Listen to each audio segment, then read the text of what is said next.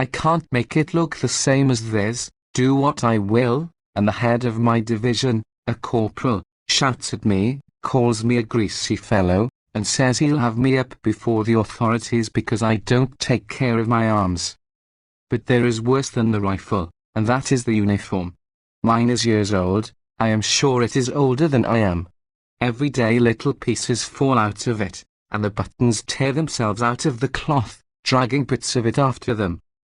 I never had a needle in my hand in all my life before, and now I sit whole nights and patch and sew on buttons. And next morning, when the corporal takes hold of a button and gives a pull, to see if it's firmly sewn, a pang goes through my heart, the button is dragged out, and a piece of the uniform follows. Another whole night's work for me. After the inspection, they drive us out into the yard and teach us to stand. It must be done so that our stomachs fall in and our chests stick out. I am half as one ought to be, because my stomach is flat enough anyhow, only my chest is weak and narrow and also flat as a board. The corporal squeezes in my stomach with his knee, pulls me forward by the flaps of the coat, but it's no use. He loses his temper, and calls me greasy fellow, screams again that I am pretending, that I won't serve, and this makes my chest fall in more than ever. I like the gymnastics. In summer we go out early into the yard, which is very wide and covered with thick grass. It smells delightfully, the sun warms us through, it feels so pleasant. The breeze blows from the fields, I open my mouth and swallow the freshness, and however much I swallow, it's not enough, I should like to take in all the air there is. Then, perhaps, I should cough less, and grow a little stronger. We throw off the old uniforms, and remain in our shirts. We run and leap and go through all sorts of performances with our hands and feet, and it's splendid. At home I never had so much as an idea of such fun. At first I was very much afraid of jumping across the ditch, but I resolved once and for all, I've got to jump it. If the worst comes to the worst, I shall fall and bruise myself. Suppose I do? What then? Why do all the others jump it and don't care? One needn't be so very strong to jump. And one day, before the gymnastics had begun, I left my comrades, took heart and a long run, and when I came to the ditch, I made a great bound, and, lo and behold, I was over on the other side. I couldn't believe my own eyes that I had done it so easily. Ever since then I have jumped across ditches, and over mounds, and down from mounds, as well as any of them. Only when it comes to climbing a ladder or swinging myself over a high bar, I know it spells misfortune for me. I spring forward, and seize the first rung with my right hand, but I cannot reach the second with my left.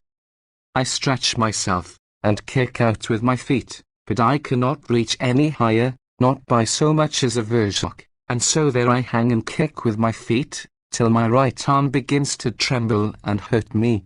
My head goes round, and I fall onto the grass. The corporal abuses me as usual, and the soldiers laugh. I would give 10 years of my life to be able to get higher, if only 3 or 4 rungs, but what can I do, if my arms won't serve me? Sometimes I go out to the ladder by myself, while the soldiers are still asleep, and stand and look at it. Perhaps I can think of a way to manage, but in vain.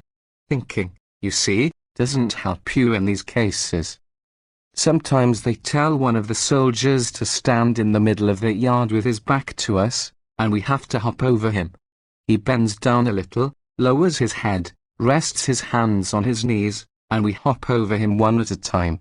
One takes a good run, and when one comes to him, one places both hands on his shoulders, raises oneself into the air, and, over. I know exactly how it ought to be done. I take the run all right, and plant my hands on his shoulders, only I can't raise myself into the air. And if I do lift myself up a little way, I remain sitting on the soldier's neck, and were it not for his seizing me by the feet, I should fall, and perhaps kill myself. Then the corporal and another soldier take hold of me by the arms and legs, and throw me over the man's head, so that I may see there is nothing dreadful about it, as though I did not jump right over him because I was afraid, while it is that my arms are so weak, I cannot lean upon them and raise myself into the air. But when I say so, they only laugh, and don't believe me. They say, it won't help you, you will have to serve anyhow. When, on the other hand, it comes to theory, the corporal is very pleased with me. He says that except himself no one knows theory as I do. He never questions me now, only when one of the others doesn't know something, he turns to me. Well, bloomin', you tell me. I stand up without hurrying, and am about to answer, but he is apparently not pleased with my way of rising from my seat, and orders me to sit down again. When your superior speaks to you, says he, you ought to jump up as though the seat were hot, and he looks at me angrily, as much as to say, you may know theory, but you'll please to know your manners as well, and treat me with proper respect. Stand up again and answer. I start up as though I felt a prick from a needle, and answer the question as he likes it done, smartly, all in one breath, and word for word according to the book. He, meanwhile, looks at the primer, to make sure I am not leaving anything out, but as he reads very slowly, he cannot catch me up, and when I have got to the end, he is still following with his finger and reading. And when he has finished, he gives me a pleased look, and says enthusiastically right, and tells me to sit down again. Theory, he says, that you do know. Well, begging his pardon, it isn't much to know. And yet there are soldiers who are 4 years over it, and don't know it then. For instance, take my comrade Osadchok. He says that, when it comes to theory, he would rather go and hang or drown himself. He says, he would rather have to carry 3 pails of water than sit down to theory. I tell him, that if he would learn to read, he could study the whole thing by himself in a week, but he won't listen. Nobody, he says, will ever ask my advice. One thing always alarmed me very much, however was I to take part in the manoeuvres? I cannot lift a single pud, I myself only weigh 2 pud and 30 pounds, and if I walk 3 versts, my feet hurt, and my heart beats so violently that I think it's going to burst my side. At the manoeuvres I should have to carry as much as 50 pounds weight, and perhaps more, a rifle, a cloak, and knapsacks with linen, boots, a uniform, a tent, bread, and onions, and a few other little things, and should have to walk perhaps 30 to 40 versts a day. But when the day and the hour arrived, and the command was given forward, march, when the band struck up, and 2,000 men set their feet in motion, something seemed to draw me forward, and I went. At the beginning I found it hard, I felt weighted to the earth, my left shoulder hurt me so, I nearly fainted. But afterwards I got very hot, I began to breathe rapidly and deeply, my eyes were starting out of my head like 2 cupping glasses, and I not only walked, I ran, so as not to fall behind, and so I ended by marching along with the rest, 40 versts a day. Only I did not sing on the march like the others. First, because I did not feel so very cheerful, and second, because I could not breathe properly, let alone sing. At times I felt burning hot, but immediately afterwards I would grow light, and the marching was easy. I seemed to be carried along rather than to tread the earth, and it appeared to me as though another were marching in my place, only that my left shoulder ached, and I was hot. I remember that once it rained a whole night long. It came down like a deluge. Our tents were soaked through, and grew heavy. The mud was thick. At 3 o'clock in the morning an alarm was sounded. We were ordered to fold up our tents and take to the road again. So off we went. It was dark and slippery. It poured with rain. I was continually stepping into a puddle, and getting my boot full of water. I shivered and shook, and my teeth chattered with cold. That is, I was cold 1 minute and hot the next. But the marching was no difficulty to me. I scarcely felt that I was on the march, and thought very little about it. Indeed, I don't know what I was thinking about, my mind was a blank. We marched, turned back, and marched again. Then we halted for half an hour, and turned back again. And this went on a whole night and a whole day. Then it turned out that there had been a mistake. It was not we who ought to have marched, but another regiment, and we ought not to have moved from the spot. But there was no help for it then. It was night. We had eaten nothing all day. The rain poured down, the mud was ankle deep, there was no straw on which to pitch our tents, but we managed somehow. And so the days passed, each like the other. But I got through the manoeuvres, and was none the worse. Now I am already an old soldier. I have hardly another year and a half to serve, about 16 months. I only hope I shall not be ill. It seems I got a bit of a chill at the manoeuvres. I cough every morning, and sometimes I suffer with my feet. I shiver a little at night till I get warm, and then I am very hot, and I feel very comfortable lying abed. But I shall probably soon be all right again. They say one may take a rest in the hospital, but I haven't been there yet, and don't want to go at all, especially now I am feeling better. The soldiers are sorry for me, and sometimes they do my work, but not just for love. I get 3 pounds of bread a day, and don't eat more than 1 pound. The rest I give to my comrade Osadchok. He eats it all, and his own as well, and then he could do with some more. In return for this he often cleans my rifle, and sometimes does other work for me, when he sees I have no strength left. I am also teaching him and a few other soldiers to read and write, and they are very pleased. My corporal also comes to me to be taught, but he never gives me a word of thanks. The superior of the platoon, when he isn't drunk, and is in good humor, says you to me instead of thou, and sometimes invites me to share his bed. I can breathe easier there, because there is more air, and I don't cough so much, either. Only it sometimes happens that he comes back from town tipsy, and makes a great to-do. How do I, a common soldier, come to be sitting on his bed? He orders me to get up and stand before him at attention, and declares he will have me up for it. When, however, he has sobered down, he turns kind again, and calls me to him. He likes me to tell him stories out of books. Sometimes the orderly calls me into the orderly room, and gives me a report to draw up, or else a list or a calculation to make. He himself writes badly, and is very poor at figures. I do everything he wants, and he is very glad of my help, only it wouldn't do for him to confess to it, and when I have finished, he always says to me, if the commanding officer is not satisfied, he will send you to fetch water. I know it isn't true, first, because the commanding officer mustn't know that I write in the orderly room. A Jew can't be an army secretary. Secondly, because he is certain to be satisfied. He once gave me a note to write himself, and was very pleased with it. If you were not a Jew, he said to me then, I should make a corporal of you. Still, my corporal always repeats his threat about the water, so that I may preserve a proper respect for him, although I not only respect him, I tremble before his size. When he comes back tipsy from town, and finds me in the orderly room, he commands me to drag his muddy boots off his feet, and I obey him and drag off his boots. Sometimes I don't care, and other times it hurts my feelings.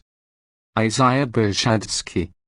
Pen name of Isaiah Demashkitsky, born 1871, near Direction, Government of Grodno, Lithuania, White Russia, died 1909, in Warsaw. Education, Jewish and secular, teacher of Hebrew in Ekaterinoslav, Southern Russia, in business, in Ekaterinoslav and Baku, editor, in 1903, of Haziman, first in St. Petersburg, then in Wilna, after a short sojourn in Riga removed to Warsaw, writer of novels and short stories, almost exclusively in Hebrew, contributor to Harmelis, Harsheloe, and other periodicals. Pen names besides Bershadsky, Bershadi, and Shimoni, collected works in Hebrew, Tifuzim Musalim, Warsaw, 1899, and Kitabim Maharonim, Warsaw, 1909.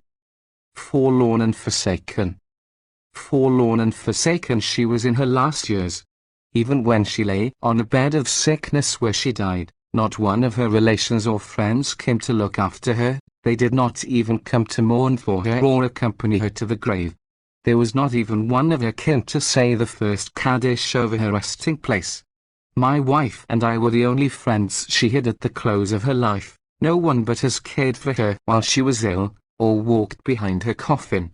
The only tears shed at the lonely old woman's grave were ours. I spoke the only Kaddish for her soul, but we, after all, were complete strangers to her. Yes, we were strangers to her, and she was a stranger to us. We made her acquaintance only a few years before her death, when she was living in 2 tiny rooms opposite the first house we settled in after our marriage. Nobody ever came to see her, and she herself visited nowhere, except at the little store where she made her necessary purchases, and at the house of study nearby, where she prayed twice every day. She was about 60, rather undersized, and very thin, but more lithesome in her movements than is common at that age. Her face was full of creases and wrinkles, and her light brown eyes were somewhat dulled, but her ready smile and quiet glance told of a good heart and a kindly temper. Her simple old gown was always neat, her wig tastefully arranged, her lodging and its furniture clean and tidy, and all this attracted us to her from the first day onward. We were still more taken with her retiring manner, the quiet way in which she kept herself in the background and the slight melancholy of her expression, telling of a life that had held much sadness. We made advances. She was very willing to become acquainted with us, and it was not very long before she was like a mother to us, or an old aunt. My wife was then an inexperienced house mistress fresh to her duties, and found a great help in the old woman, who smilingly taught her how to proceed with the housekeeping. When our first child was born, she took it to her heart, and busied herself with its upbringing almost more than the young mother. It was evident that dandling the child in her arms was a joy to her beyond words. At such moments her eyes would brighten, her wrinkles grew faint, a curiously satisfied smile played round her lips, and a new note of joy came into her voice. At first sight all this seemed quite simple, because a woman is naturally inclined to care for little children, and it may have been so with her to an exceptional degree, but closer examination convinced me that here lay yet another reason. Her attentions to the child, so it seemed, awakened pleasant memories of the long ago past, when she herself was a young mother caring for children of her own, and looking at this strange child had stirred a longing for those other children, further from her eyes, but nearer to her heart, although perhaps quite unknown to her, who perhaps existed only in her imagination.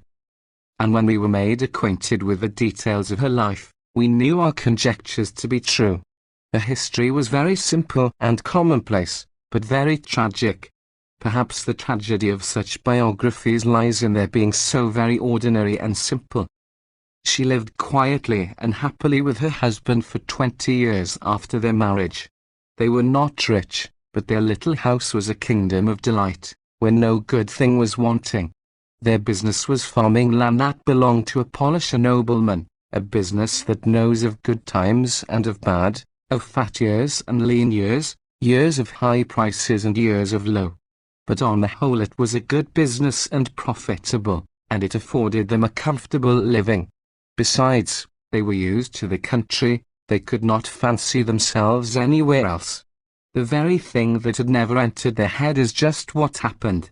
In the beginning of the 80s they were obliged to leave the estate they had farmed for 10 years, because the lease was up, and the recently promulgated temporary laws forbade them to renew it. This was bad for them from a material point of view, because it left them without regular income just when their children were growing up and expenses had increased, but their mental distress was so great, that, for the time, the financial side of the misfortune was thrown into the shade. When we made her acquaintance, many years had passed since then, many another trouble had come into her life, but one could hear tears in her voice while she told the story of that first misfortune. It was a bitter to show both for them when they left the house, the gardens, the barns, and the stores, their whole life, all those things concerning which they had forgotten, and their children had hardly known that they were not their own possession. Their town surroundings made them more conscious of their altered circumstances. She herself, the elder children oftener still, had been used to drive into the town now and again, but that was on pleasure trips, which had lasted a day or two at most. They had never tried staying there longer, and it was no wonder if they felt cramped and oppressed in town after their free life in the open. When they first settled there, they had a capital of about 10,000 rubles, but by reason of inexperience and their new occupation they were worsted in competition with others, and a few turns of bad luck brought them almost to ruin. The capital grew less from year to year. Everything they took up was more of a struggle than a last venture. Poverty came nearer and nearer, and the father of the family began to show signs of illness, brought on by town life and worry. This, of course, made their material position worse, and the knowledge of it reacted disastrously on his health. 3 years after he came to town, he died, and she was left with 6 children and no means of subsistence. Already during her husband's life they had exchanged their first lodging for a second, a poorer and cheaper one, and after his death they moved into a third, meaner and narrower still, and sold their precious furniture, for which, indeed, there was no place in the new existence. But even so the question of bread and meat was not answered. They still had about 600 rubles, but, as they were without a trade, it was easy to foresee that the little stock of money would dwindle day by day till there was none of it left, and what then? The eldest son, Yosef, aged 21, had gone from home a year before his father's death, to seek his fortune elsewhere, but his first letters brought no very good news, and now the second, Avrohom, a lad of 18, and the daughter Rochel, who was 16, declared their intention to start for America. The mother was against it, begged them with tears not to go, but they did not listen to her. Parting with them, forever most likely, was bad enough in itself, but worst of all was the thought that her children, for whose Jewish education their father had never grudged money even when times were hardest, should go to America, and there, forgetting everything they had learned, become Gans Goyim. She was quite sure that her husband would never have agreed to his children's being thus scattered abroad, and this encouraged her to oppose their will with more determination. She urged them to wait at least till their elder brother had achieved some measure of success, and could help them. She held out this hope to them, because she believed in her son Yosef and his capacity, and was convinced that in a little time he would become their support. If only Avrohom and Rochel had not been so impatient, she would lament to us, everything would have turned out differently. They would not have been bustled off to the end of creation, and she would not have been left so lonely in her last years, but it had apparently been so ordained. Avrohom and Rochel agreed to defer the journey, but when some months had passed, and Yosef was still wandering from town to town, finding no rest for the sole of his foot, she had to give in to her children and let them go. They took with them 200 rubles and sailed for America, and with the remaining 300 rubles she opened a tiny shop. Her expenses were not great now, as only the 3 younger children were left her, but the shop was not sufficient to support even these. The stock grew smaller month by month, there never being anything over wherewith to replenish it, and there was no escaping the fact that one day soon the shop would remain empty. And as if this were not enough, there came bad news from the children in America.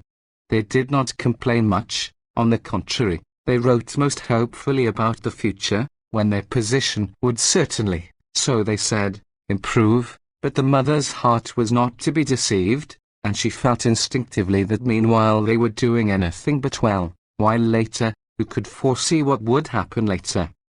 One day she got a letter from Yosef, who wrote that, convinced of the impossibility of earning a livelihood within the Pale, he was about to make use of an opportunity that offered itself, and settle in a distant town outside of it.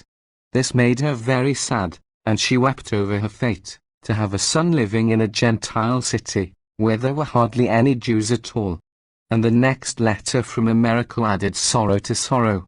Avrohom and Rochel had parted company, and were living in different towns. She could not bear the thought of her young daughter fending for herself among strangers, a thought that tortured her all the more as she had a peculiar idea of America. She herself could not account for the terror that would seize her whenever she remembered that strange, distant life. But the worst was nearly over. The turn for the better came soon. She received word from Yosef that he had found a good position in his new home, and in a few weeks he proved his letter true by sending her money. From America, too, the news that came was more cheerful, even joyous. Avrohom had secured steady work with good pay, and before long he wrote for his younger brother to join him in America, and provided him with all the funds he needed for traveling expenses. Rachel had engaged herself to a young man, whose praises she sounded in her letters. Soon after her wedding, she sent money to bring over another brother, and her husband added a few lines, in which he spoke of his great love for his new relations, and how he looked forward with impatience to having one of them, his dear brother-in-law, come to live with him. This was good and cheering news, and it all came within a year's time, but the mother's heart grieved over it more than it rejoiced. The delight at her daughter's marriage with a good man she loved was anything but unmixed. Melancholy thoughts blended with it, whether she would or not. The occasion was one which a mother's fancy had painted in rainbow colors, on the preparations for which it had dwelt with untold pleasure, and now she had had no share in it at all, and her heart writhed under the disappointment. To make her still sadder, she was obliged to part with 2 more children. She tried to prevent their going, but they had long ago set their hearts on following their brother and sister to America, and the recent letters had made them more anxious to be off. So they started, and there remained only the youngest daughter, Rivka, a girl of 13. Their position was materially not a bad one, for every now and then the old woman received help from her children in America and from her son Yosef, so that she was not even obliged to keep up the shop. But the mother in her was not satisfied, because she wanted to see her children's happiness with her own eyes. The good news that continued to arrive at intervals brought pain as well as pleasure, by reminding her how much less fortunate she was than other mothers, who were counted worthy to live together with their children, and not at a distance from them like her. The idea that she should go out to those of them who were in America, never occurred to her, or to them, either. But Yosef, who had taken a wife in his new town, and who, soon after, had set up for himself, and was doing very well, now sent for his mother and little sister to come and live with him. At first the mother was unwilling, fearing that she might be in the way of her daughter-in-law, and thus disturb the household peace. Even later, when she had assured herself that the young wife was very kind, and there was nothing to be afraid of, she could not make up her mind to go, even though she longed to be with Yosef, her oldest son, who had always been her favorite, and however much she desired to see his wife and her little grandchildren. Why she would not fulfill his wish and her own, she herself was not clearly conscious, but she shrank from the strange fashion of the life they led, and she never ceased to hope, deep down in her heart, that some day they would come back to her. And this especially with regard to Yosef, who sometimes complained in his letters that his situation was anything but secure, because the smallest circumstance might bring about an edict of expulsion. She quite understood that her son would consider this a very bad thing, but she herself looked at it with other eyes. Round about here, too, were people who made a comfortable living, and Yosef was no worse than others, that he should not do the same. 6 or 7 years passed in this way. The youngest daughter was 20, and it was time to think of a match for her. Her mother felt sure that Yosef would provide the dowry, but she thought best Rivka and her brother should see each other, and she consented readily to let Rivka go to him, when Yosef invited her to spend several months as his guest. No sooner had she gone, than the mother realized what it meant, this parting with her youngest and, for the last years, her only child. She was filled with regret at not having gone with her, and waited impatiently for her return. Suddenly she heard that Rivka had found favor with a friend of Yosef's, the son of a well-to-do merchant, and that Rivka and her brother were equally pleased with him. The two were already engaged, and the wedding was only deferred till she, the mother, should come and take up her abode with them for good. The longing to see her daughter overcame all her doubts. She resolved to go to her son, and began preparations for the start. These were just completed, when there came a letter from Yosef to say that the situation had taken a sudden turn for the worse, and he and his family might have to leave their town. This sudden news was distressing and welcome at one and the same time. She was anxious lest the edict of expulsion should harm her son's position, and pleased, on the other hand, that he should at last be coming back, for God would not forsake him here, either. What with the fortune he had, and his aptitude for trade, he would make a living right enough. She waited anxiously, and in a few months had gone through all the mental suffering inherent in a state of uncertainty such as hers, when fear and hope are twined in one. The waiting was the harder to bear at all this time no letter from Yosef or Rivka reached her promptly. And the end of it all was this: news came that the danger was over, and Yosef would remain where he was, but as far as she was concerned, it was best she should do likewise, because trailing about at her age was a serious thing, and it was not worthwhile her running into danger, and so on.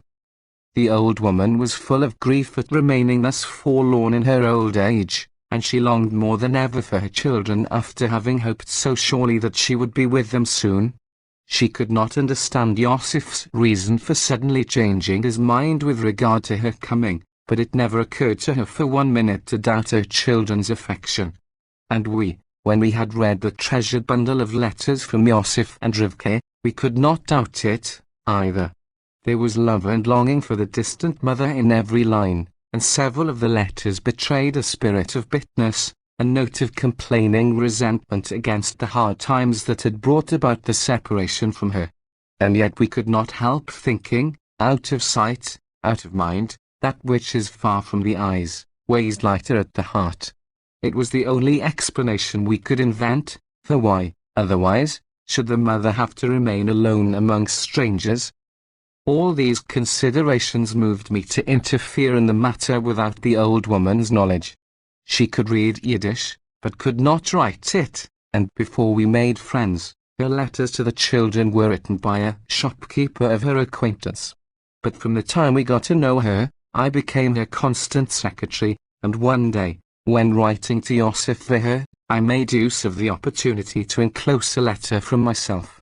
I asked his forgiveness for mixing myself up in another's family affairs, and tried to justify the interference by dwelling on our affectionate relations with his mother. I then described, in the most touching words at my command, how hard it was for her to live forlorn, how she pined for the presence of her children and grandchildren, and ended by telling them that it was their duty to free their mother from all this mental suffering. There was no direct reply to this letter of mine, but the next one from the son to his mother gave her to understand that there are certain things not to be explained, while the impossibility of explaining them may lead to a misunderstanding. This hint made the position no clearer to us, and the fact of Yosef's not answering me confirmed us in our previous suspicions. Meanwhile our old friend fell ill, and quickly understood that she would soon die. Among the things she begged me to do after her death and having reference to her burial, there was one particular petition several times repeated, to send a packet of Hebrew books, which had been left by her husband, to her son Yosef, and to inform him of her death by telegram. My American children, she explained with a sigh, have certainly forgotten everything they once learned, forgotten all their Jewishness. But my son Yosef is a different sort. I feel sure of him, that he will say Kaddish after me and read a chapter in the Mishnah, and the books will come in useful for his children, grandmother's legacy to them. When I fulfilled the old woman's last wish, I learned how mistaken she had been. The answer to my letter written during her lifetime came now that she was dead. Her children thanked us warmly for our care of her, and they also explained why she and they had remained apart. She had never known, and it was far better so, by what means her son had obtained the right to live outside the pale. It was enough that she should have to live forlorn, where would have been the good of her knowing that she was forsaken as well, that the one of her children who had gone altogether over to them was Yosef. Tashrak. Pen name of Israel Joseph Zevin, born 1872, in Gorogorki, government of Mohilf, Lithuania, White Russia, came to New York in 1889, first Yiddish sketch published in Judas's Tageblatt, 1893, first English story in the American Hebrew, 1906, associate editor of Judas's Tageblatt, writer of sketches, short stories, and biographies, in Hebrew, Yiddish, and English, contributor to Hieger, Jewish Comment, and numerous Yiddish periodicals, collected works, Gekleibin Schriften, 1 volume, New York, 1910, and Tashrak's Bestsellerlungen, 4 vols, New York, 1910. The Hole in a Be'ijah.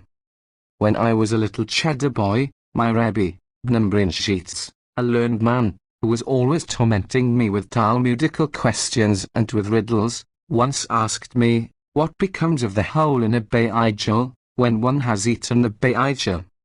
This riddle, which seemed to me then very hard to solve, stuck in my head, and I puzzled over it day and night.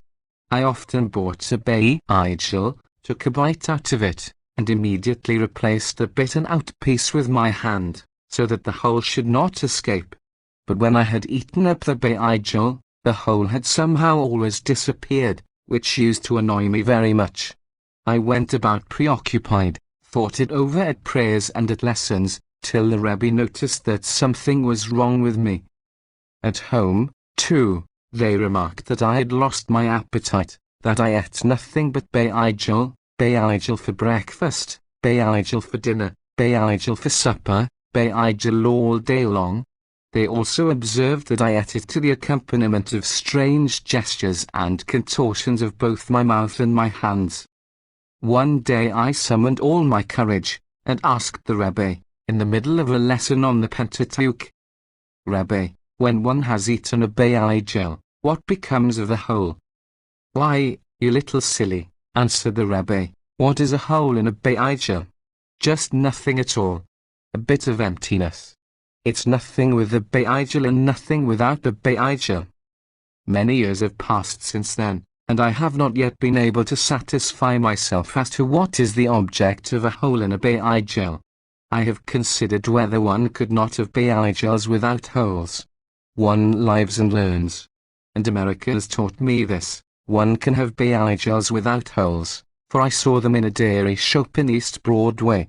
I at once recited the appropriate blessing, and then I asked the shopman about these be'ijahs, and heard a most interesting history, which shows how difficult it is to get people to accept anything new, and what sacrifices it costs to introduce the smallest reform.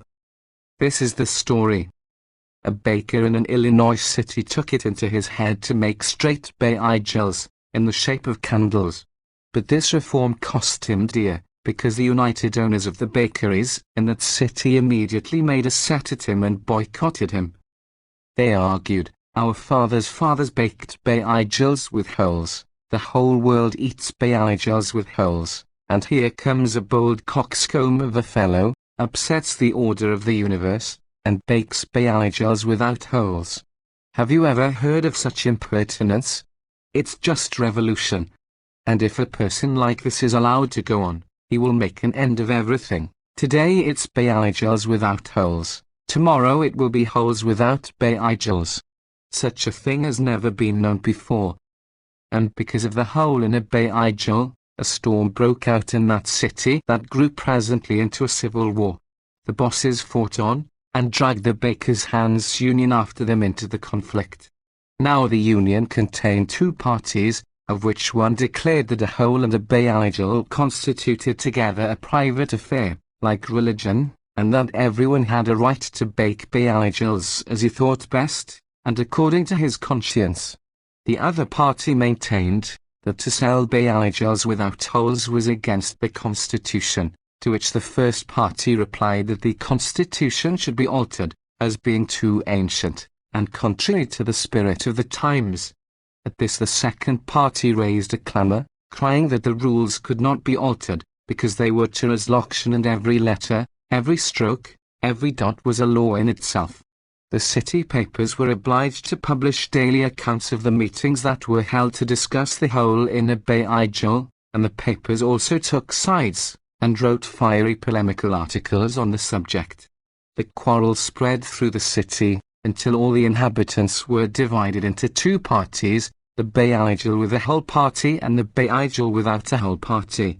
Children rose against their parents, wives against their husbands, engaged couples severed their ties, families were broken up, and still the battle raged, and all on account of the hole in a Hieger. As the years roll on, Rosalie laid down the cloth with which she had been dusting the furniture in her front parlour, and began tapping the velvet covering of the sofa with her fingers.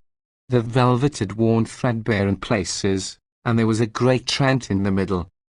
Had the rent been at one of the ends, it could have been covered with a cushion, but there it was, by bad luck, in the very centre, and making a shameless display of itself. Look, here I am.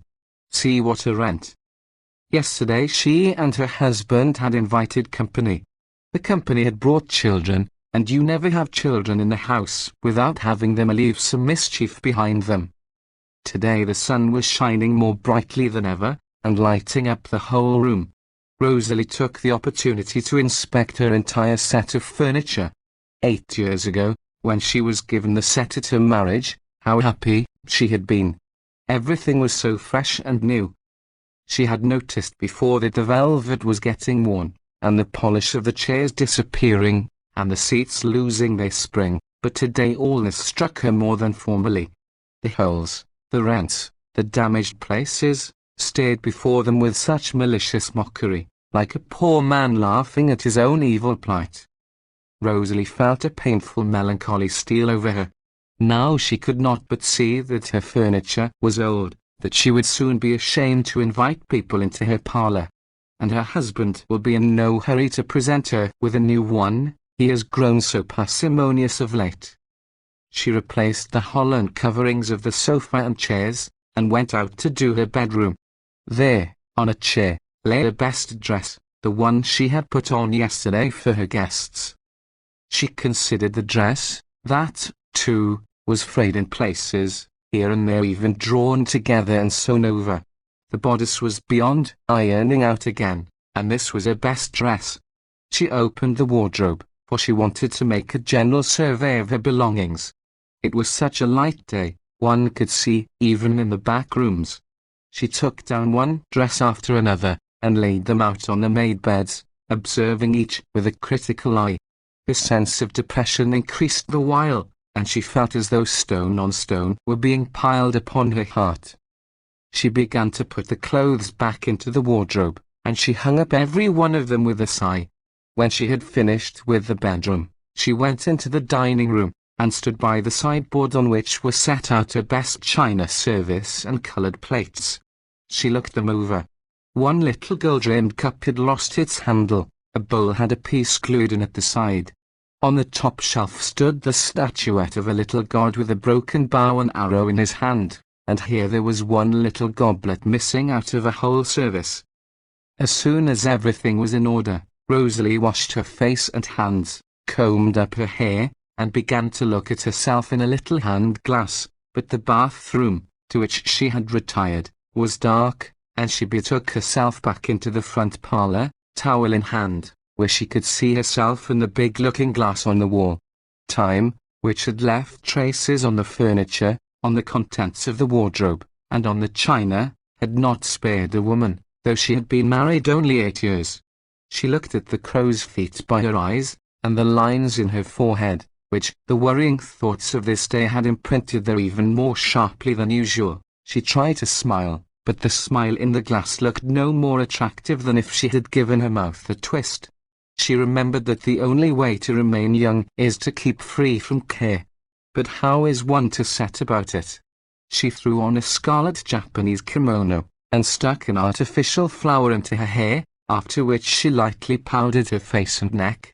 The scarlet kimono lent a little colour to her cheeks, and another critical glance at the mirror convinced her that she was still a comely woman, only no more a young one. The bloom of youth had fled, never to return. Fallen. And the desire to live was stronger than ever, even to live her life over again from the beginning, sorrows and all. She began to reflect what she should cook for supper. There was time enough, but she must think of something new. Her husband was tired of her usual dishes. He said her cooking was old-fashioned, that it was always the same thing, day in and day out. His taste was evidently getting worn out, too. And she wondered what she could prepare, so as to win back her husband's former good temper and affectionate appreciation. At one time he was an ardent young man, with a fiery tongue. He had great ideals, and he strove high. He talked of making mankind happy, more refined, more noble and free. He had dreamt of a world without tears and troubles, of a time when men should live as brothers, and jealousy and hatred should be unknown. In those days he loved with all the warmth of his youth, and when he talked of love, it was a delight to listen. The world grew to have another face for her then, life, another significance. Paradise was situated on the earth. Gradually his ideals lost their freshness, their shine wore off, and he became a businessman, racking his brain with speculations, trying to grow rich without the necessary qualities and capabilities, and he was left at last with prematurely grey hair as the only result of his efforts. 8 years after their marriage he was as worn as their furniture in the front parlour. Rosalie looked out of the window. It was even much brighter outside than indoors. She saw people going up and down the street with different anxieties reflected in their faces, with wrinkles telling different histories of the cares of life. She saw old faces, and the young faces of those who seemed to have tasted of age ere they reached it. "Everything is old and worn and shabby," whispered a voice in her ear. A burst of childish laughter broke upon her meditations. Round the corner came with a rush a lot of little boys with books under their arms, their faces full of the zest of life, and dancing and jumping till the whole street seemed to be jumping and dancing, too. Elder people turned smilingly aside to make way for them. Among the children Rosalie espied 2 little girls, also with books under their arms, her little girls. And the mother's heart suddenly brimmed with joy. A delicious warmth stole into her limbs and filled her being. Rosalie went to the door to meet her 2 children on their return from school, and when she had given each little face a motherly kiss, she felt a breath of freshness and new life blowing round her. She took off their cloaks, and listened to their childish prattle about their teachers and the day's lessons. The clear voices rang through the rooms, awaking sympathetic echoes in every corner. The home wore a new aspect, and the sun shone even more brightly than before and in more friendly, kindly fashion. The mother spread a little cloth at the edge of the table, gave them milk and sandwiches, and looked at them as they ate, each child a picture of the mother, her eyes, her hair, her nose, her look, her gestures. They ate just as she would do. And Rosalie feels much better and happier. She doesn't care so much now about the furniture being old, the dresses worn, the china service not being whole, about the wrinkles round her eyes and in her forehead. She only minds about her husband's being so worn out, so absent-minded that he cannot take pleasure in the children as she can. David Pinsky. Born, 1872, in Mohilov, Lithuania, White Russia. Refused admission to gymnasium in Moscow under percentage restrictions, 1889 to 1891, secretary to Bnei Zion in Vitebsk, 1891 to 1893, student in Vienna, 1893, co-editor of Spector's Hausfreund and Perez's Yomt auf Blattelch, 1893, first sketch published in New York Arbiter Zeitung, 1896. Studied philosophy in Berlin, 1899, came to New York, and edited Das Bandblatt, a daily, and Der Arbiter, a weekly, 1912, founder and co-editor of Die Yiddish Wochenschrift, author of short stories, sketches, an essay on the Yiddish drama, and 10 dramas, among them Yesurun, Isik Siftel, Die Mutter, Die Femniswe, Der Reutzer, Der Rebidja Judd, first part of a series of Messiah dramas, Der Stamme Moschiach, etc., one volume of collected dramas, Dramen, Warsaw, 1909. Reb Shlomo. The 70-year-old Reb Shlomo's son, whose home was in the country, sent his 2 boys to live with their grandfather and acquire town, that is, Gentile, learning. Times have changed, considered Reb Shlomo, it can't be helped. And he engaged a good teacher for the children, after making inquiries here and there. Give me a teacher who can tell the whole of their law, as the saying goes, standing on one leg, he would say to his friends, with a smile. At 71 years of age, Reb Shlomo lived more indoors than out, and he used to listen to the teacher instructing his grandchildren. I shall become a doctor in my old age, he would say, laughing. The teacher was one day telling his pupils about mathematical geography. Reb Shlomo sat with a smile on his lips, and laughing in his heart at the little teacher who told such huge lies with so much earnestness. The earth revolves, said the teacher to his pupils, and Reb Shlomo smiles, and thinks, he must have seen it. But the teacher shows it to be so by the light of reason, and Reb Shlomo becomes graver, and ceases smiling. He is endeavoring to grasp the proofs, he wants to ask questions, but can find none that will do, and he sits there as if he had lost his tongue. The teacher has noticed his grave look, and understands that the old man is interested in the lesson, and he begins to tell of even greater wonders. He tells how far the sun is from the earth, how big it is, how many earths could be made out of it, and Reb Shlomo begins to smile again, and at last can bear it no longer. Look here, he exclaimed, that I cannot and will not listen to. You may tell me the earth revolves. Well, be it so. Very well, I'll allow you that, perhaps, according to reason, even, the size of the earth, the appearance of the earth, do you see ? All that sort of thing. But the sun? Who has measured the sun? Who, I ask you? Have you been on it? A pretty thing to say, upon my word. Reb Shlomo grew very excited. The teacher took hold of Reb Shlomo's hand, and began to quiet him.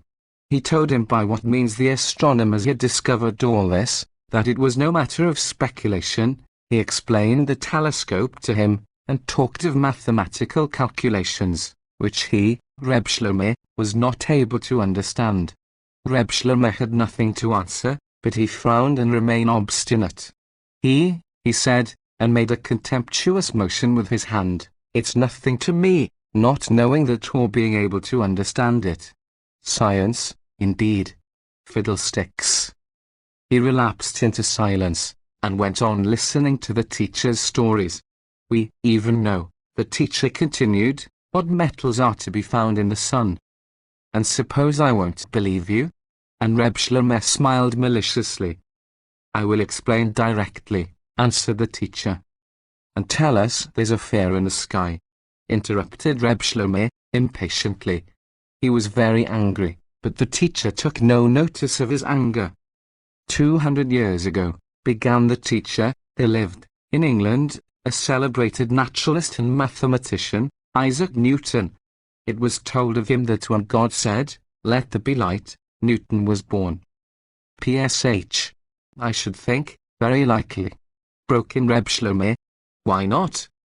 The teacher pursued his way, and gave an explanation of spectral analysis. He spoke at some length, and Reb Shlomo sat and listened with close attention. Now do you understand? Asked the teacher, coming to an end.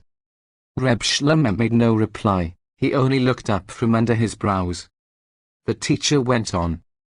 The earth, he said, has stood for many years. Their exact number is not known, but calculation brings it to several million. Circumflex, burst in the old man, I should like to know what next.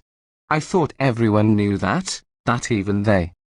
Wait a bit, Reb Shlomo, interrupted the teacher, I will explain directly. Ma. It makes me sick to hear you, was the irate reply, and Reb Shlomo got up and left the room. All that day Reb Shlomo was in a bad temper, and went about with knitted brows. He was angry with science, with the teacher, with himself, because he must needs have listened to it all. Chatter and foolishness. And there I sit and listen to it, he said to himself with chagrin. But he remembered the chatter. Something begins to weigh on his heart and brain. He would like to find a something to catch hold of, a proof of the vanity and emptiness of their teaching, to invent some hard question, and stick out a long red tongue at them all, those nowadays barbarians, those nowadays Newtons. After all, it's mere child's play, he reflects. It's ridiculous to take their nonsense to heart. Only their proofs, and the feeling of helplessness comes over him once more. Ma. He pulls himself together. Is it all over with us? Is it all up? All up? The earth revolves. Gammon. As to their explanations, very wonderful, to be sure. Oh, of course, it's all of the greatest importance. Dear me, yes.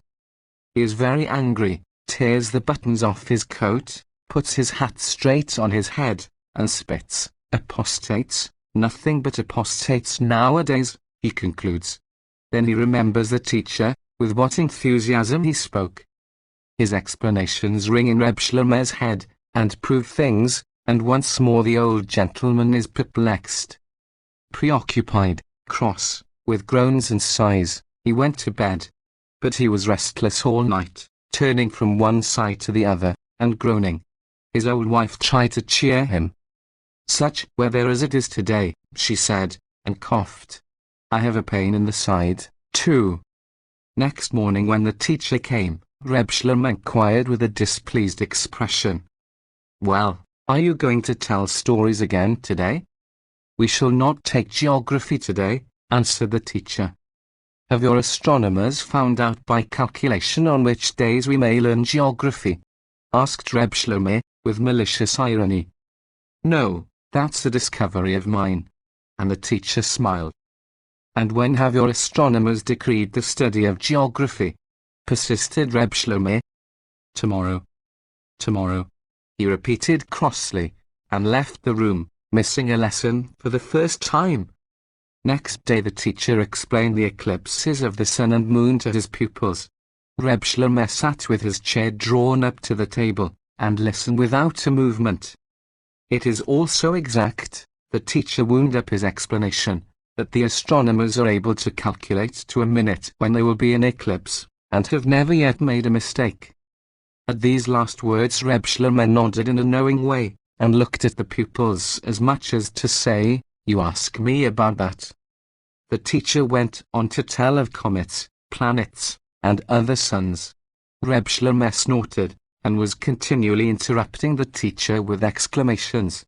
If you don't believe me, go and measure for yourself. If it is not so, call me a liar, just so, within 1 yard of it. Reb Shlomo repaid his Jewish education with interest. There were not many learned men in the town like Reb Shlomo. The rabbis without flattery called him a full basket, and Reb Shlomo could not picture to himself the existence of sciences other than Jewish, and when at last he did picture it, he would not allow that they were right, and falsified and right. He was so far intelligent, he had received a so far enlightened education, that he could understand how among non-Jews also there are great men. He would even have laughed at anyone who had maintained the contrary. But that among non-Jews there should be men as great as any Jewish ones, that he did not believe! Let alone, of course, still greater ones. And now, little by little, Reb Shlomo began to believe that their learning was not altogether insignificant, for he, the full basket, was not finding it any too easy to master. And what he had to deal with were not empty speculations, unfounded opinions. No, here were mathematical computations, demonstrations which almost anyone can test for himself, which impressed themselves on the mind. And Reb Shlomo is vexed in his soul. He endeavored to cling to his old thoughts, his old conceptions. He so wished to cry out upon the clear reasoning, the simple explanations, with the phrases that are on the lips of every ignorant obstructionist. And yet he felt that he was unjust, and he gave up disputing with the teacher, as he paid close attention to the latter's demonstrations. And the teacher would say quite simply, "One can measure," he would say, "why not? Only it takes a lot of learning." When the teacher was at the door, Reb Shlomo stayed him with a question. Then, he asked angrily, "The whole of your learning is nothing but astronomy and geography." "Oh, no," said the teacher, "there's a lot besides, a lot. For instance, do you want me to tell you standing on one leg?" "Well, yes, on one leg," he answered impatiently, as though in anger. "But one can't tell you on one leg," said the teacher. "If you like, I shall come on Sabbath, and we can have a chat." "Sabbath," repeated Reb Shlomo in a dissatisfied tone. "Sabbath, because I can't come at any other time," said the teacher. "Then let it be Sabbath," said Reb Shlomo, reflectively. But soon after dinner, he called after the teacher, who was already outside the door. "And everything else is as right as your astronomy?" he shouted, when the teacher had already gone a little way. "You will see." And the teacher smiled.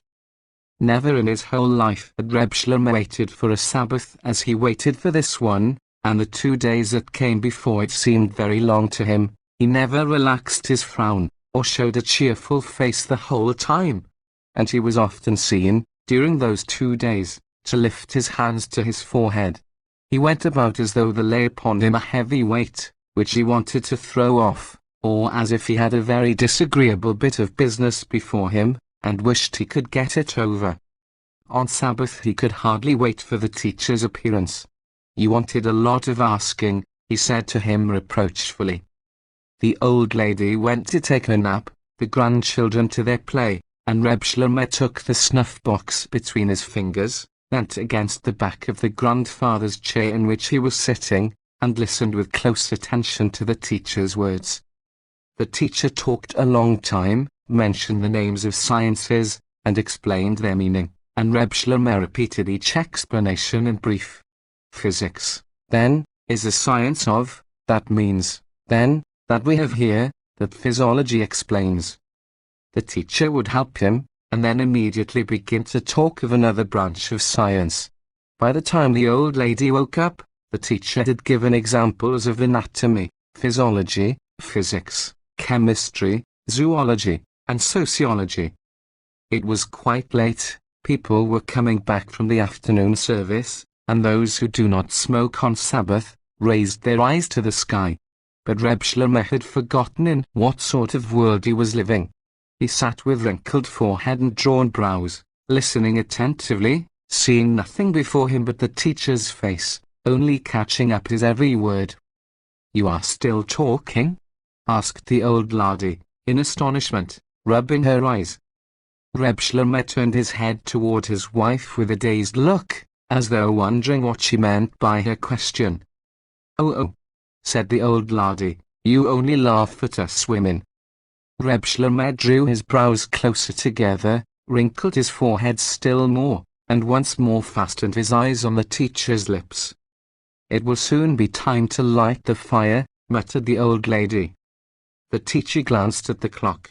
"It's late," he said. "I should think it was," broke in the old lady.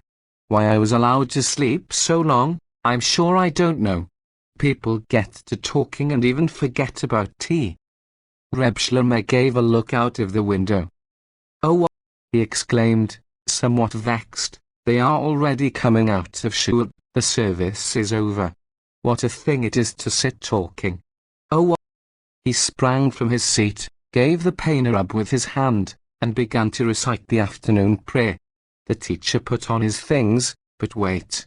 Reb Shlomo signed to him with his hand. Reb Shlomo finished reciting incense. "When shall you teach the children all that?" he asked then, looking into the prayer book with a scowl. "Not for a long time, not so quickly," answered the teacher. "The children cannot understand everything." "I should think not, anything so wonderful," replied Reb Shlomo, ironically, gazing at the prayer book and beginning Happy Hour. He swallowed the prayers as he said them, half of every word, no matter how he wrinkled his forehead, He could not expel the stranger thoughts from his brain, and fix his attention on the prayers. After the service, he tried taking up a book, but it was no good. His head was a jumble of all the new sciences. By means of the little he had just learned, he wanted to understand and know everything, to fashion a whole body out of a single hair, and he thought, and thought, and thought. Sunday, when the teacher came, Reb Shlomo told him that he wished to have a little talk with him. Meantime he sat down to listen.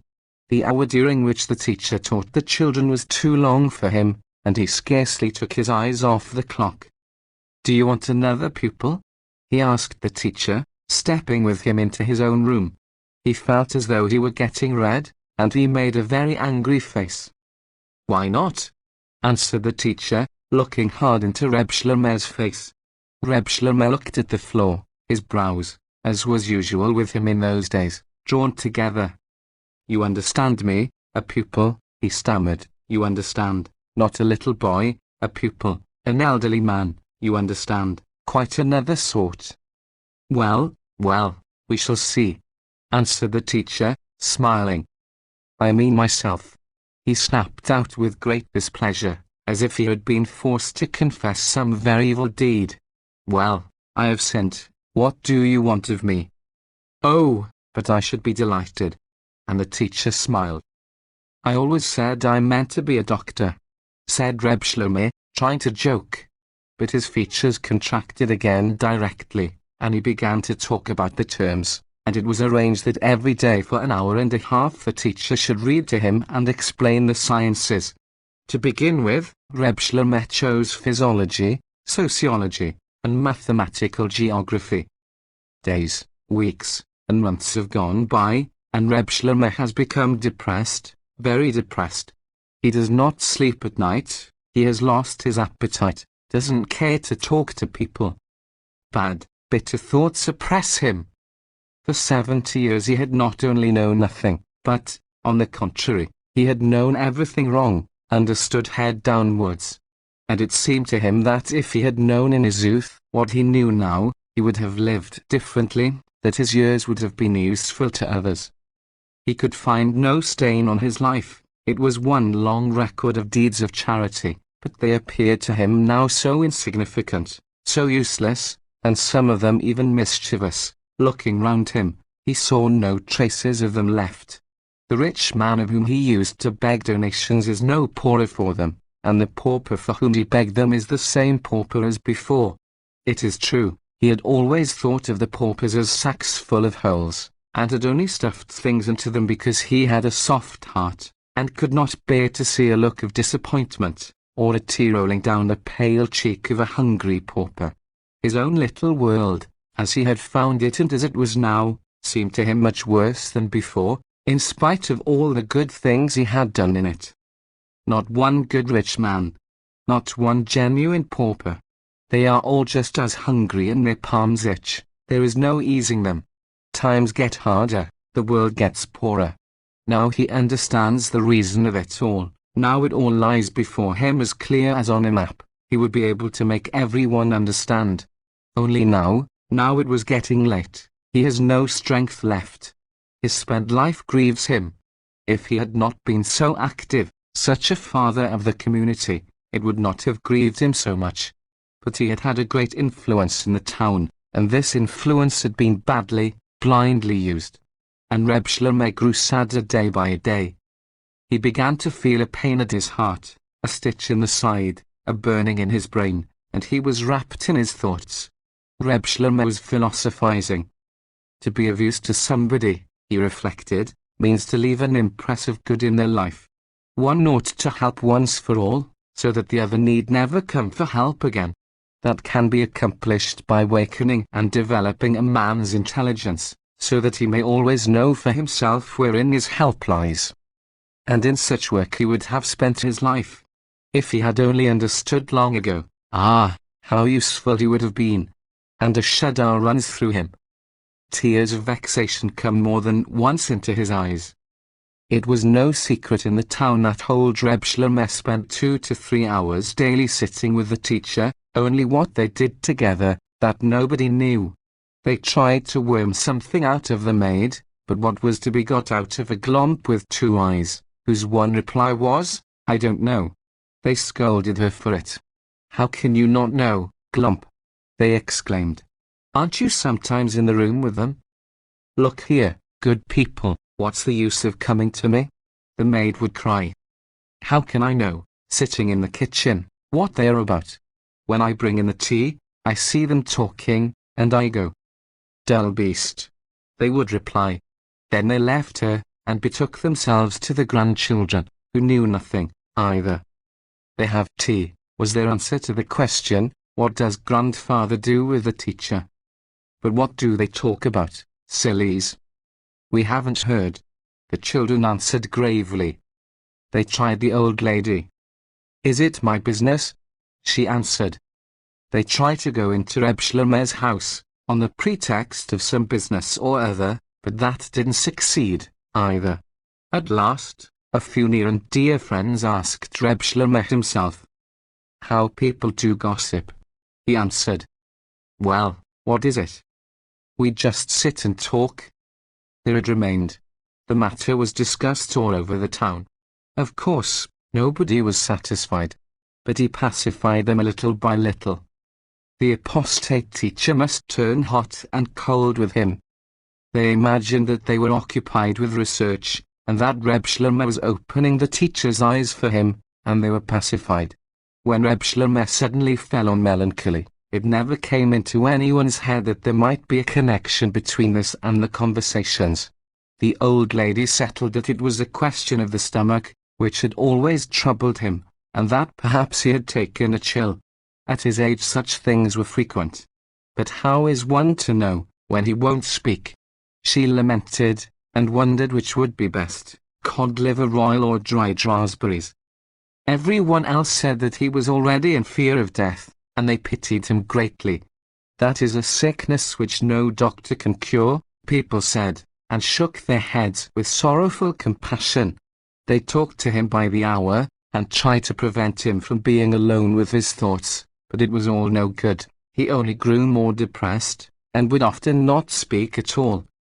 "Such a man, too, what a pity," they said, and sighed. "He's pining away, given up to the contemplation of death." And if you come to think, why should he fear death? They wondered. If he fears it, what about us? Och, och, och. Have we so much to show in the next world? And Reb Shlomo had a lot to show. Jews would have been glad of a 10th part of his world to come, and Christians declared that he was a true Christian, with his love for his fellow men, and promised him a place in paradise. Reb Shlomo's goodness itself, the town was wont to say. His one lifelong occupation had been the affairs of the community. "They are my life and my delight," he would repeat to his intimate friends, "as indispensable to me as water to a fish." He was a member of all the charitable societies. The Talmud Torah was established under his own roof, and pretty nearly maintained at his expense. The town called him the father of the community, and all unfortunate, poor, and bitter hearts blessed him unceasingly. Reb Shlomo was the one person in the town almost without an enemy, perhaps the one in the whole province. Rich men grumbled at him. He was always after their money, always squeezing them for charities. They called him the old fool, the old donkey, but without meaning what they said.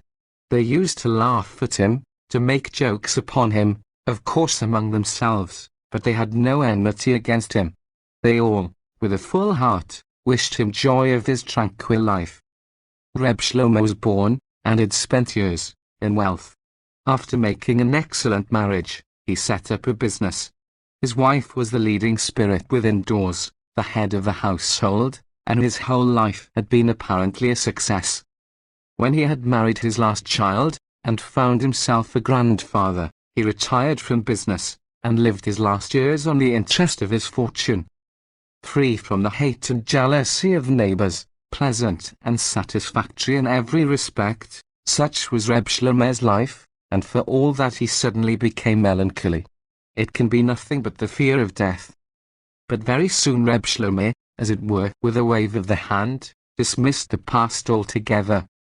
He said to himself, with a groan that what had been was over and done, he would never grow young again, and once more a shudder went through him at the thought, and there came again the pain in his side and caught his breath, but Reb Shlomo took no notice, and went on thinking.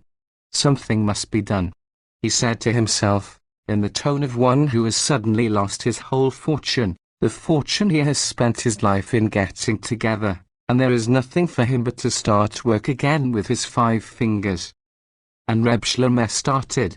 He began with the Talmud Torah, where he had already long provided for the children's bodily needs, food and clothing. Now he would supply them with spiritual things, instruction and the education. He dismissed the old teachers, and engaged young ones in their stead, even for Jewish subjects. Out of the Talmud Torah he wanted to make a little university. He already fancied it a success. He closed his eyes, laid his forehead on his hands, and a sweet, happy smile parted his lips. He pictured to himself the useful people who would go forth out of the Talmud Torah. Now he can die happy, he thinks. But no, he does not want to die. He wants to live and to work, work. He will not and cannot see an end to his life. Reb Shlomo feels more and more cheerful, lively, and fresh, to work, till the whole town was in commotion. There was a perfect din in the shuls, in the streets, in the houses. Hypocrites and crooked men, who had never before been seen or heard of, led the dance. To make Gentiles out of the children, forsooth. To turn the Talmud Torah into a school. That we won't allow. No matter if we have to turn the world upside down, no matter what happens. Reb Shlomo heard the cries, and made as though he heard nothing. He thought it would end there, that no one would venture to oppose him further. What do you say to that? He asked the teachers. Fanaticism has broken out already. It will give trouble, replied the teachers. Nonsense, said Reb Shlomo, with conviction. But on Sabbath, at the reading of the law, he saw that he had been mistaken. The opposition had collected, and they got onto the platform, and all began speaking at once. It was impossible to make out what they were saying, beyond the word here and there, or the fragment of a sentence, none of it. We won't allow. Made into Gentiles. Reb Shlomo sat in his place by the east wall, his hands on the desk where lay his Pentateuch. He had taken off his spectacles, and glanced at the platform, put them on again, and was once more reading the Pentateuch. They saw this from the platform, and began to shout louder than ever. Reb Shlomo stood up, took off his prayer scarf, and was moving toward the door, when he heard someone call out, with a bang of his fist on the platform. With the consent of the rabbis and the heads of the community, and in the name of the Holy Torah, it is resolved to take the children away from the Talmud Torah, seeing that in place of the Torah there is uncleanness. Reb Shlomo grew pale, and felt a rent in his heart. He stared at the platform with round eyes and open mouth. The children are to be made into Gentiles, shouted the person on the platform meantime, and we have plenty of Gentiles, thank God, already. Thus may they perish, with their name and their remembrance. We are not short of Gentiles, there are more every day. And hatred increases, and God knows what the Jews are coming to. Whoso has God in his heart, and is jealous for the honor of the law, let him see to it that the children cease going to the place of peril. Reb Shlomo wanted to call out, silence, you scoundrel. The words all but rolled off his tongue, but he contained himself, and moved on. The one who obeys will be blessed, proclaimed the individual on the platform, and whoso despises the decree, his end shall be Gehenna, with that of Jeroboam, the son of Nebat, who sinned and made Israel to sin. With these last words the speaker threw a fiery glance at Reb Shlomo. A quiver ran through the shul, and all eyes were turned on Reb Shlomo, expecting him to begin abusing the speaker. A lively scene was anticipated. But Reb Shlomo smiled. He quietly handed his prayer scarf to the beadle, wished the bystanders good Sabbath, and walked out of shul, leaving them all disconcerted. That Sabbath Reb Shlomo was the quietest man in the whole town. He was convinced that the interdict would have no effect on anyone. People are not so foolish as all that, he thought, and they wouldn't treat him in that way. He sat and laid plans for carrying on the education in the Talmud Torah, and he felt so light of heart that he sang to himself for very pleasure. The old wife, meanwhile, was muttering and moaning.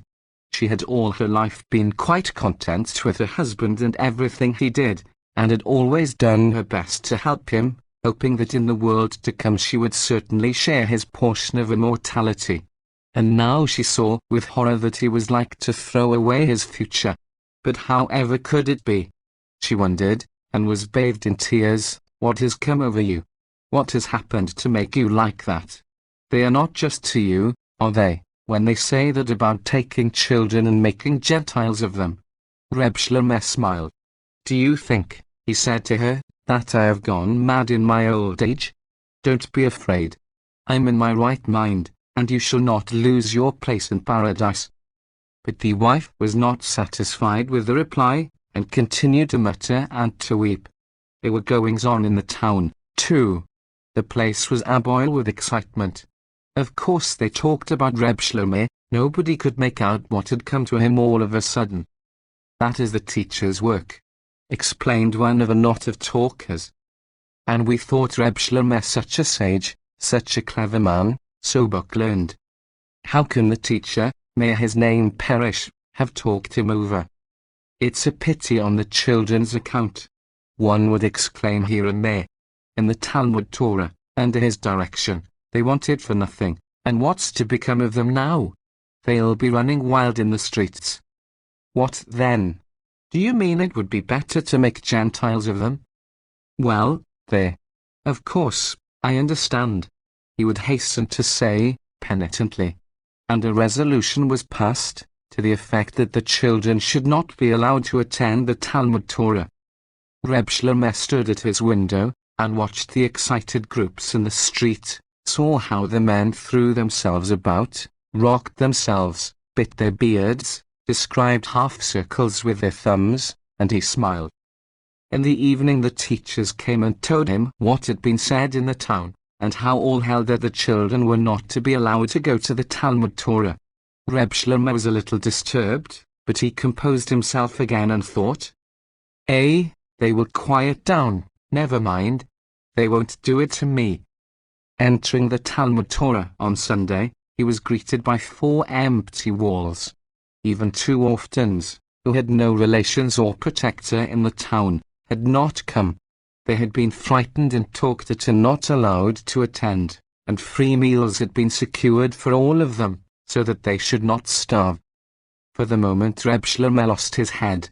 He glanced at the teachers as though ashamed in their presence, and his glance said, "What is to be done now?" Suddenly he pulled himself together. "No," he exclaimed, "they shall not get the better of me," and he ran out of the Talmud Torah, and was gone.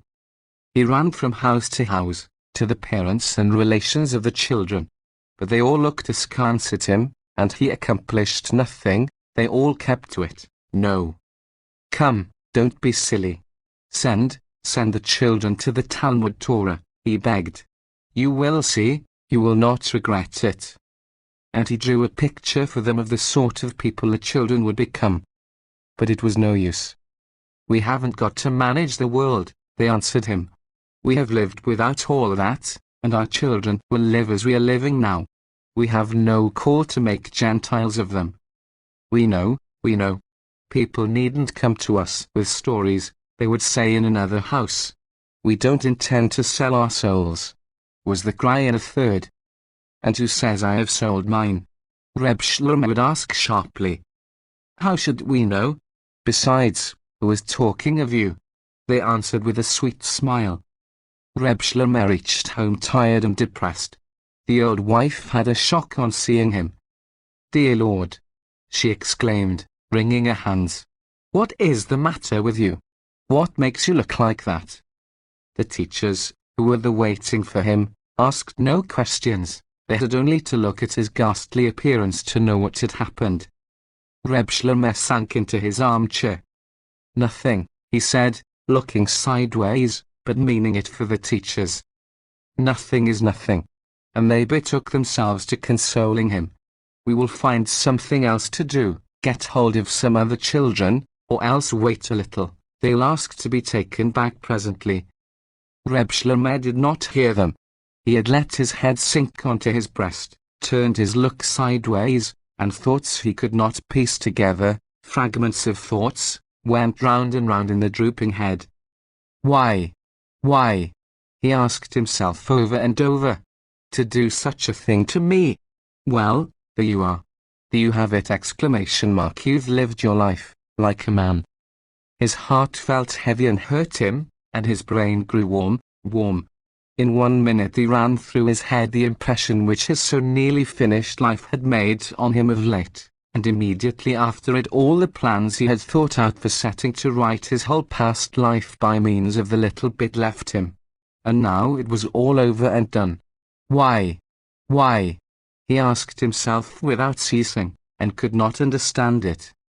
He felt his old heart bursting with love to all men. It beat more and more strongly, and would not cease from loving, and he would fain have seen everyone so happy, so happy. He would have worked with his last bit of strength, he would have drawn his last breath for the cause to which he had devoted himself. He is no longer conscious of the whereabouts of his limbs. He feels his head growing heavier, his feet cold, and it is dark before his eyes. When he came to himself again, he was in bed. On his head was a bandage with ice. The old wife was lamenting. The teachers stood not far from the bed, and talked among themselves. He wanted to lift his hand and draw it across his forehead, but somehow he does not feel his hand at all. He looks at it. It lies stretched out beside him. And Reb Shlomo understood what had happened to him. A stroke. He thought, I am finished, done for. He tried to give a whistle and make a gesture with his hand, fallen. But the lips would not meet properly, and the hand never moved. There you are, done for. The lips whispered. He glanced round, and fixed his eyes on the teachers, and then on his wife, wishing to read in their faces whether there was danger, whether he was dying, or whether there was still hope. He looked, and could not make out anything. Then, whispering, he called one of the teachers, whose looks had met his, to his side. The teacher came running. Done for, eh? Asked Reb Shlomo. No, Reb Shlomo, the doctors give hope, the teacher replied, so earnestly that Reb Shlomo's spirits revived. No, said Reb Shlomo, as though he meant, so may it be. Out of your mouth into God's ears. The other teachers all came nearer. Good, whispered Reb Shlomo, good, huh? There's a hero for you. He smiled. Never mind, they said cheeringly, you will get well again, and work, and do many things yet. Well, please God, he answered, and looked away. And Reb Shlomo really got better every day. The having lived wisely and the will to live longer saved him. The first time that he was able to move a hand or lift a foot, a broad, sweet smile spread itself over his face, and a fire kindled in his all but extinguished eyes. Good luck to you, he cried out to those around. He was very cheerful in himself, and began to think once more about doing something or other. People must be taught, they must be taught, even if the world turn upside down, he thought, and rubbed his hands together with impatience. If it's not to be in the Talmud Torah, it must be somewhere else. And he set to work thinking where it should be. He recalled all the neighbors to his memory, and suddenly grew cheerful. Not far away there lived a bookbinder, who employed as many as 10 workmen. They work sometimes from 15 to 16 hours, and have no strength left for study. One must teach them, he thinks. The master is not likely to object. Reb Shlomo was the making of him. It was who protected him, introduced him into all the best families, and finally set him on his feet. Reb Shlomo grows more and more lively, and is continually trying to rise from his couch. Once out of bed, he could hardly endure to stay in the room, and how happy he felt, when, leaning on a stick, he stepped out into the street. He hurried in the direction of the bookbinder's. He was convinced that people's feelings toward him had changed for the better, that they would rejoice on seeing him. How he looked forward to seeing a friendly smile on every face. He would have counted himself the happiest of men, if he had been able to hope that now everything was different, and would come right. But he did not see the smile. The town looked upon the apoplectic stroke as God's punishment. It was obvious. Aha! They had cried on hearing of it, and everyone saw in it another proof, and it also was obvious of the fact that there is a God in the world, and that people cannot do just what they like. The great fanatics overflowed with eloquence, and saw in it an act of heavenly vengeance. Serves him right. Serves him right. They thought. Whose fault is it? People replied, when someone reminded them that it was very sad, such a man as he had been, who told him to do it. He has himself to thank for his misfortunes. The town had never ceased talking of him the whole time. Everyone was interested in knowing how he was, and what was the matter with him. And when they heard that he was better, that he was getting well, they really were pleased. They were sure that he would give up all his foolish plans, and understand that God had punished him, and that he would be again as before. But it soon became known that he clung to his wickedness, and people ceased to rejoice. The rabbi and his fanatical friends came to see him one day by way of visiting the sick. Reb Shlomo felt inclined to ask them if they had come to stare at him as one visited by a miracle, but he refrained, and surveyed them with indifference. "Well, how are you, Reb Shlomo?" they asked. "Gentiles," answered Reb Shlomo, almost in spite of himself, and smiled. The rabbi and the others became confused. They sat a little while, couldn't think of anything to say, and got up from their seats. Then they stood a bit, wished him a speedy return to health, and went away, without hearing any answer from Reb Shlomo to their good night. It was not long before the whole town knew of the visit, and it began to boil like a kettle. To commit such sin is to play with destiny. Once you are in, there is no getting out. Give the devil a hair, and he'll snatch at the whole beard. So when Reb Shlomo showed himself in the street, they stared at him and shook their heads, as though to say, "Such a man, and gone to ruin." Reb Shlomo saw it, and it cut him to the heart. Indeed, it brought the tears to his eyes, and he began to walk quicker in the direction of the bookbinders. At the bookbinders they received him in friendly fashion, with a hearty welcome. But he fancied that here also they looked at him askance, and therefore he gave a reason for his coming. Walking is hard work, he said, one must have stopping places. With this same excuse he went there every day. He would sit for an hour or two, talking, telling stories, and at last he began to tell the stories which the teacher had told. He sat in the center of the room, and talked away merrily, with a pun here and a laugh there, and interested the workmen deeply. Sometimes they would all of one accord stop working, open their mouths, fix their eyes, and hang on his lips with an intelligent smile. Or else they stood for a few minutes tense, motionless as statues, till Reb Shlomo finished, before the master should interpose.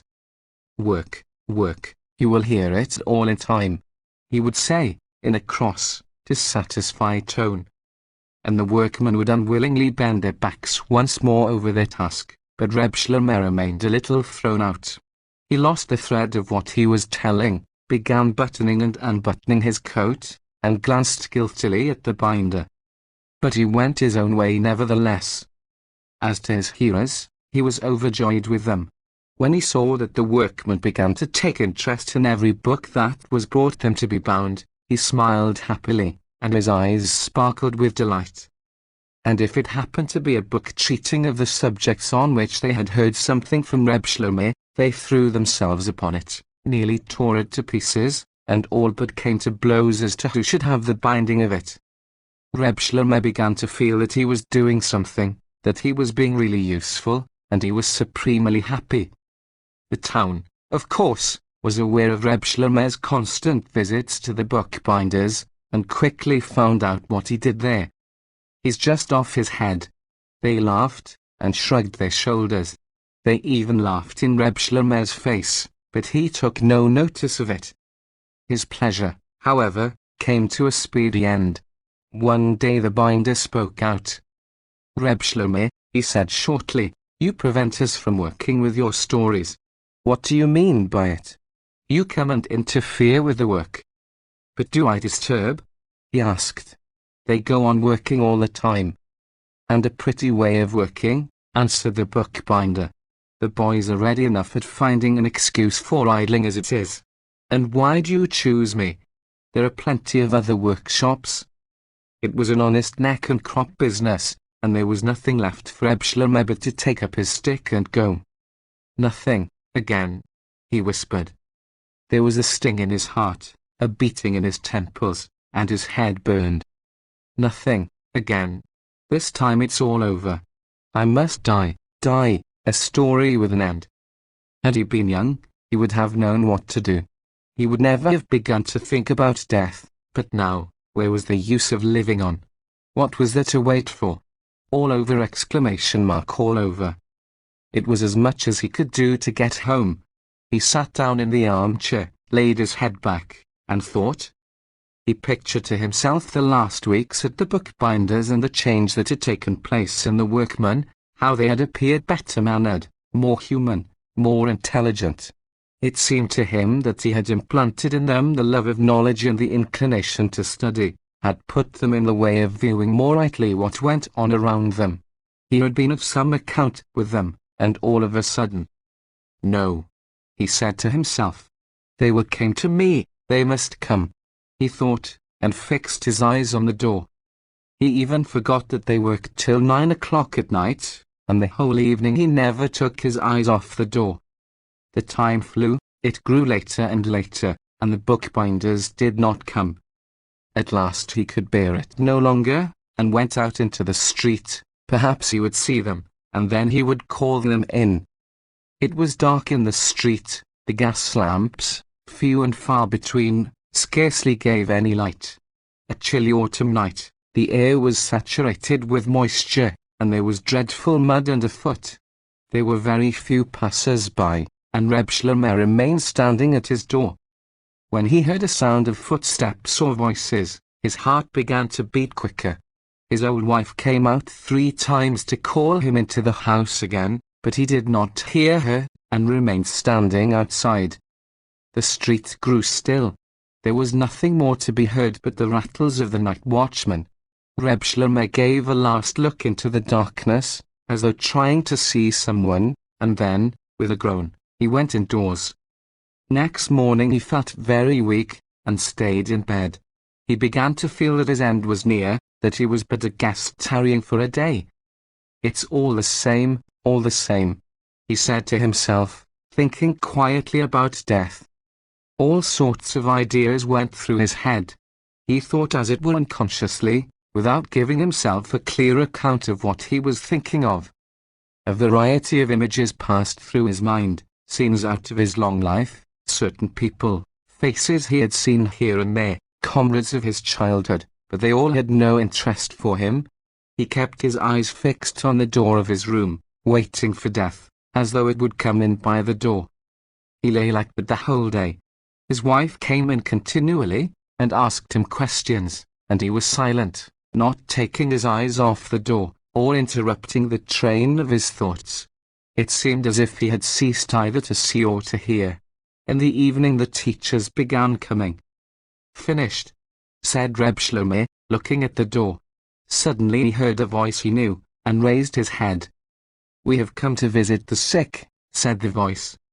The door opened, and there came in 4 workmen at once.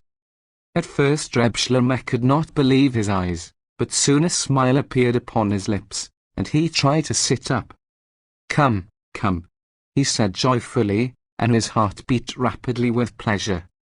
The workman remained standing some way from the bed, not venturing to approach the sick man, but Reb Shlomo called them to him. Nearer, children," he said. They came a little nearer. "Come here, to me," and he pointed to the bed. They came up to the bed. "Well, what are you all about?" he asked with a smile. The workman was silent. "Why did you not come last night?" he asked, and looked at them smiling. The workmen were silent, and shuffled with their feet. "How are you, Reb Shlomo?" asked one of them. Very well, answered Reb Shlomo, still smiling. "Thank you, children. Thank you." "Sit down, children, sit down," he said after a pause. "I will tell you some more stories." "It will tire you, Reb Shlomo," said the workman, "when you are better." Sit down," said Reb Shlomo impatiently. "That's my business." The workmen exchanged glances with the teachers, and the teachers signed to them not to sit down. "Not today, Reb Shlomo, another time, when you—" Sit down, interrupted Reb Shlomo, "do me the pleasure." Once more the workmen exchanged looks with the teachers, and, at a sign from them, they sat down. Reb Shlomo began telling them the long story of the human race. He spoke with ardor, and it was long since his voice had sounded as it sounded then. He spoke for a long, long time. They interrupted him 2 or 3 times, and reminded him that it was bad for him to talk so much, but he only signified with a gesture that they were to let him alone. "I am getting better," he said, and went on. At length the workmen rose from their seats. "Let us go, Reb Shlomo. It's getting late for us," they begged. True, he replied, "but tomorrow, do you hear? Look here, children, tomorrow," he said, giving them his hand. The workmen promised to come. They moved away a few steps, and then Reb Shlomo called them back. "And the others?" he inquired feebly, as though he were ashamed of asking. "They were lazy, they wouldn't come," was the reply. Well, he said, in a tone that meant well, I know, you needn't say any more, but look here, tomorrow. Now I am well again," he whispered as the workman went out. He could scarcely move a limb, but he was very cheerful, looked at everyone with a happy smile, and his eyes shone. "Now I am well," he whispered when they had been obliged to put him into bed and cover him up. "Now I am well," he repeated, feeling the while that his head was strangely heavy, his heart faint, and that he was very poorly. Before many minutes he had fallen into a state of unconsciousness. A dreadful, heartbreaking cry recalled him to himself. He opened his eyes. The room was full of people. In many eyes were tears. Soon, then, he thought, and began to remember something. "What o'clock is it?" he asked of the person who stood beside him. 5. "They stop work at 9, he whispered to himself, and called one of the teachers to him. "When the workmen come, they are to let them in, do you hear?" he said. The teacher promised. "They will come at 9, added Reb Shlomo. In a little while he asked to write his will. After writing the will, he undressed and closed his eyes. They thought he had fallen asleep, but Reb Shlomo was not asleep. He lay and thought, not about his past life, but about the future in which men would live. He thought of what man would come to be. He pictured to himself a bright, glad world, in which all men would be equal in happiness, knowledge, and the education, and his dying heart beat a little quicker, while his face expressed joy and contentment. He opened his eyes, and saw beside him a couple of teachers. "And will it really be?" he asked and smiled. "Yes, Reb Shlomo," they answered, without knowing to what his question referred, for his face told them it was something good. The smile accentuated itself on his lips. Once again he lost himself in thought. He wanted to imagine that happy world, and see with his mind's eye nothing but happy people, educated people, and he succeeded. The picture was not very distinct. He was imagining a great heap of happiness with a body and soul, and he felt himself so happy. A sound of lamentation disturbed him. Why do they weep? He wondered. Everyone will have a good time, everyone. He opened his eyes. There were already lights burning. The room was packed with people. Beside him stood all his children, come together to take leave of their father. He fixed his gaze on the little grandchildren, a gaze of love and gladness. They will see the happy time, he thought. He was just going to ask the people to stop lamenting, but at that moment his eye caught the workman of the evening before. Come here, children. And he raised his voice a little, and made a sign with his head. People did not know what he meant. He begged them to send the workman to him, and it was done. He tried to sit up, those around helped him. Thank you, children, for coming, thank you, he said. Stop weeping, he implored of the bystanders.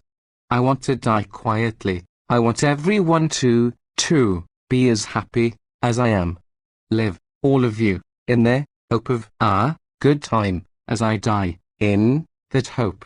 Dear children, and he turned to the workman, I told you, last night, how man has lived so far. How he lives now, you know for yourselves, but the coming time will be a very happy one. All will be happy, all. Only work honestly, and learn. Learn, children. Everything will be all right. All will be happy. A sweet smile appeared on his lips, and Reb Shlomo died. In the town but what else could they say in the town of a man who had died without repeating the confession, without a tremor at his heart, without any sign of repentance? What else could they say of a man who spent his last minutes in telling people to learn, to educate themselves? What else could they say of a man who left his whole capital to be devoted to educational purposes and schools? What was to be expected of them, when his own family declared in court that their father was not responsible when he made his last will? Forgive them, Reb Shlomo, for they mean well, they know not what they say and do. S. Lieben.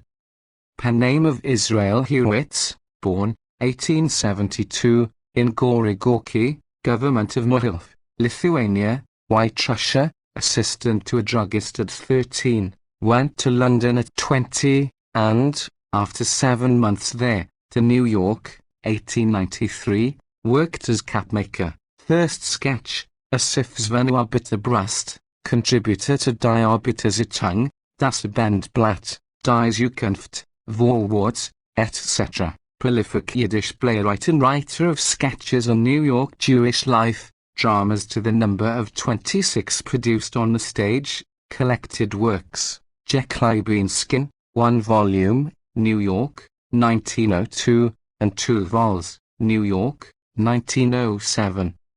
A picnic. Ask Shmuel, the capmaker, just for a joke, if he would like to come for a picnic. He'll fly out at you as if you had invited him to a swing on the gallows. The fact is, he and his Sarah once went for a picnic, and the poor man will remember it all his days. It was on a Sabbath towards the end of August. Shmuel came home from work, and said to his wife, Sarah, dear.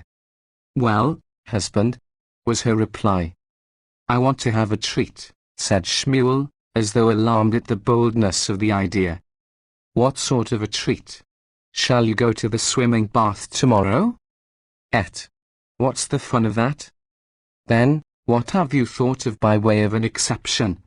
A glass of ice water for supper? Not that, either. A whole siphon? Shmuel denied with a shake of the head. Whatever can it be? Wondered Sarah. Are you going to fetch a pint of beer? What should I want with beer? Are you going to sleep on the roof? Wrong again. To buy some more carbolic acid, and drive out the bugs. Not a bad idea, observed Shmuel, but that is not it, either. Well, then, whatever is it, for goodness sake? The moon? Asked Sarah, beginning to lose patience. What have you been and thought of? Tell me once for all, and have done with it. And Shmuel said, Sarah, you know, we belong to a lodge. Of course I do. And Sarah gave him a look of mingled astonishment and alarm. It's not more than a week since you took a whole $1 there, and I'm not likely to have forgotten what it cost you to make it up. What is the matter now? Do they want another? Try again. Out with it. I want us, Sarah, stammered Shmuel, to go for a picnic. A picnic? Screamed Sarah. Is that the only thing you have left to wish for? Look here, Sarah, we toil and moil the whole year through. It's nothing but trouble and worry, trouble and worry. Call that living? When do we ever have a bit of pleasure? Well, what's to be done? Said his wife, in a subdued tone. The summer will soon be over, and we haven't set eyes on a green blade of grass. We sit day and night sweating in the dark. True enough, sighed his wife, and Shmuel spoke louder. Let us have an outing, Sarah. Let us enjoy ourselves for once, and give the children a breath of fresh air. Let us have a change, if it's only for 5 minutes. What will it cost? Asks Sarah, suddenly, and Shmuel has soon made the necessary calculation. A family ticket is only 30 cents. For yourself, Revl, Hanel, and Barel, for Isel and Dolsk I haven't to pay any car fare at all. For you and me, it will be 10 cents there and 10 back. That makes 50 cents. Then I reckon 30 cents for refreshments to take with us. A pineapple, a damaged one isn't more than 5 cents, a few bananas, a piece of watermelon, a bottle of milk for the children, and a few rolls. The whole thing shouldn't cost us more than 80 cents at the outside. 80 cents. And Sarah clapped her hands together in dismay. Why, you can live on that 2 days, and it takes nearly a whole day's earning. You can buy an old icebox for 80 cents, you can buy a pair of trousers, 80 cents. Leave off talking nonsense, said Shmuel, disconcerted. 80 cents won't make us rich. We shall get on just the same whether we have them or not. We must live like human beings one day in the year. Come, Sarah, let us go. We shall see lots of other people, and we'll watch them, and see how they enjoy themselves. It will do good to see the world, to go where there's a bit of life. Listen, Sarah, what have you been to worth seeing since we came to America? Have you seen Brooklyn Bridge, or Central Park, or the Baron-Hirsch baths? You know I haven't. Sarah broke in. I've no time to go about sightseeing. I only know the way from here to the market. And what do you suppose? Cried Shmuel. I should be as great a greenhorn as you, if I hadn't been obliged to look everywhere for work. Now I know that America is a great big place. Thanks to the slack times, I know where there's an 8th Street, and a 130th Street with tin works, and an 84th Street with a match factory. I know every single lane round the world building. I know where the cable car line stops. But you, Sarah, know nothing at all, no more than if you had just landed. Let us go, Sarah, I am sure you won't regret it. Well, you know best, said his wife, and this time she smiled. Let us go. And thus it was that Shmuel and his wife decided to join the lodge picnic on the following day. Next morning they all rose much earlier than usual on a Sunday, and there was a great noise, for they took the children and scrubbed them without mercy. Sarah prepared a bath for Dolsk, and Dolsk screamed the house down. Shmuel started washing Yosel's feet, but as Yosel habitually went barefoot, he failed to bring about any visible improvement, and had to leave the little pair of feet to soak in a basin of warm water, and Yosel cried, too. It was 12 o'clock before the children were dressed and ready to start, and then Sarah turned her attention to her husband, arranged his trousers, took the spots out of his coat with kerosene, sewed a button onto his vest. After that she dressed herself, in her old-fashioned satin wedding dress. At 2 o'clock they set forth, and took their places in the car. Haven't we forgotten anything? Asked Sarah of her husband. Shmuel counted his children in the traps. No, nothing, Sarah, he said. Dolsk went to sleep, the other children sat quietly in their places. Sarah, too, fell into a doze, for she was tired out with the preparations for the excursion. All went smoothly till they got some way uptown, when Sarah gave a start. I don't feel very well, my head is so dizzy, she said to Shmuel. I don't feel very well, either, answered Shmuel. I suppose the fresh air has upset us. I suppose it has, said his wife. I'm afraid for the children. Scarcely had she spoken when Doltsk woke up, whimpering, and was sick. Yossel, who was looking at her, began to cry likewise. The mother scolded him, and this set the other children crying. The conductor cast a wrathful glance at poor Shmuel, who was so frightened that he dropped the handbag with the provisions, and then, conscious of the havoc he had certainly brought about inside the bag by so doing, he lost his head altogether, and sat there in a daze. Sarah was hushing the children, but the look in her eyes told Shmuel plainly enough what to expect once they had left the car. And no sooner had they all reached the ground in safety than Sarah shot out. So, nothing would content him but a picnic? Much good may it do him. You're a workman, and workmen have no call to go gadding about. Shmuel was already weary of the whole thing, and said nothing, but he felt a tightening of the heart. He took up Yossel on one arm and Risal on the other, and carried the bag with the presumably smashed-up contents besides. "Hush, my dears. Hush, my babies," he said. "Wait a little and mother will give you some bread and sugar. Hush, be quiet," he went on, but still the children cried. Sarah carried Doltsk, and rocked her as she walked, while Perez and Hanel trotted alongside.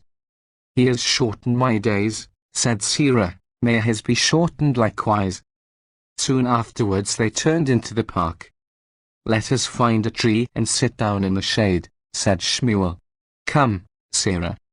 "I haven't the strength to drag myself a step further," declared Sarah, and she sank down like a stone just inside the gate. Shmuel was about to speak, but a glance at Sarah's face told him she was worn out, and he sat down beside his wife without a word. Sarah gave Doltsk the breast. The other children began to roll about in the grass, laughed and played, and Shmuel breathed easier. Girls in holiday attire walked about the park, and there were groups under the trees.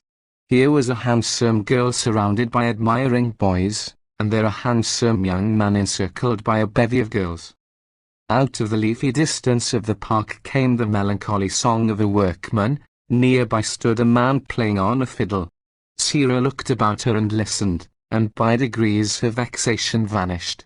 It is true that her heart was still sore, but it was not with the soreness of anger.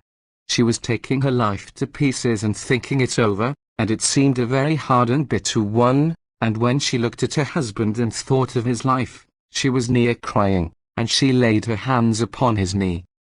Shmuel also sat lost in thought. He was thinking about the trees and the roses in the grass, and listening to the fiddle, and he also was sad at heart. "Oh, Sarah," he sighed, and he would have said more, but just at that moment it began to spot with rain, and before they had time to move there came a downpour. People started to scurry in all directions, but Shmuel stood like a statue. "Shlimazel, look after the children," commanded Sarah. Shmuel caught up two of them, Sarah another 2 or 3, and they ran to a shelter. Doltsk began to cry afresh. "Mame, hungry," began Perez. "Hungry, hungry," wailed Yossel. "I want to eat." Shmuel hastily opened the handbag, and then for the first time he saw what had really happened. The bottle had broken, and the milk was flooding the bag, the rolls and bananas were soaked, and the pineapple, a damaged one to begin with, looked too nasty for words. Sarah caught sight of the bag, and was so angry, she was at a loss how to wreak vengeance on her husband. She was ashamed to scream and scold in the presence of other people, but she went up to him, and whispered fervently into his ear, "The same to you, my good man." The children continued to clamour for food. "I'll go to the refreshment counter and buy a glass of milk and a few rolls," said Shmuel to his wife. "Have you actually some money left?" asked Sarah. "I thought it had all been spent on the picnic." "There are just 5 cents over." "Well, then go and be quick about it. The poor things are starving." Shmuel went to the refreshment stall, and asked the price of a glass of milk and a few rolls. 20 cents, mister, answered the waiter.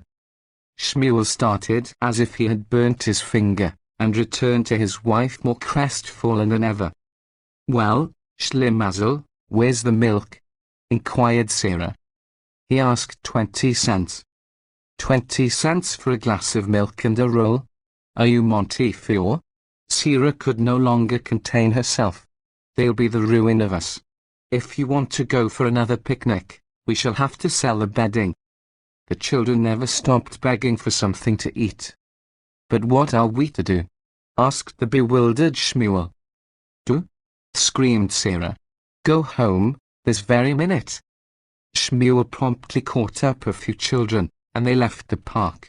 Sarah was quite quiet on the way home, merely remarking to her husband that she would settle her account with him later. I'll pay you out, she said, for my satin dress, for the handbag, for the pineapple, for the bananas, for the milk, for the whole blessed picnic, for the whole of my miserable existence. Scold away, answered Shmuel. It is you who were right. I don't know what possessed me. A picnic, indeed.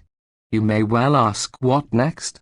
A poor wretched workman like me has no business to think of anything beyond the shop. Sarah, when they reached home, was as good as her word. Shmuel would have liked some supper, as he always liked it, even in slack times, but there was no supper given him. He went to bed a hungry man, and all through the night he repeated in his sleep. A picnic, oi, a picnic. Manasseh. It was a stifling summer evening. I had just come home from work, taken off my coat, unbuttoned my waistcoat, and sat down panting by the window of my little room. There was a knock at the door, and without waiting for my reply, in came a woman with yellow hair, and very untidy in her dress. I judged from her appearance that she had not come from a distance. She had nothing on her head, her sleeves were tucked up, she held a ladle in her hand, and she was chewing something or other. I am Manasseh's wife, said she. Manasseh Gricklin's? I asked. Yes, said my visitor, Gricklin's. I hastily slipped on a coat, and begged her to be seated. Manasseh was an old friend of mine. He was a capmaker, and we worked together in one shop. And I knew that he lived somewhere in the same tenement as myself, but it was the first time I had the honor of seeing his wife. Look here, began the woman, don't you work in the same shop as my husband? Yes, I said. Well, and now tell me, and the yellow-haired woman gave a bound like a hyena, how is it I see you come home from work with all other respectable people, and my husband not? And it isn't the first time, either, that he's gone, goodness knows where, and come home 2 hours after everyone else. Where's he loitering about? I don't know, I replied gravely. The woman brandished her ladle in such a way that I began to think she meant murder. You don't know? She exclaimed with a sinister flash in her eyes. What do you mean by that? Don't you two leave the shop together? How can you help seeing what becomes of him? Then I remembered that when Manasseh and I left the shop, he walked with me a few blocks, and then went off in another direction, and that one day, when I asked him where he was going, he had replied, to some friends. He must go to some friends, I said to the woman. To some friends? She repeated, and burst into strange laughter. Who? Whose? Ours? We're greeners, we are, we have no friends. What friends should he have, poor, miserable wretch? I don't know, I said, but that is what he told me. All right, said Manasseh's wife. I'll teach him a lesson he won't forget in a hurry. With these words she departed. When she had left the room, I pictured to myself poor consumptive Manasseh being taught a lesson by his yellow-haired wife, and I pitied him. Manasseh was a man of about 30. His yellowish-white face was set in a black beard. He was very thin, always ailing and coughing, had never learned to write, and he read only Yiddish, a quiet, respectable man, I might almost say the only hand in the shop who never grudged a fellow worker his livelihood.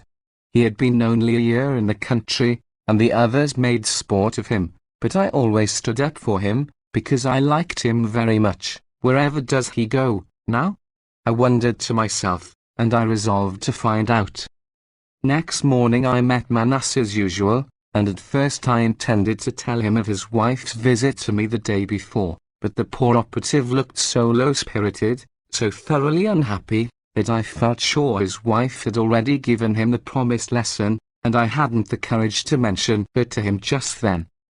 In the evening, as we were going home from the workshop, Manasseh said to me, "Did my wife come to see you yesterday?" "Yes, Brother Manasseh," I answered. "She seemed something annoyed with you." "She has a dreadful temper," observed the workman. "When she is really angry, she's fit to kill a man. But it's her bitter heart, poor thing, she's had so many troubles. We're so poor, and she's far away from her family." Manasseh gave a deep sigh. "She asked you where I go other days after work?" he continued. "Yes." "Would you like to know?" "Why not, Mr. Grickling?" "Come along a few blocks further," said Manasseh, "and I'll show you." "Come along." I agreed, and we walked on together. A few more blocks and Manasseh led me into a narrow street, not yet entirely built in with houses. Presently he stopped, with a contented smile. I looked round in some astonishment. We were standing alongside a piece of waste ground, with a meagre fencing of stones and burnt wire, and utilized as a garden. "Just look," said the workman, pointing at the garden, "how delightful it is. One so seldom sees anything of the kind in New York." Manasseh went nearer to the fence, and his eyes wandered thirstily over the green, flowering plants, just then in full beauty. I also looked at the garden. The things that grew there were unknown to me, and I was ignorant of their names. Only one thing had a familiar look. A few tall, graceful moons were scattered here and there over the place, and stood like absent-minded dreamers, or beautiful sentinels. And the roses were in bloom, and their fragrance came in wafts over the fencing. "You see the moons?" asked Manasseh in rapt tones, but more to himself than to me. "Look how beautiful they are. I can't take my eyes off them. I am capable of standing and looking at them for hours. They make me feel happy, almost as if I were at home again." There were a lot of them at home. The operative sighed, lost himself a moment in thought, and then said, "When I smell the roses, I think of old days.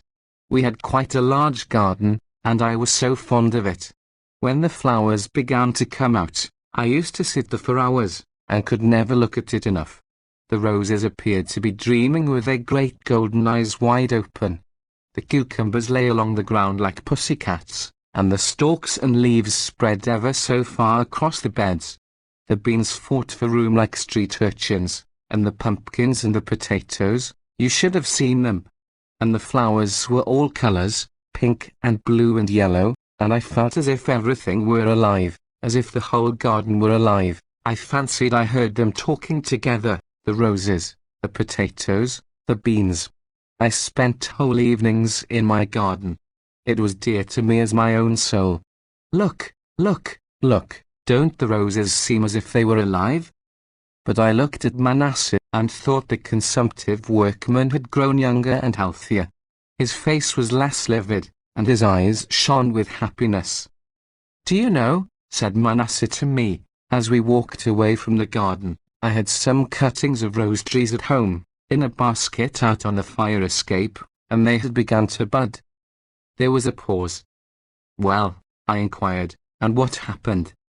"My wife laid out the matches to air on the top of the basket, and they were all crushed." Manasseh made an outward gesture with his hand, and I asked no more questions.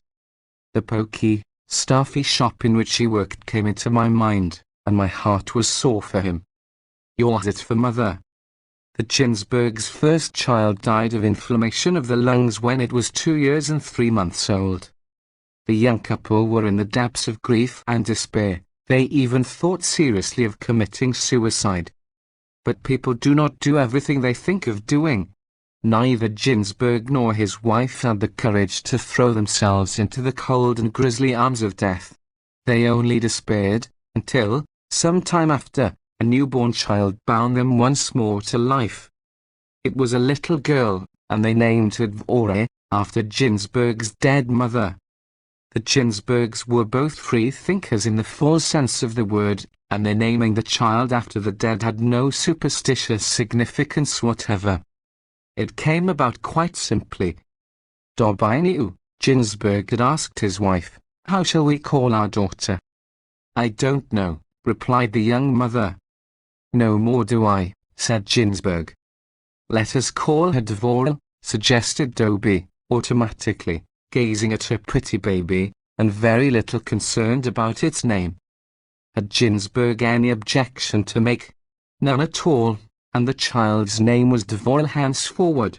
When the first child had lived to be a year old, the parents had made a feast day, and invited guests to celebrate their firstborn's first birthday with them. With the second child it was not so. The Ginsbergs loved their Dvorel, loved her painfully, infinitely, but when it came to the anniversary of her birth they made no rejoicings. I do not think I shall be going too far if I say they did not dare to do so. Dvorel was an uncommon child, a bright girlie, sweet-tempered, pretty, and clever, the light of the house, shining into its every corner. She could be a whole world of delight to her parents, this sweet Dvorel. But it was not the delight, not the happiness they had known with the first child, not the same. That had been so free, so careless. Now it was different. Terrible pictures of death, of a child's death, would rise up in the midst of their joy, and their gladness suddenly ended in a heavy sigh. They would be at the height of enchantment, kissing and hugging the child and laughing aloud. They would be singing to it and romping with it. Everything else would be forgotten. Then, without wishing to do so, they would suddenly remember that not so long ago it was another child, also a girl, that went off into just the same silvery little bursts of laughter, and now, where is it ? Dead. Oh, how it goes through the heart. The parents turn pale in the midst of their merrymaking, the mother's eyes fill with tears, and the father's head droops. Who knows? Sighs Dobie, looking at their little laughing Dvorel. Who knows? Ginsberg understands the meaning of her question and is silent, because he is afraid to say anything in reply. It seems to me that parents who have buried their firstborn can never be really happy again. So Dvorel's first birthday was allowed to pass as it were unnoticed. When it came to her second, it was nearly the same thing, only Dobie said, "Ginsberg, when our daughter is 3 years old, then we will have great rejoicings." They waited for the day with trembling hearts. Their child's 3rd year was full of terror for them, because their eldest born had died in her 3rd year, and they felt as though it must be the most dangerous one for their second child. A dreadful conviction began to haunt them both, only they were afraid to confess it one to the other. This conviction, this fixed idea of theirs, was that when Dvorel reached the age of their eldest child when it died, death would once more call their household to mind. Dvorel grew to be 2 years and 8 months old. Oh, it was a terrible time. And the child fell ill, with inflammation of the lungs, just like the other one. Oh, pictures that arose and stood before the parents. Oh, terror, oh, calamity. They were free thinkers, the Ginsbergs, and if anyone had told them that they were not free from what they called superstition, that the belief in a higher power beyond our understanding still had a root in their being, if you had spoken thus to Ginsberg or to his wife, they would have laughed at you, both of them, out of the depths of a full heart and with laughter more serious than many another's words. But what happened now is wonderful to tell. Dobie, sitting by the sick child's cot, began to speak, gravely, and as in a dream. Who knows? Who knows? Perhaps? Perhaps? She did not conclude. Perhaps what? Asked Ginsberg, impatiently. Why should it come like this? Dobie went on. The same time, the same sickness? A simple blind coincidence of circumstances, replied her husband. But so exactly, one like the other, as if somebody had made it happen on purpose. Ginsberg understood his wife's meaning, and answered short and sharp. Dobie, don't talk nonsense. Meanwhile Dvorel's illness developed, and the day came on which the doctor said that a crisis would occur within 24 hours. What this meant to the Ginsbergs would be difficult to describe, but each of them determined privately not to survive the loss of their second child. They sat beside it, not lifting their eyes from its face. They were pale and dazed with grief and sleepless nights, their hearts half dead within them. They shed no tears, they were so much more dead than alive themselves, and the child's flame of life flickered and dwindled, flickered and dwindled. A tangle of memories was stirring in Ginsberg's head, all relating to deaths and graves. He lived through the death of their first child with all details, his father's death, his mother's, early in a summer morning, that was, he recalls it, as though it were today. What is today? He wonders. What day of the month is it? And then he remembers, it is the 1st of May. The same day, he murmurs, as if he were talking in his sleep. What the same day? Asks Dobie. Nothing, says Ginsberg. I was thinking of something. He went on thinking, and fell into a doze where he sat. He saw his mother enter the room with a soft step, take a chair, and sit down by the sick child. Mother, save it. He begs her, his heart is full to bursting, and he begins to cry. Israelik, says his mother, I have brought a remedy for the child that bears my name. Mame. He is about to throw himself upon her neck and kiss her, but she motions him lightly aside. Why do you never light a candle for my Yorsit? She inquires, and looks at him reproachfully. Mame, have pity on us, save the child. The child will live, only you must light me a candle. Mame, he sobs louder, have pity. Light my candle, make haste, make haste. Ginsberg. A shriek from his wife, and he awoke with a start. Ginsberg, the child is dying. Fly for the doctor. Ginsberg cast a look at the child, a chill went through him, he ran to the door. The doctor came in person. Our child is dying. Help save it, wailed the unhappy mother, and he, Ginsberg, stood and shivered as with cold. The doctor scrutinized the child, and said, The crisis is coming on. There was something dreadful in the quiet of his tone. What can be done? And the Ginsbergs wrung their hands. Hush. Nothing. Bring some hot water, bottles of hot water! Champagne! Where is the medicine? Quick! Commanded the doctor. Everything was to hand and ready in an instant. The doctor began to busy himself with the child. The parents stood by pale as death. Well, asked Dobie, what? We shall soon know, said the doctor. Ginsberg looked round, glided like a shadow into a corner of the room, and lit the little lamp that stood there. What is it for? Asked Dobie, in a fright. Nothing, yours it, my mother's, he answered in a strange voice, and his hands never ceased trembling. Your child will live, said the doctor, and father and mother fell upon the child's bed with their faces, and wept. The flame in the lamp burnt brighter and brighter. Slack times they sleep despite the fact of the winter nights being long and dark as the Jewish exile. The Brecklins go to bed at dusk. But you may as well know that when it is dusk outside in the street, the Brecklins are already way on in the night, because they live in a basement, separated from the rest of the world by an air shaft, and when the sun gathers his beams round him before setting, the first to be summoned are those down the Brecklins shaft, because of the time required for them to struggle out again. The same thing in the morning, only reversed. People don't usually get up, if they can help it, before it is really light, and so it comes to pass that when other people have left their beds, and are going about their business, the Brecklins are still asleep and making the long, long night longer yet.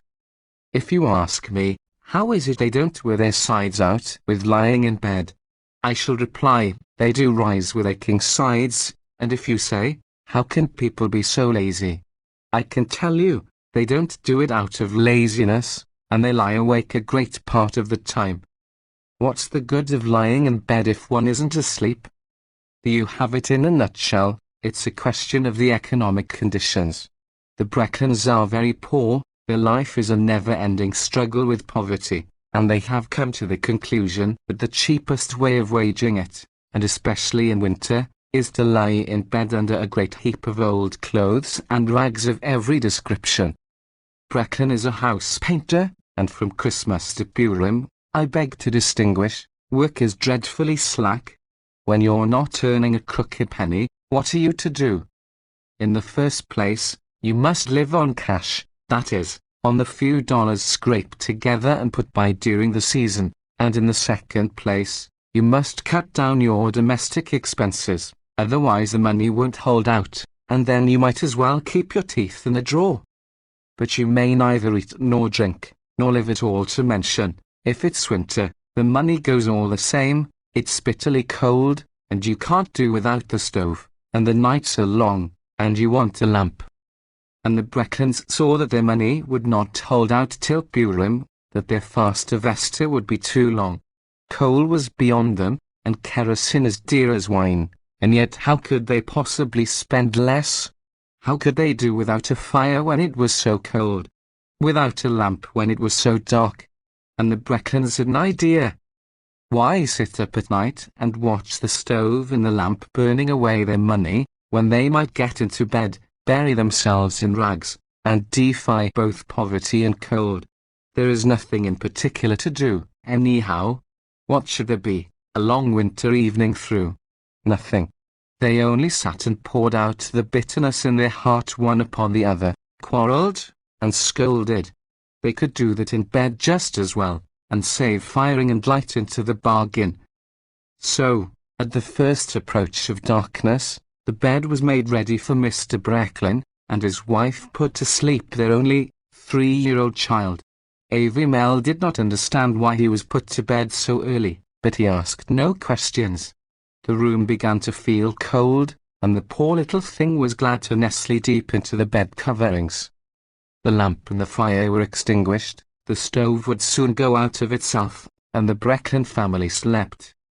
They slept, and fought against poverty by lying in bed.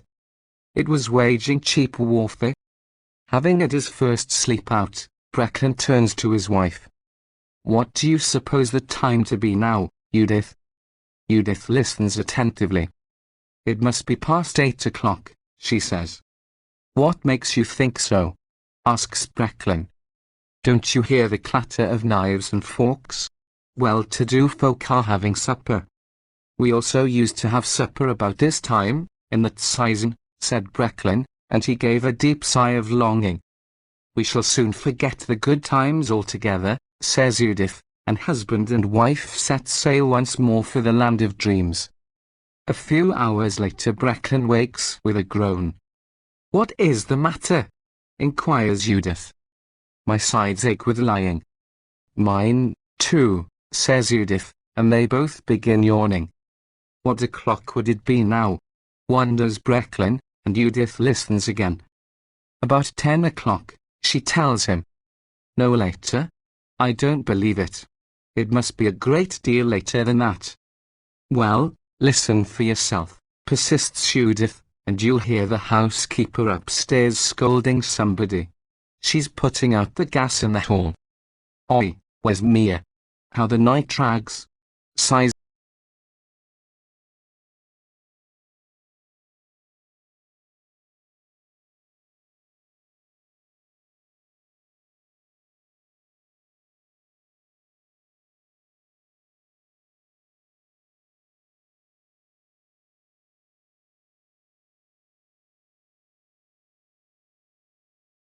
Sighs Brecklin, and turns over onto his other side. Judith goes on talking, but as much to herself as to him. Upstairs they're still all alive, and we are asleep in bed. Where's Meyer? Where's Meyer? Sighs Brecklin over and over, and once more there is silence. The night wears on. Are you asleep? Asks Brecklin, suddenly. I wish I were. Who could sleep through such a long night? I'm lying awake and racking my brains. What over? Asks Brecklin, interested. I'm trying to think, explains Judith, what we can have for dinner tomorrow that will cost nothing, and yet be satisfying. Oi, where's Meyer? Sighs Brecklin again, and is at a loss what to advise. I wonder, this time it is Judith, what o'clock it is now. It will soon be morning, is Brecklin's opinion. Morning? Nonsense. Judith knows better. It must be morning soon. He holds to it. You are very anxious for the morning, says Judith, good-naturedly, and so you think it will soon be here, and I tell you, it's not midnight yet. What are you talking about? You don't know what you're saying. I shall go out of my mind. You know, says Judith, that Avery Mell always wakes at midnight and cries, and he's still fast asleep. No, Mame, comes from under Avery Mell's heap of rags. Come to me, my beauty. So he was awake after all. And Judith reaches out her arms for the child. Perhaps he's cold, says Brecklin. Are you cold, Sonny? Asks Judith. Cold, Mame, replies Avery Mell. Judith wraps the coverlets closer and closer round him, and presses him to her side. And the night wears on. Oh my sides, groans Brecklin. Mine, too, moans Judith, and they start another conversation. One time they discuss their neighbours, another time the Brecklins try to calculate how long it is since they married, how much they spend a week on an average, and what was the cost of Judith's confinement. It is seldom they calculate anything right, but talking helps to while away time, till the basement begins to lighten, whereupon the Brecklins jump out of bed, as though it was some perilous hiding place, and set to work in a great hurry to kindle the stove. Abraham Raisin. Born, 1876, in Kyidenev, Government of Minsk, Lithuania, White Russia, traditional Jewish education, self-taught in Russian language, teacher at 15, first in Kyidenev, then in Minsk. First poem published in Perez's Judas Bibliothek, in 1891, served in the army, in Kovno, for 4 years, went to Warsaw in 1900, and to New York in 1911, Yiddish lyric poet and novelist, occasionally writes Hebrew, contributor to Spector's House Friend, New Yorker Ben Post, and New Yorker Bitterzeitung, co-editor of Das Zwanzigste in 1903, published and edited, in Krakow, Das Judaswort, first to urge the claim of Yiddish as the national Jewish language, publisher and editor, since 1911, of Das Neiland, in New York, collected works, poems and tales, 4 vols, Warsaw, 1908 to 1912. Shut in. Abel is a little boy 10 years old, with pale cheeks, liquid, dreamy eyes, and black hair that falls in twisted ringlets, but, of course, the ringlets are only seen when his hat falls off, for Lebel is a pious little boy, who never uncovers his head. There are things that Lebel loves and never has, or else he is them only in part, and that is why his eyes are always dreamy and troubled, and always full of longing. He loves the summer, and sits the whole day in cheder. He loves the sun, and the Rebbe hangs his kaftan across the window, and the cheder is darkened, so that it oppresses the soul. Lebel loves the moon, the night, but at home they close the shutters, and Lebel, on his little bed, feels as if he were buried alive. And Lebel cannot understand people's behaving so oddly. It seems to him that when the sun shines in at the window, it is a delight, it is so pleasant and cheerful, and the Rebbe goes and curtains it. No more sun. If Lebel dared, he would ask, "What ails you, Rebbe, at the sun? What harm can it do you?" But Lebel will never put that question. The Rebbe is such a great and learned man, he must know best. How dare he, Lebel, disapprove?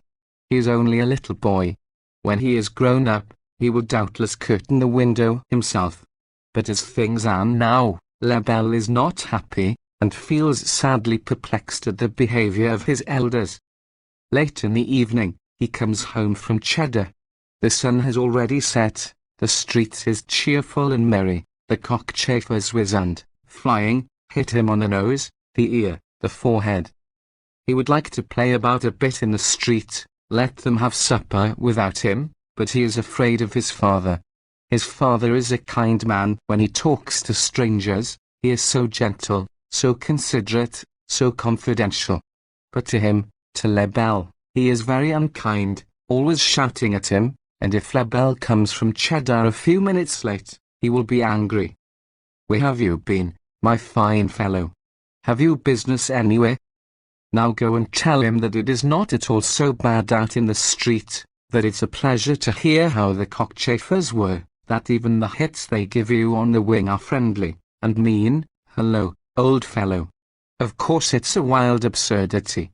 It amuses him, because he is only a little boy, while his father is a great man, who trades in wood and corn, and who always knows the current prices, when a thing is dearer and when it is cheaper. His father can speak the Gentile language, and drive bargains. His father understands the Prussian weights. Is that a man to be thought lightly of? Go and tell him, if you dare, that it's delightful now out in the street. And Lebel hurries straight home. When he has reached it, his father asks him how many chapters he has mastered, and if he answers 5, his father hums a tune without looking at him, but if he says only 3, his father is angry, and asks, "How's that? Why so little, huh?" And Lebel is silent, and feels guilty before his father. After that his father makes him translate a Hebrew word. Translate Kimmeluna. Kimmeluna means like a passing the night, answers Lebel, terrified.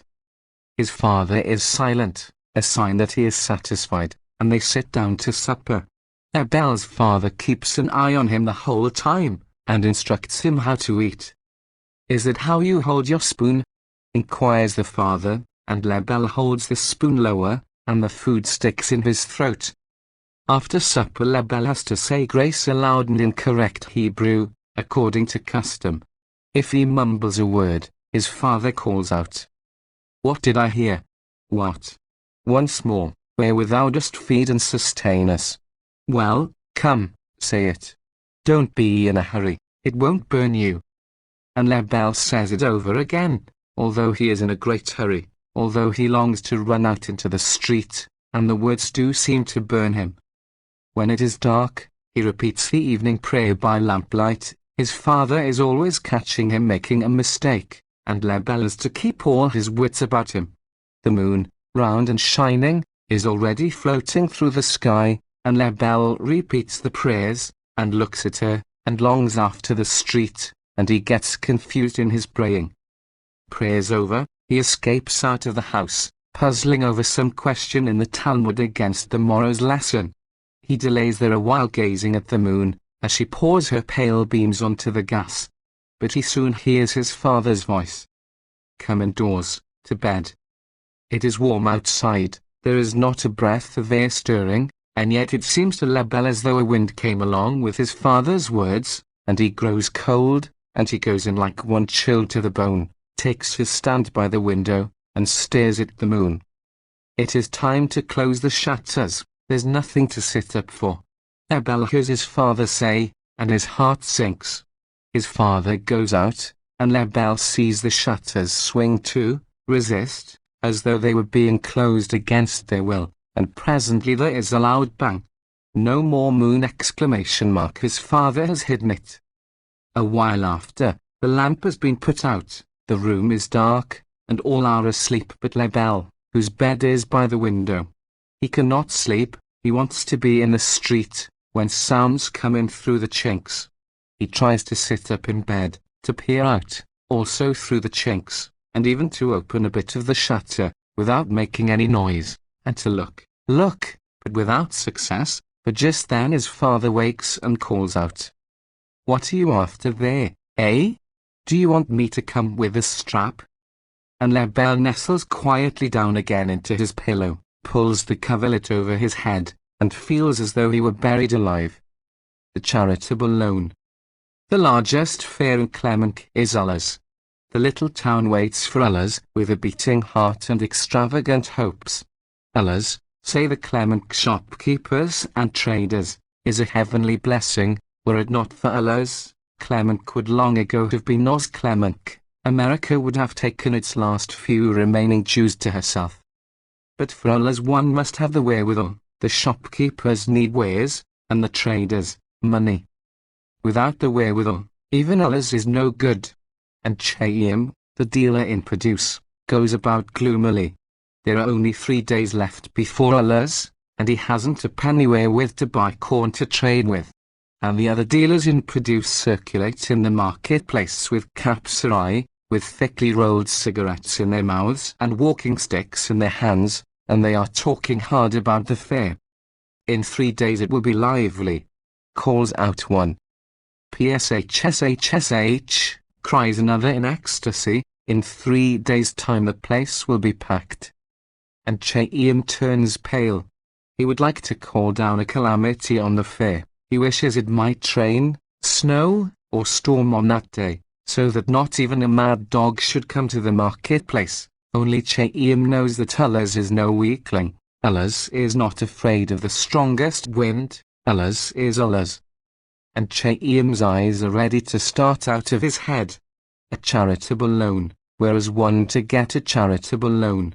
If only 25 rubles. He asks it of everyone, but they only answer with a merry laugh. Are you mad? Money, just before a fair? And it seems to Chaim that he really will go mad. Suppose you went across to Hieger's?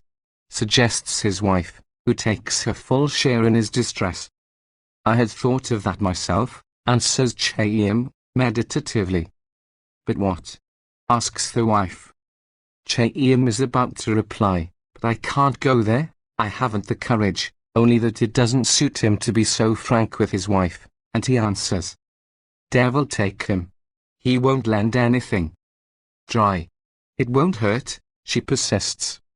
And Chaim reflects that he has no other resource, that Hieger is a rich man, and living in the same street, a neighbor in fact, and that he requires no money for the fair, being a dealer in lumber and timber. Give me out my Sabbath overcoat, says Chaim to his wife, in a resolute tone. Didn't I say so? The wife answers. It's the best thing you can do, to go to him. Chaim placed himself before a half-broken looking glass which was nailed to the wall, smoothed his beard with both hands, tightened his earlocks, and then took off his hat, and gave it a polish with his sleeve. Just look and see if I haven't got any white on my coat off the wall. If you haven't, the wife answered, and began slapping him with both hands over the shoulders. I thought we once had a little clothes brush. Where is it? Huh? Perhaps you dreamt it, replied his wife, still slapping him on the shoulders, and she went on, well, I should say you had got some white on your coat. Come, that'll do, said Chaim, almost angrily. I'll go now. He drew on his Sabbath overcoat with a sigh, and muttering, very likely, isn't it, he'll lend me money. He went out. On the way to Hieger's, Chaim's heart began to fail him. Since the day that Hieger came to live at the end of the street, Chaim had been in the house only twice, and the path Chaim was treading now was as bad as an examination. The approach to him, the light rooms, the great mirrors, the soft chairs, Hieger himself with his long, thick beard and his black eyes with their Javirish glance, the lardy, the merry, happy children, even the maid, who had remained in his memory since those 2 visits, all these things together terrified him, and he asked himself, where are you going to? Are you mad? Home with you at once. And every now and then he would stop short on the way. Only the thought that Ullers was near, and that he had no money to buy corn, drove him to continue. He won't lend anything, it's no use hoping. Chaim was preparing himself as he walked for the shock of disappointment, but he felt that if he gave way to that extent, he would never be able to open his mouth to make his request known, and he tried to cheer himself. If I catch him in a good humor, he will lend. Why should he be afraid of lending me a few rubles over the fare? I shall tell him that as soon as ever I have sold the corn, he shall have the loan back. I will swear it by wife and children, he will believe me, and I will pay it back. But this does not make Chaim any the bolder, and he tries another sort of comfort, another remedy against nervousness. He isn't a bad man, and, after all, our acquaintance won't date from today. We've been living in the same street 20 years, Perobotska Street. And Chaim recollects that a fortnight ago, as Hieger was passing his house on his way to the marketplace, and he, Chaim, was standing in the yard, he gave him the greeting due to a gentleman, and I could swear I gave him my hand. Chaim reminded himself. Hieger had made a friendly reply. He had even stopped and asked, like an old acquaintance, "Well, Chaim, and how are you getting on?" And Chaim strains his memory and remembers further that he answered on this wise: "I thank you for asking. Heaven forgive me, one does a little bit of business." And Chaim is satisfied with his reply. I answered him quite at my ease. Chaim resolves to speak to him this time even more leisurely and independently, not to cringe before him. Chaim could already see Hieger's house in the distance. He coughed till his throat was clear, stroked his beard down, and looked at his coat. "Still a very good coat," he said aloud, as though trying to persuade himself that the coat was still good, so that he might feel more courage and more proper pride. But when he got to Hieger's big house, when the 8 large windows looking onto the street flashed into his eyes, the windows being brightly illuminated from within, his heart gave a flutter. "Oi, Lord of the world, help!" came of its own accord to his lips. Then he felt ashamed, and caught himself up. Nonsense. As he pushed the door open, the prayer escaped him once more. "Help, mighty God, or it will be the death of me." Hieger was seated at a large table covered with a clean white tablecloth, and drinking while he talked cheerfully with his household. "There's a Jew come, late," called out to boy of 12, on seeing Chaim standing by the door. "So there is," called out a second little boy, still more merrily, fixing Chaim with his large, black, mischievous eyes. All the rest of those at table began looking at Chaim, and we thought every moment that he must fall of a heap onto the floor. "It will look very bad if I fall," he said to himself, made a step forward, and, without saying good evening, stammered out, "I just happened to be passing, you understand, and I saw you sitting, so I knew you were at home. Well, I thought one ought to call neighbors." "Well, welcome, welcome," said Hieger, smiling. "You've come at the right moment. Sit down." A stone rolled off Chaim's heart at this reply, and, with a glance at the 2 little boys, he quietly took a seat. "Leah, give Reb Chaim a glass of tea," commanded Hieger. Quite a kind man, thought Chaim. May the Almighty come to his aid. He gave his host a grateful look, and would gladly have fallen onto the Jever's thick neck, and kissed him. "Well, and what are you about?" inquired his host. "Thanks be to God, one lives." The maid handed him a glass of tea. He said, "Thank you," and then was sorry. It is not the proper thing to thank a servant. He grew red and bit his lips. "Have some jelly with it," Hieger suggested. An excellent man," thought Chaim, astonished. "He is sure to lend." "You deal in something?" asked Hieger. "Why, yes," answered Chaim. "One's little bit of business, thank heaven, is no worse than other people's." "What price are oats fetching now?" it occurred to the Jever to ask. Oats had fallen of late, but it seemed better to Chaim to say that they had risen. "They have risen very much," he declared in a mercantile tone of voice. "Well, "And have you some oats ready?" inquired the Jewry further. "I've got a nice lot of oats, and they didn't cost me much, either. I got them quite cheap," replied Chaim, with more warmth, forgetting, while he spoke, that he hadn't had any of oats in his granary for weeks. "And you are thinking of doing a little speculating?" asked Hieger. "Are you not in need of any money?" "Thanks be to God," replied Chaim, proudly, "I have never yet been in need of money." Why did I say that?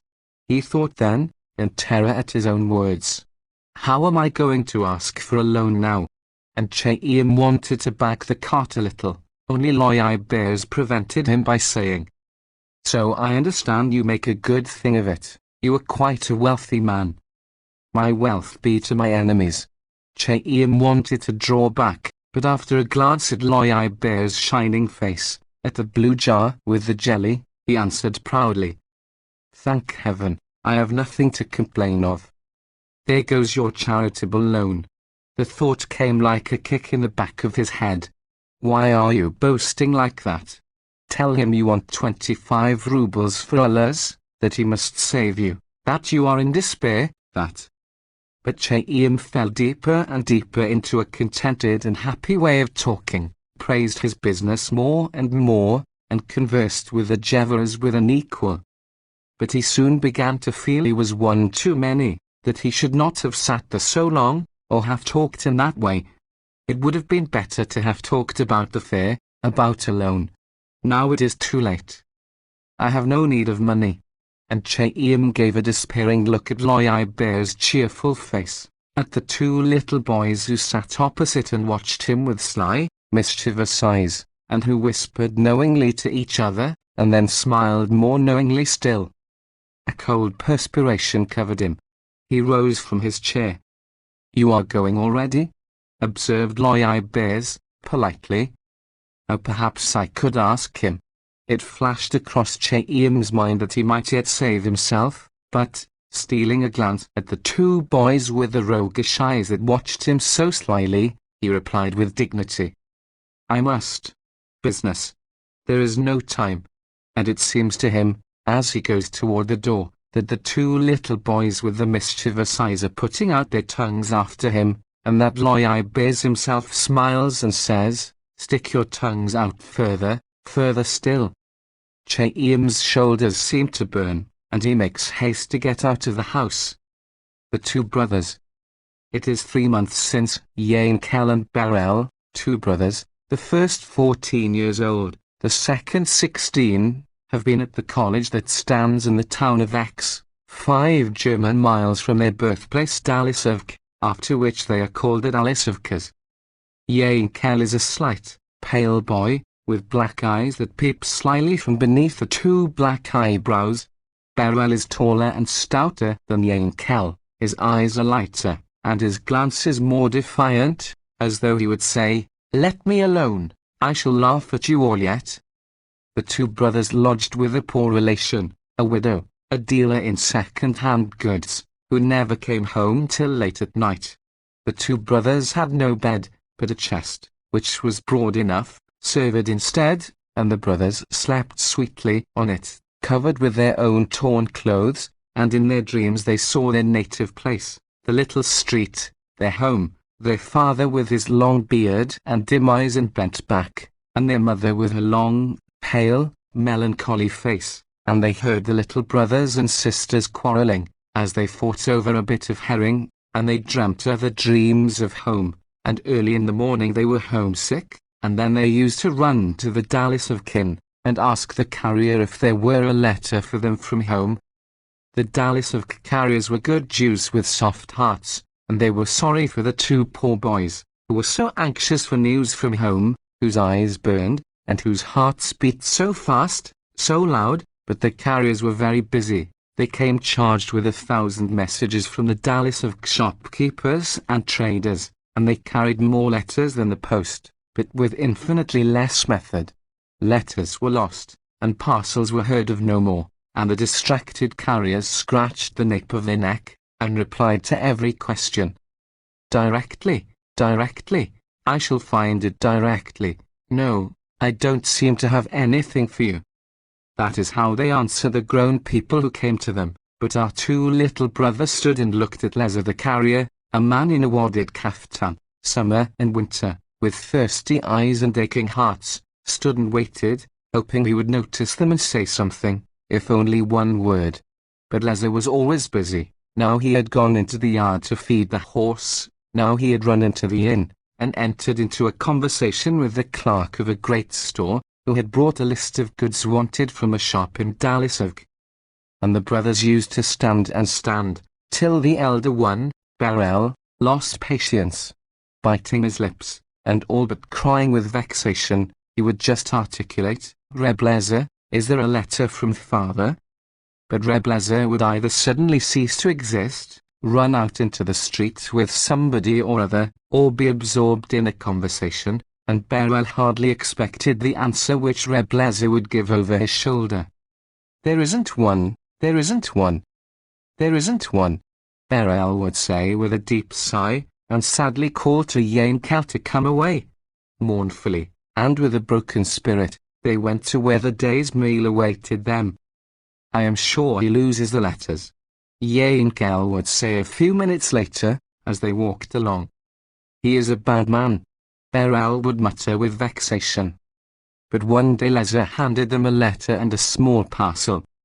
The letter ran thus: "Dear children, be good, boys, and learn with diligence. We send you here with half a cheese and 1/4 pound of sugar, and a little berry juice in a bottle. Eat it in health, and do not quarrel over it. From me, your father, Chaim Hecht." That day Lezer the carrier was the best man in the world in their eyes. They would not have been ashamed to eat him up with horse and cart for very love.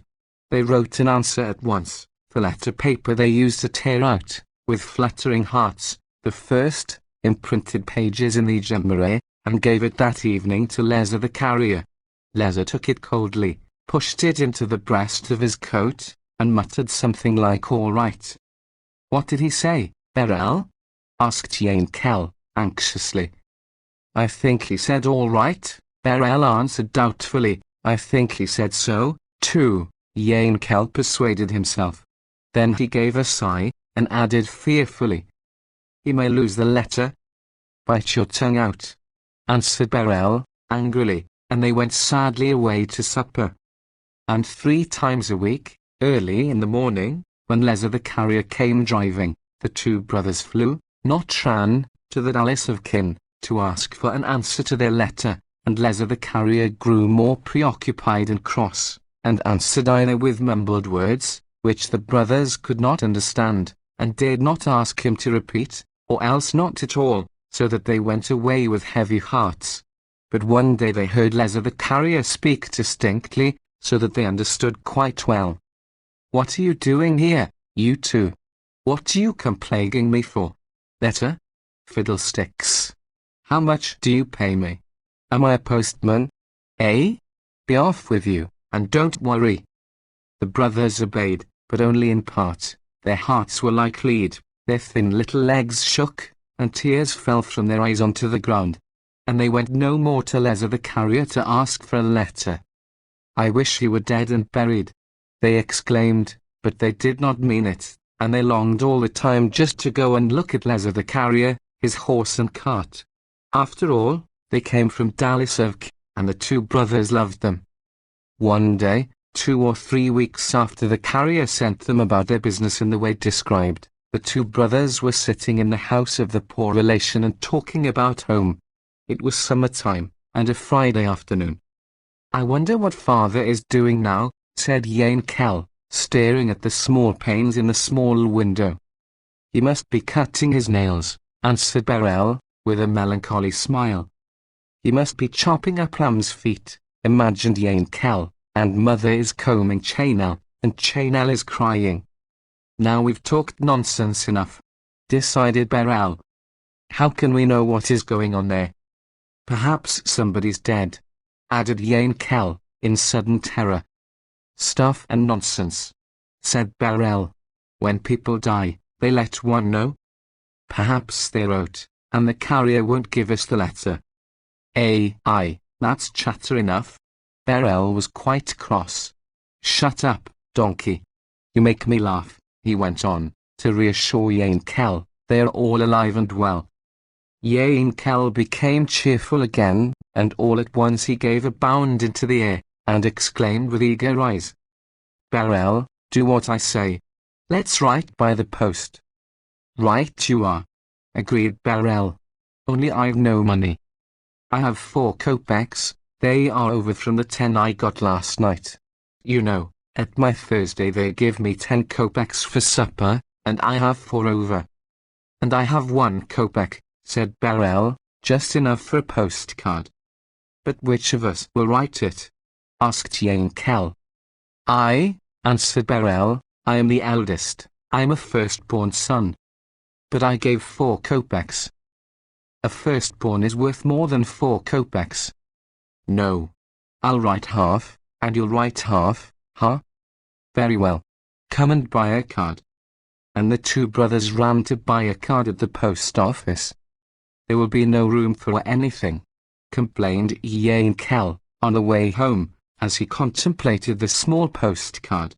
We will make little tiny letters, teeny-weeny ones, advised Perez. Father won't be able to read them. Never mind.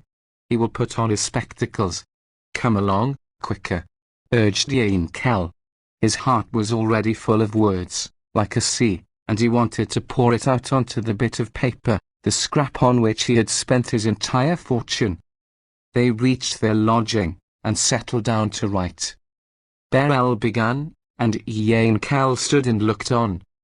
Begin higher up. There is room there for a whole line. Why did you put my beloved father so low down?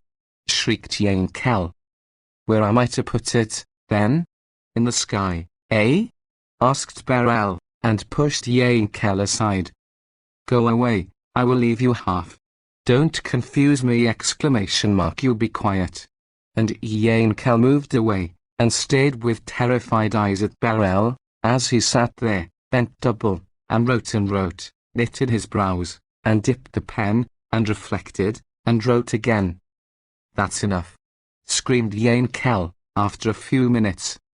It's not the half yet, answered Perez, writing on. But I ought to have more than half, said Yankel, crossly. The longing to write, to pour out his heart onto the postcard, was overwhelming him. But Perez did not even hear. He had launched out into such rhetorical Hebrew expressions as, first of all, I let you know that I am alive and well, which he had learnt in the perfect letter writer, and his little bits of news remained unwritten. He had yet to abuse Lezer the carrier, to tell how many pages of the Gemara he had learnt, to let them know they were to send another parcel, because they had no Monday and no Wednesday, and the Tuesday was no better than nothing. And Perez writes and writes, and Yankel can no longer contain himself. He sees that Perez is taking up more than half the card. Enough. He ran forward with a cry, and seized the penholder. 3 words more, begged Perez. But remember, not more than 3. And Yankel's eyes flashed. Perez set to work to write the 3 words, but that which he wished to express required yet 10 to 15 words. And Perez, excited by the fact of writing, pecked away at the paper, and took up yet another bit of the other half. You stop, shrieked Yankel, and broke into hysterical sobs, as he saw what a small space remained for him. Hush! Just for me, thy son, begged Perez, nothing else. But Yankel, remembering that he had given a whole vira toward the postcard, and that they would read so much of Perez at home, and so little of him, flew into a passion, and came and tried to tear away the card from under Perez's hands. Let me put from me, thy son, implored Perez. It will do without from me, thy son, screamed Yankel, although he felt that one ought to put it. His anger rose, and he began tugging at the card. Perez held tight, but Yankel gave such a pull that the card tore in two. What have you done, villain? Cried Perez, glaring at Yankel. I meant to do it, wailed Yankel. Oh, but why did you? cried Perez, gazing in despair at the two torn halves of the postcard. But Yankel could not answer. The tears choked him, and he threw himself against the wall, tearing his hair. Then Perez gave way, too, and the little room resounded with lamentations. Lost his voice. It was in the large synagogue in Clemenc. The weekday service had come to an end.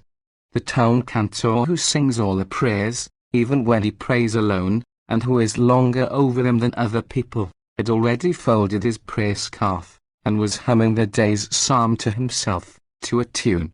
He sang the last words cantorishly high. And he will be our guide until death.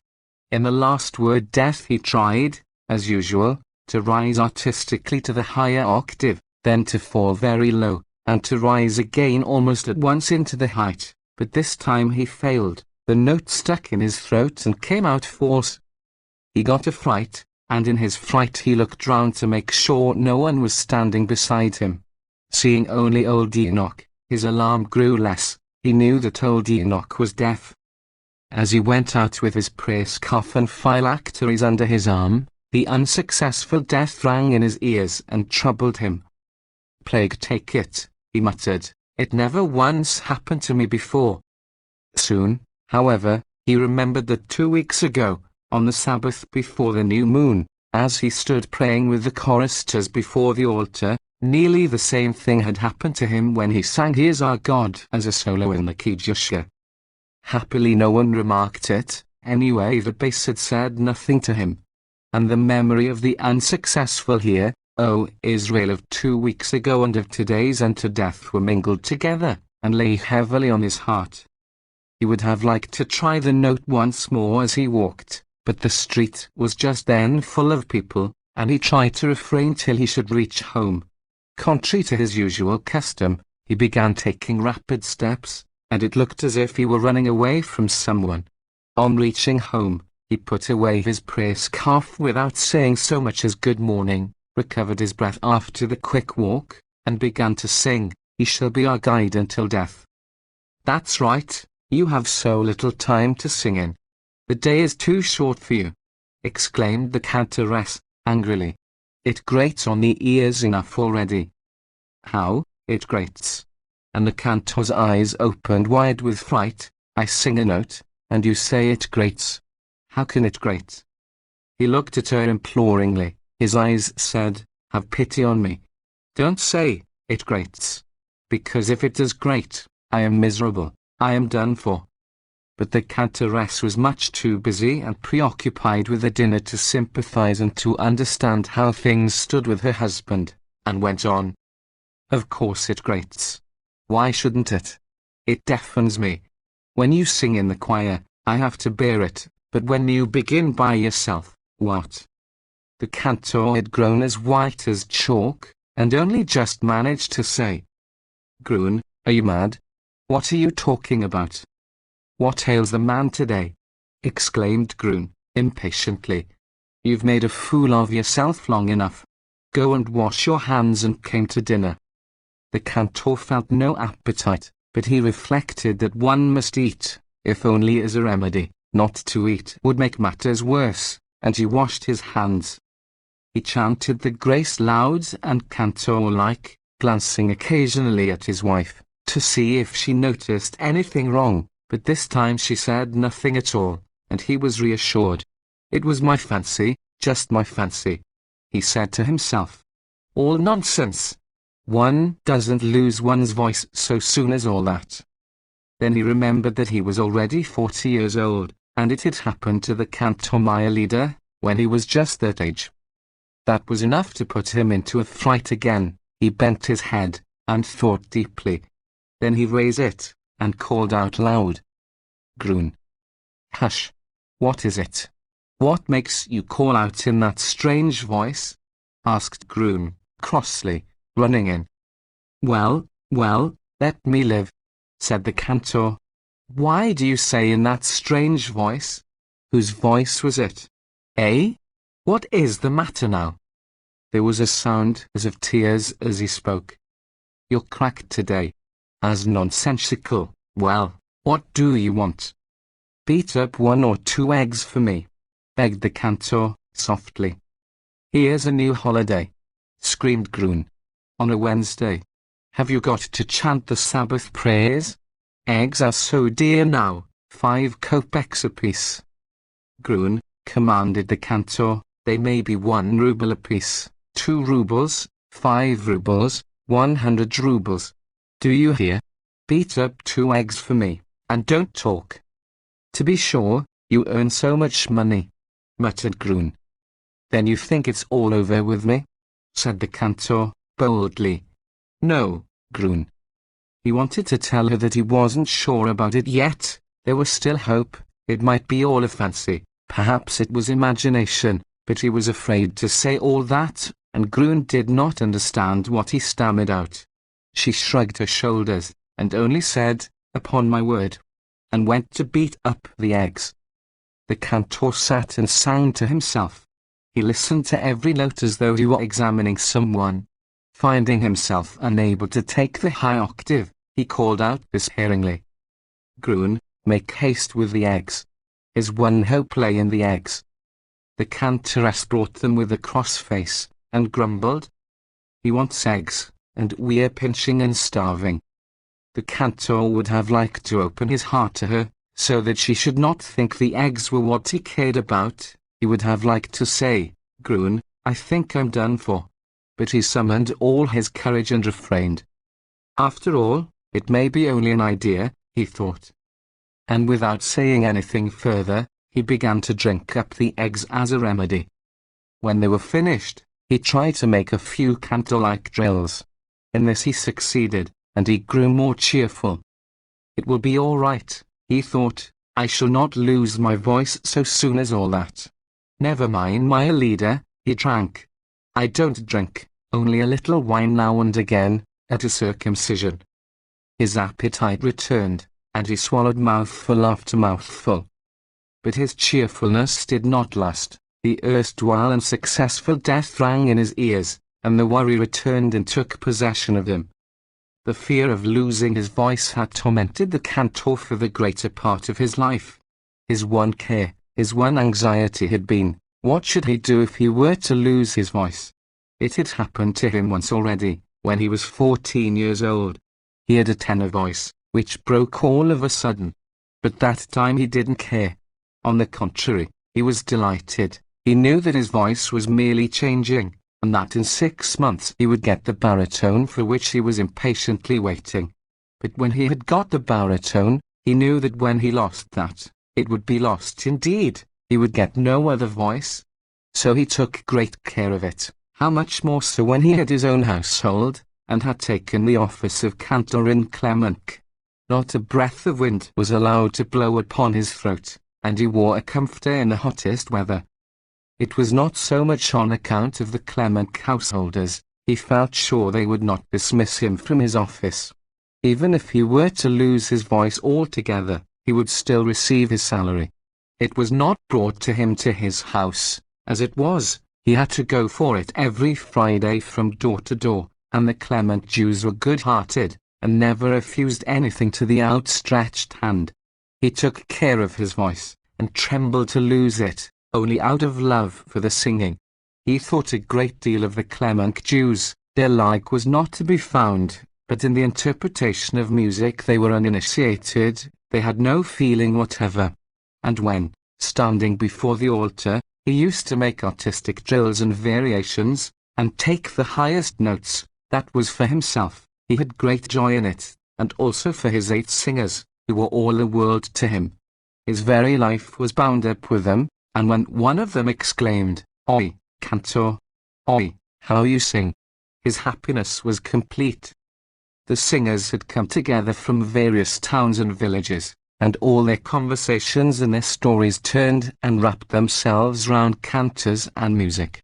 These stories and legends were the cantor's delight. He would lose himself in every one of them, and give a sweet, deep sigh, as if music were a trifle, as if a feeling were a toy.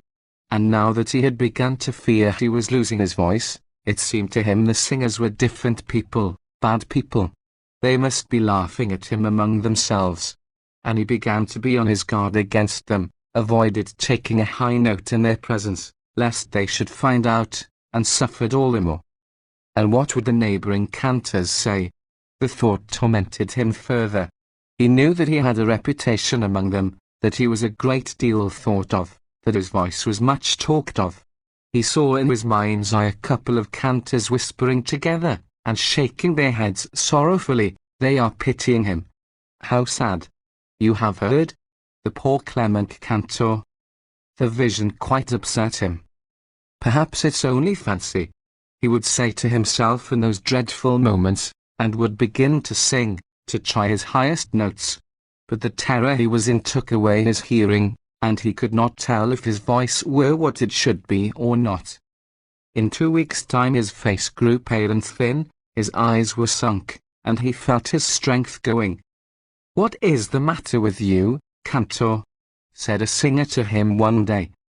"Ha! What is the matter?" asked the cantor, with a start, thinking they'd already found out. "You ask what is the matter with me? Then you know something about it, ha?" "No, I know nothing. That is why I ask you why you look so upset." "Upset, you say? Nothing more than upset, huh? That's all?" The cantor must be thinking out some new piece for the solemn days, decided the choir. Another month went by, and the cantor had not got the better of his fear. Life had become distasteful to him. If he had known for certain that his voice was gone, he would perhaps have been calmer. Verfallen.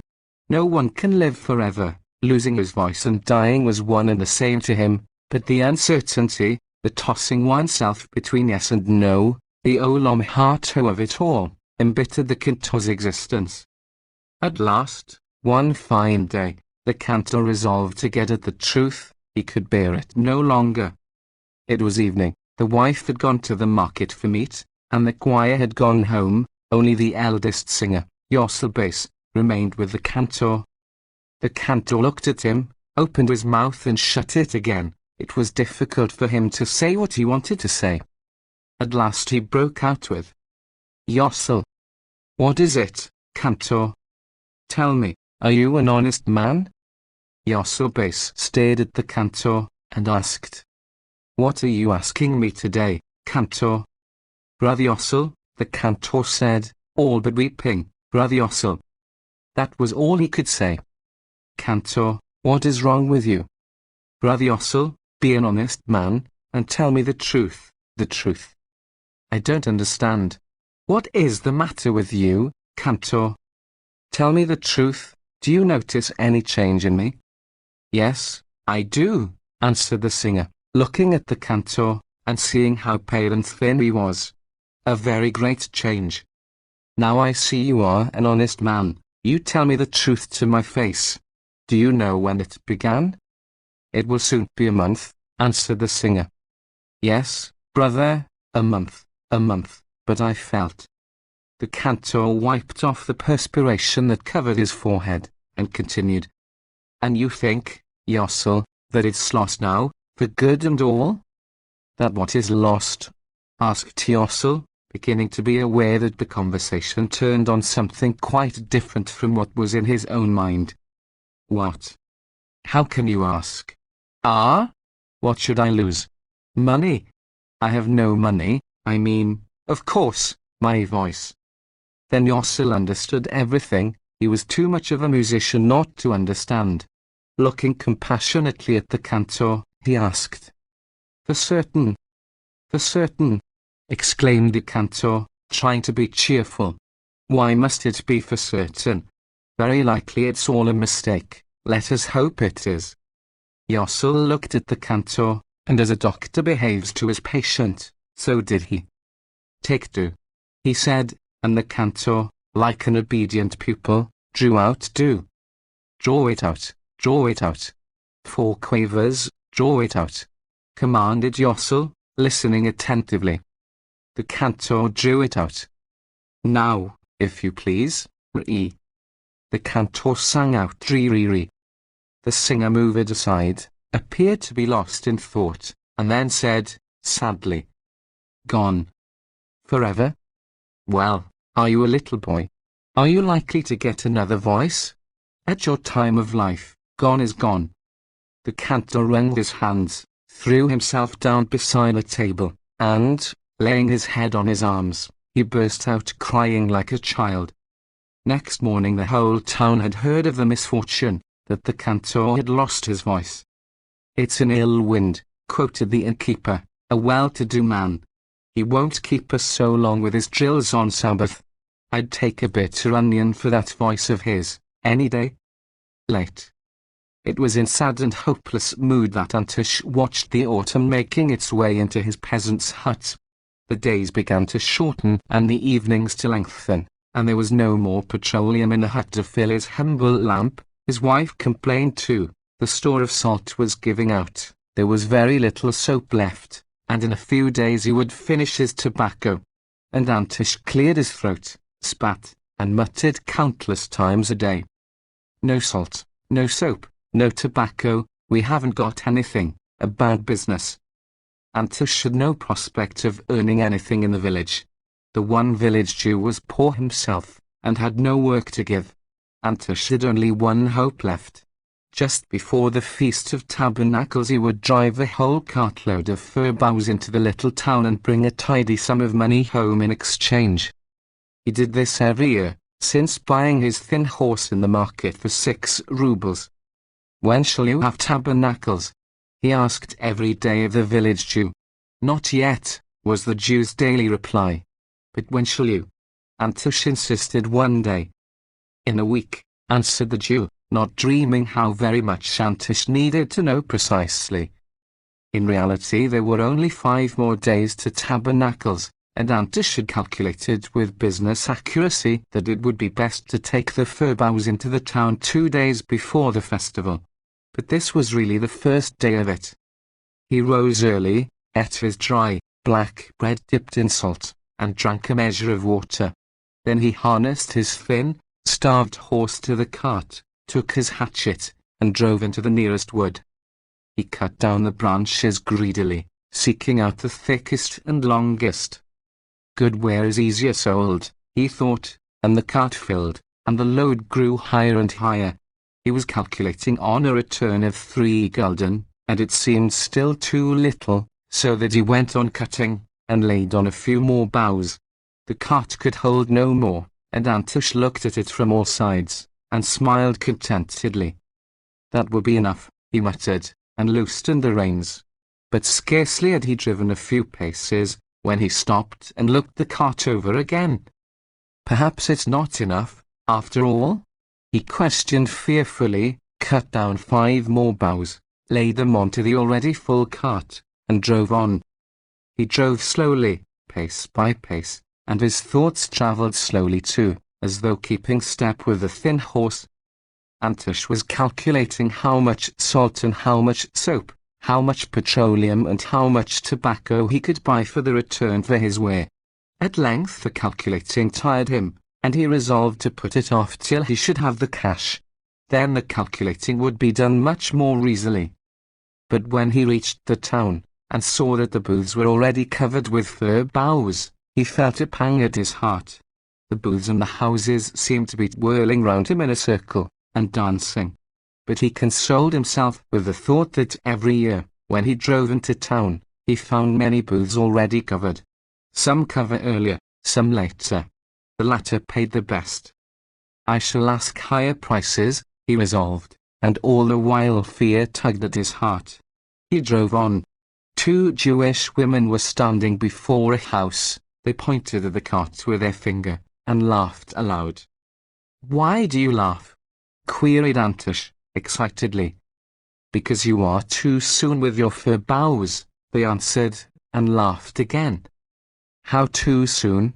he asked, astonished. Too soon," laughed the women. "Phewie," Antush spat, and drove on, thinking, Berko said himself, in a week. I am only 2 days ahead. A cold sweat covered him, as he reflected he might have made a wrong calculation, founded on what Berko had told him. It was possible that he had counted the days badly, had come too late. There is no doubt, All the booths are covered with fir boughs. He will have no salt, no tobacco, no soap, and no petroleum. Sadly he followed the slow paces of his languid horse, which let his weary head droop as though out of sympathy for his master. Meantime the Jews were crowding out of the synagogues in festal array, with their prayer scarfs and prayer books in their hands. When they perceived the peasant with the cart of fir boughs, they looked questioningly one at the other, had they made a mistake and begun the festival too early. "What have you there?" someone inquired. "What?" answered Antush, taken aback. "Fir boughs. Why, my dear friend, I sell it cheap," he begged in a piteous voice. The Jews burst out laughing. "What should we want it for now, fool? The festival has begun," said another. Antush was confused with his misfortune. He scratched the back of his head, and exclaimed, weeping, Buy, I want salt, soap. I want petroleum." The group of Jews, who had begun by laughing, were now deeply moved. They saw the poor, starving peasant standing there in his despair, and were filled with a lively compassion. "A poor Gentile, it's pitiful," said one, sympathetically. "He hoped to make a fortune out of his fir boughs, and now," observed another. "It would be proper to buy up that bit of fir," said a third, "else it might cause a chilul Hashem." "On a festival," objected someone else. "It can always be used for firewood," said another, contemplating the cartful. "Whether or no, it's a festival.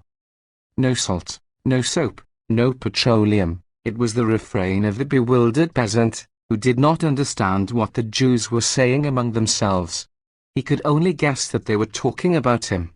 "Hold! He doesn't want money. He wants swear. Where without money may be given even on a festival," called out one. The interest of the bystanders waxed more lively. Among them stood a storekeeper, whose shop was close by.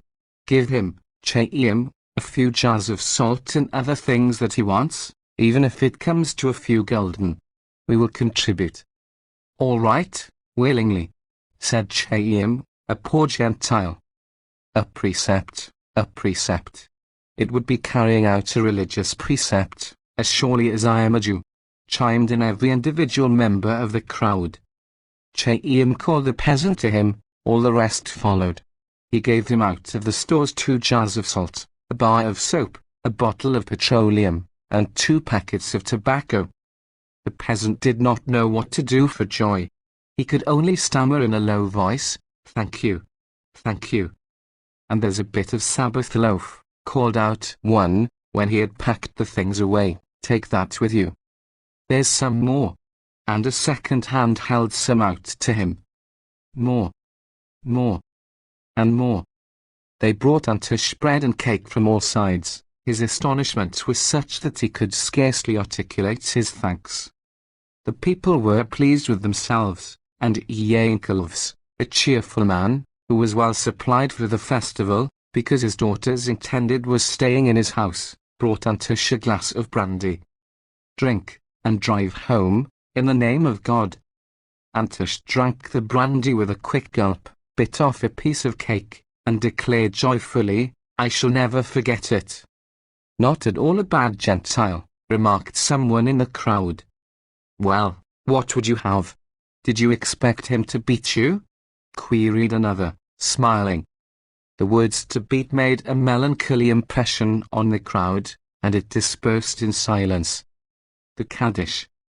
From behind the curtain came low moans, and low words of encouragement from the old and experienced boy. In the room it was dismal to suffocation. The 7 children, all girls, between 23 and 4 years old, sat quietly, each by herself, with drooping head, and waited for something dreadful. At a little table near a great cupboard with books sat the patriarch Reb Selig Chains, a tall, thin Jew, with a yellow, consumptive face.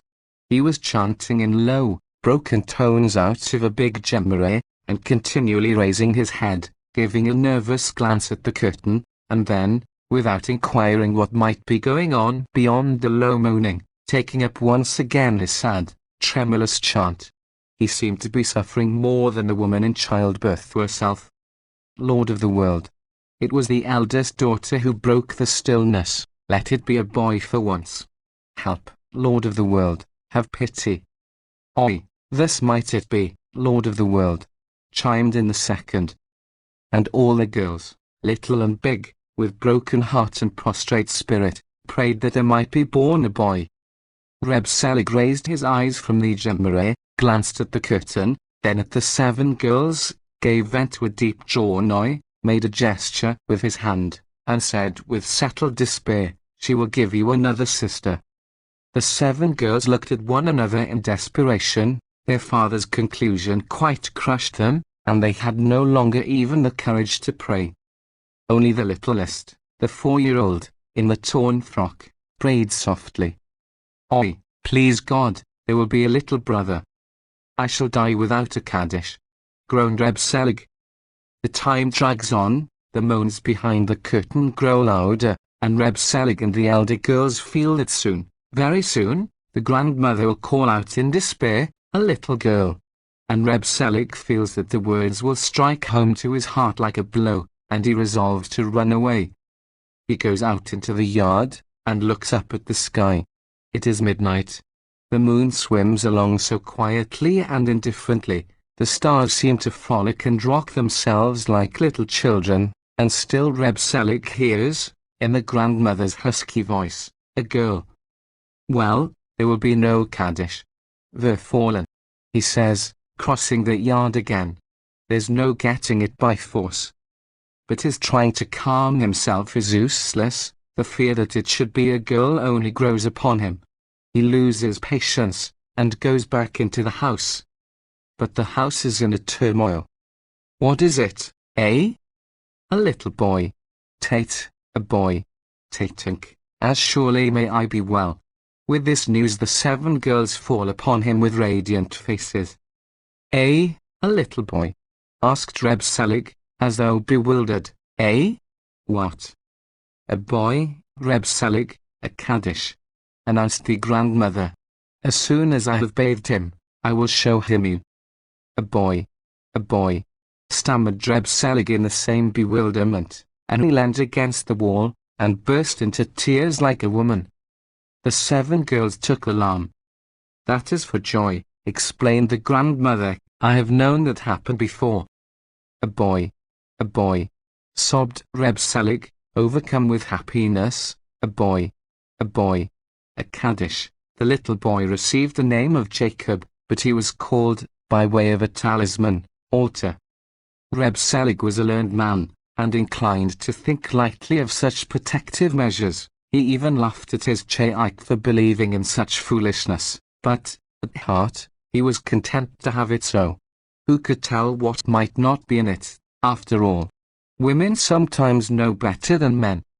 By the time Altuk was 3 years old, Reb Selig's cough had become worse, the sense of oppression on his chest more frequent. But he held himself morally erect, and looked death calmly in the face, as though he would say, "Now I can afford to laugh at you, I leave a Kaddish." "What do you think, Cheik?" he would say to his wife, after a fit of coughing. "Would Altuk be able to say Kaddish if I were to die today or tomorrow?" "Go along with you, crazy pate," Cheik would exclaim in secret alarm. "You are going to live a long while. Is your cough anything new?" Selig smiled. "Foolish woman, she supposes I am afraid to die. When one leaves a Kaddish, death is a trifle." Altuk was sitting playing with a prayer book and imitating his father at prayer, an Listen to him praying. And Cheik turned delightedly to her husband. "His soul is piously inclined." Selig made no reply, he only gazed at his Kaddish with a beaming face. Then an idea came into his head. Altuk will be a tzaddik, will help him out of all his difficulties in the other world. "Mame, I want to eat," wailed Altuk, suddenly. He was given a piece of the white bread which was laid aside, for him only, every Sabbath. Altuk began to eat. "Who bringest forth? Who bringest forth?" called out Reb Selig. "Dant," answered the child. "It is time you taught him to say grace," observed Cheik. And Reb Selig drew Altuk to him and began to repeat with him. "Say, Boruch." "Boruch," repeated the child after his fashion. "Atop, atop." When Altuk had finished, "Who bringest forth," Cheik answered biasly, "Amen," and Reb Selig saw Altuk, in imagination, standing in the synagogue and repeating Kaddish, and heard the congregation answer Amen, and he felt as though he were already seated in the Garden of Eden. Another year went by, and Reb Selig was feeling very poorly. Spring had come, the snow had melted, and he found the wet weather more trying than ever before. He could just drag himself early to the synagogue, but going to the afternoon service had become a difficulty, and he used to recite the afternoon and later service at home, and spend the whole evening with Altuk. It was late at night. All the houses were shut. Reb Selig sat at his little table, and was looking into the corner where Cheik's bed stood, and where Altuk slept beside her. Selig had a feeling that he would die that night. He felt very tired and weak, and with an imploring look he crept up to Altuk's crib, and began to wake him. The child woke with a start. Altuk, Reb Selig was stroking the little head. "Come to me for a little." The child, who had had his first sleep out, sprang up, and went to his father. Reb Selig sat down in the chair which stood by the little table with the open Jewry, lifted Altuk onto the table, and looked into his eyes. "Altuk." "What, 8? Would you like me to die?" "Like," answered the child, not knowing what to die meant, and thinking it must be something nice. "Will you say Kaddish after me?" asked Reb Selig, in a strangled voice, and he was seized with a fit of coughing. "Will say," promised the child. "Shall you know how?" "Shall." "Well, now, say, Yiskadal." "Yistadal," repeated the child in his own way.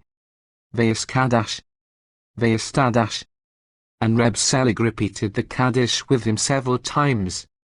The small lamp burnt low, and scarcely illuminated Reb Selig's yellow, corpse-like face, or the little one of Altuk, who repeated wearily the difficult, and to him unintelligible words of the Kaddish. And Altuk, all the while, gazed intently into the corner, where Tate's shadow and his own had a most fantastic and frightening appearance. Avrohom, the orchard keeper. When he first came to the place, as a boy, and went straight to the house of study, and people, having greeted him, asked, "Where do you come from?" And he answered, not without pride, "From the government of Wilna." From that day until the day he was married, they called him Lewilna. In a few years' time, however, when the house of study had married him to the daughter of the psalm reader, a coarse, undersized creature, and when, after 6 months' board with his father-in-law, he became a teacher, the town altered his name to the Wilna teacher. Again, a few years later, when he got a chest affection, and the doctor forbade him to keep school, and he began to deal in fruit, the town learned that his name was Avrohom, to which they added the orchard keeper, and his name is Avrohom the orchard keeper to this day. Avrohom was quite content with his new calling. He had always wished for a business in which he need not have to do with a lot of people in whom he had small confidence, and in whose society he felt ill at ease. People have a queer way with them, he used to think. They want to be always talking. They want to tell everything, find out everything, answer everything. When he was a student, he always chose out a place in a corner somewhere, where he could see nobody, and nobody could see him, and he used to murmur the day's task to a low tune, and his murmured repetition made him think of the ruin in which Rabbi Hosea, praying there, heard the bars kol mourn, cooing like a dove, over the exile of Israel. And then he longed to float away to that ruin somewhere in the wilderness, and murmur like a dove, with no one, to interrupt him, not even the bars kol. But his vision would be destroyed by some hard question which a fellow student would put before him, describing circles with his thumb and chanting to a shrill Jewry tune. In the orchard, at the end of the gas, however, which Avrohom hired of the Gentiles, he had no need to exchange empty words with anyone. Avrohom had no large capital, and could not afford to hire an orchard for more than 30 rubles. The orchard was consequently small, and only grew about 20 apple trees, a few pear trees, and a cherry tree. Avrohom used to move to the garden directly after the Feast of Weeks, although that was still very early. The fruit had not yet set, and there was nothing to steal. But Avrohom could not endure sitting at home any longer, where the wife screamed, the children cried, and there was a continual fear. What should he want there? He only wished to be alone with his thoughts and imaginings, and his quiet tunes, which were always weaving themselves inside him, and were nearly stifled. It is early to go to the orchard directly after the Feast of Weeks, but Avrohom does not mind. He is drawn back to the trees that can think and hear so much, and keep so many things to themselves. And Avrohom betakes himself to the orchard. He carries with him, besides phylacteries and prayer scarf, a prayer book with the Psalms and the Stations, 2 volumes of the Gemara which he owns, a few works by the later scholars, and the Tales of Jerusalem. He takes his wadded winter garment and a cushion, makes them into a bundle, kisses the mezuzah, mutters farewell, and is off to the orchard. As he nears the orchard his heart begins to beat loudly for joy, but he is hindered from going there at once. In the yard through which he must pass lies a dog. Later on, when Avrohom has got to know the dog, he will even take him into the orchard, but the first time there is a certain risk. One has to know a dog, otherwise it barks, and Avrohom dreads a bark worse than a bite. It goes through one's head, and Avrohom waits till the owner comes out, and leads him through by the hand. "Back already?" exclaims the owner, laughing and astonished. "Why not?" murmurs Avrohom, shamefacedly, and feeling that it is, indeed, early. "What shall you do?" asks the owner, graver. "There is no hut there at all. Last year's fell to pieces." never mind," begs Avrohom. "It will be all right." "Well, if you want to come." And the owner shrugs his shoulders, and lets Avrohom into the orchard. Avrohom immediately lays his bundle on the ground, stretches himself out full length on the grass, and murmurs, "Good, good." At last he is silent, and listens to the quiet rustle of the trees. It seems to him that the trees also wonder at his coming so soon, and he looks at them beseechingly, as though he would say, "Trees, you, too. I couldn't help it. It drew me." And soon he fancies that the trees have understood everything, and murmur, "Good, good." And Avrohom already feels at home in the orchard. He rises from the ground, and goes to every tree in turn, as though to make its acquaintance. Then he considers the hut that stands in the middle of the orchard. It has fallen in a little certainly, but Avrohom is all the better pleased with it. He is not particularly fond of new, strong things. A building resembling a ruin is somehow much more to his liking. Such a ruin is inwardly full of secrets, whispers, and melodies. Though the tears fall quietly, while the soul yearns after something that has no name and no existence in time or space. And Avrohom creeps into the fallen-in hut, where it is dark and where there are smells of another world. He draws himself up into a ball, and remains hid from everyone. But to remain hid from the world is not so easy. At first it can be managed. So long as the fruit is ripening, he needs no one, and no one needs him.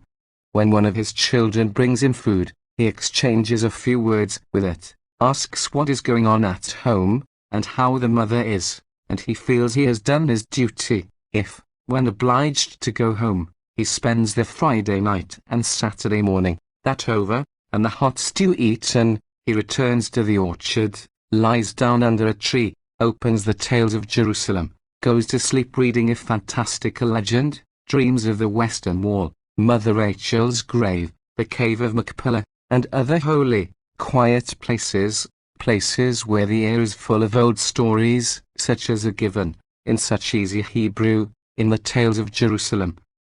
But when the fruit is ripe, and the trees begin to bend under the burden of it, Avrohom must perforce leave his peaceful world, and become a trader. when the first wind begins to blow in the orchard, and covers the ground thereof with apples and pears, Avrohom collects them, makes them into heaps, sorts them, and awaits the market women with their loud tongues, who destroy all the peace and quiet of his Garden of Eden. On Sabbath he would like to rest, but of a Sabbath the trade in apples, on tick of course, is very lively in the orchards. There is a custom in the town to that effect, and Avrohom cannot do away with it. Young gentlemen and young ladies come into the orchard, and hold a sort of revel. They sing and laugh, they walk and they chatter, and Avrohom must listen to it all, and bear it, and wait for the night, when he can creep back into his hut, and need look at no one but the trees, and hear nothing but the wind, and sometimes the rain and the thunder. But it is worse in the autumn, when the fruit is getting overripe, and he can no longer remain in the orchard. With a bursting heart he bids farewell to the trees, to the hut in which he has spent so many quiet, peaceful moments. He conveys the apples to a shed belonging to the farm, which he has hired, ever since he had the orchard, for 10 gulden a month, and goes back to the gas. In the gas, at that time, there is mud and rain. Town Jews drag themselves along sick and disheartened. They cough and groan. Avrohom stares round him, and fails to recognize the world. Bad, he mutters. Fey. And he spits. Where is one to get to? And Avrohom recalls the beautiful legends and the tales of Jerusalem. He recalls the land of Israel. That he knows it is always summer, always warm and fine. And every autumn the vision draws him. But there is no possibility of his being able to go there. He must sell the apples which he has brought from the orchard, and feed the wife and the children he has outside the land. And all through the autumn and part of the winter, Avrohom drags himself about with a basket of apples on his arm and a yearning in his heart. He waits for the dear summer, when he will be able to go back and hide himself in the orchard, in the hut, and be alone, where the town mud and the town Jews with dulled senses shall be out of sight, and the weekday noise, out of hearing. Hirsch David Nornberg.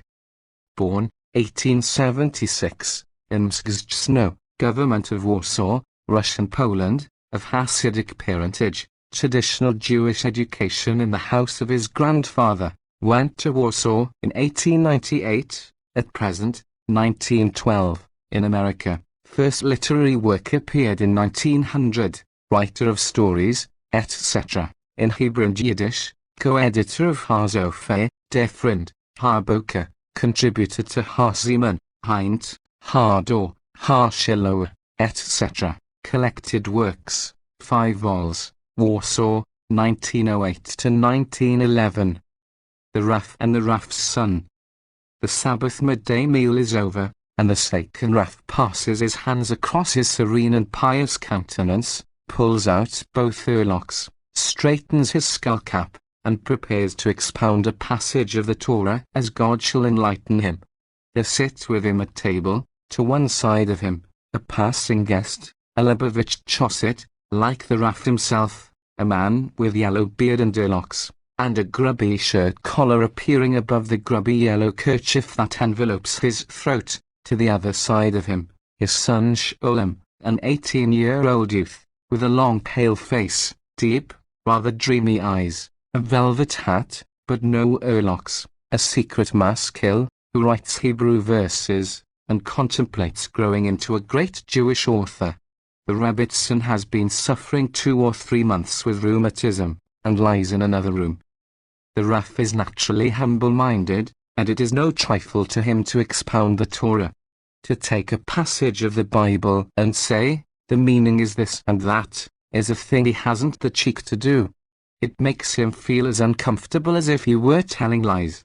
Up to 25 years of age he was a misnagid, but under the influence of the Seichen Rebbitzin, he became a Chosset, bit by bit. Now he is over 50, he drives to the Rebbe, and comes home every time with increased faith in the latter's supernatural powers, and, moreover, with a strong desire to expound a little of the Torah himself, only, whenever a good idea comes into his head, it oppresses him, because he has not sufficient self-confidence to express it. The difficulty for him lies in making a start. He would like to do as the Rebbe does, long life to him. Give a push to his chair, a look, stern and somewhat angry, at those sitting at table, then a groaning sigh. But the Rav is ashamed to imitate him, or is partly afraid, lest people should catch him doing it. He drops his eyes, holds one hand to his forehead, while the other plays with the knife on the table, and one hardly hears. When thou goest forth to war with thine enemy, that is, the inclination to evil, he nods his head, gathers a little confidence, continues his explanation of the passage, and gradually warms to the part. He already looks the stranger boldly in the face. The stranger twists himself into a correct attitude, nods assent, but cannot for the life of him tear his gaze from the brandy bottle on the table, and cannot wonder sufficiently at so much being allowed to remain in it at the end of a meal. And when the Rav comes to the fact that to be in prison means to have bad habits, and well-favored woman means that every bad habit has its good side, the guest can no longer restrain himself, seizes the bottle rather awkwardly, as though in haste, fills up his glass, spills a little onto the cloth, and drinks with his head thrown back, gulping it like a regular tippler, after a horse and sleepy to your health. This has a bad effect on the Rav's enthusiasm. It mixes his brains, and he turns to his son for help. To tell the truth, he has not much confidence in his son where the law is concerned, although he loves him dearly, the boy being the only one of his children in whom he may hope, with God's help, to have comfort, and who, 100 years hence, shall take over from him the office of Rav and Seichen. The elder son is rich, but he is a usurer, and his riches give the Rav no satisfaction whatever. He had one daughter, but she died, leaving some little orphans. Sholem is, therefore, the only one left him. He has a good head, and is quick at his studies, a quiet, well-behaved boy, a little obstinate, a bit opinionated, but that is no harm in a boy, thinks the old man. True, too, that last week people told him tales. Sholem, they said, read heretical books, and had been seen carrying burdens on Sabbath. But this the father does not believe, he will not and cannot believe it. Besides, Sholem is certain to have made amends. If the Talmid Chokim commit a sin by day, it should be forgotten by nightfall, because a Talmid Chokim makes amends. It says so in the Jewry. However, the Rav is ashamed to give his own exegesis of the law before his son, and he knows perfectly well that nothing will induce Sholem to drive with him to the Rebbe. But the stranger and his brandy drinking have so upset him that he now looks at his son in a piteous sort of way. Hear me out, Sholem, what harm can it do you? Says his look.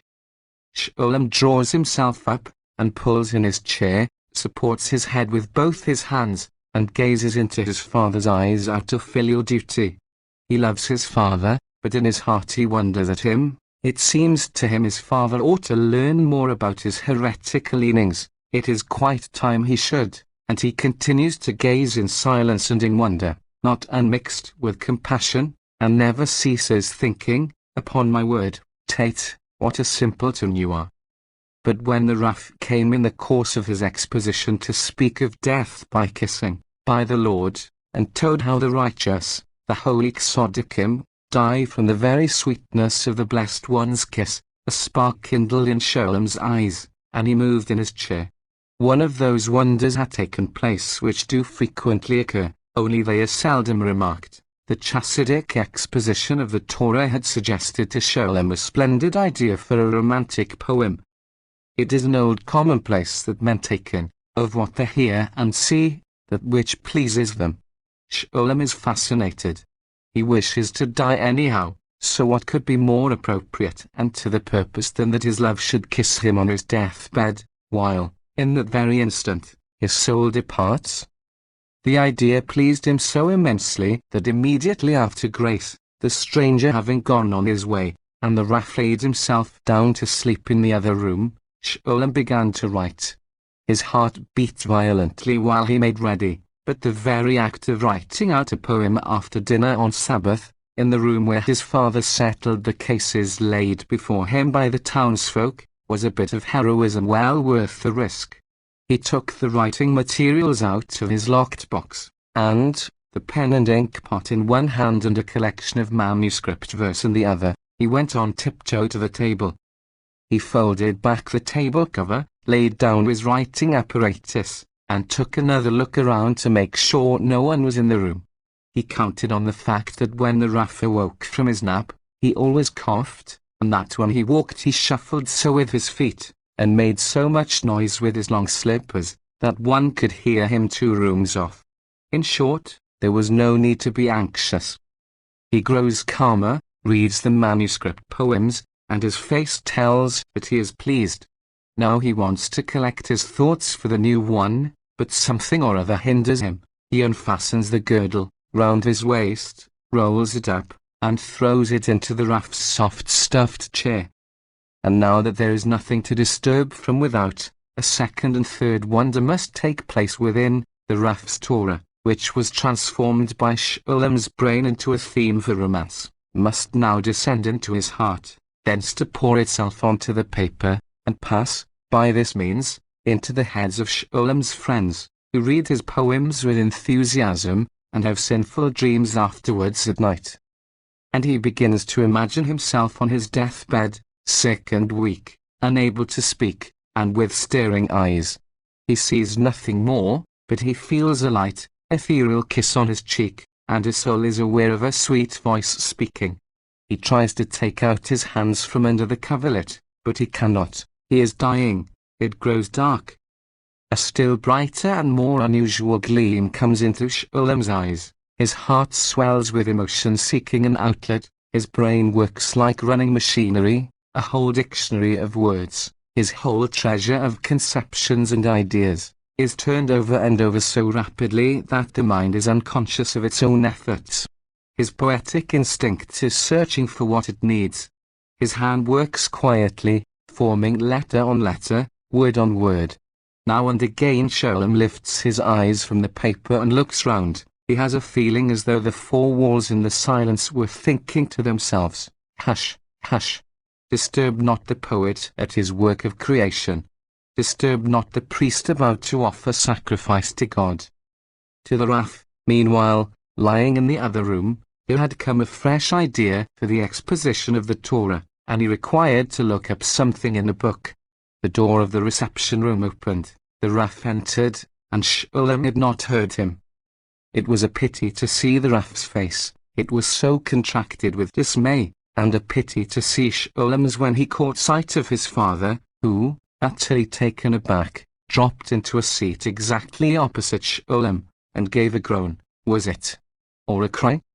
But he did not sit long. He did not know what one should do or say to one's son on such an occasion. His heart and his eyes inclined to weeping, and he retired into his own room. Shulam remained alone with a very sore heart and a soul oppressed.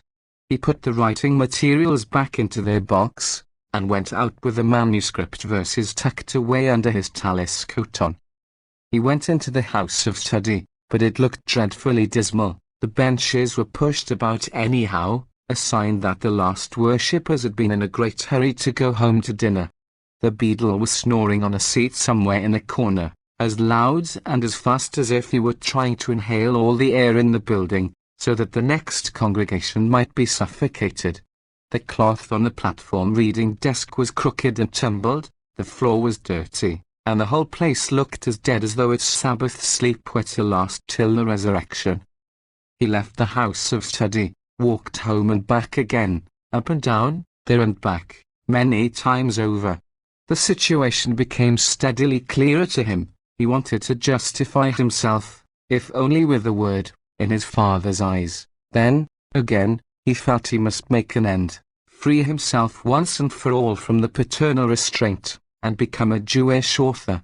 Only he felt sorry for his father. He would have liked to do something to comfort him. Only what? Kiss him. Put his arms round his neck?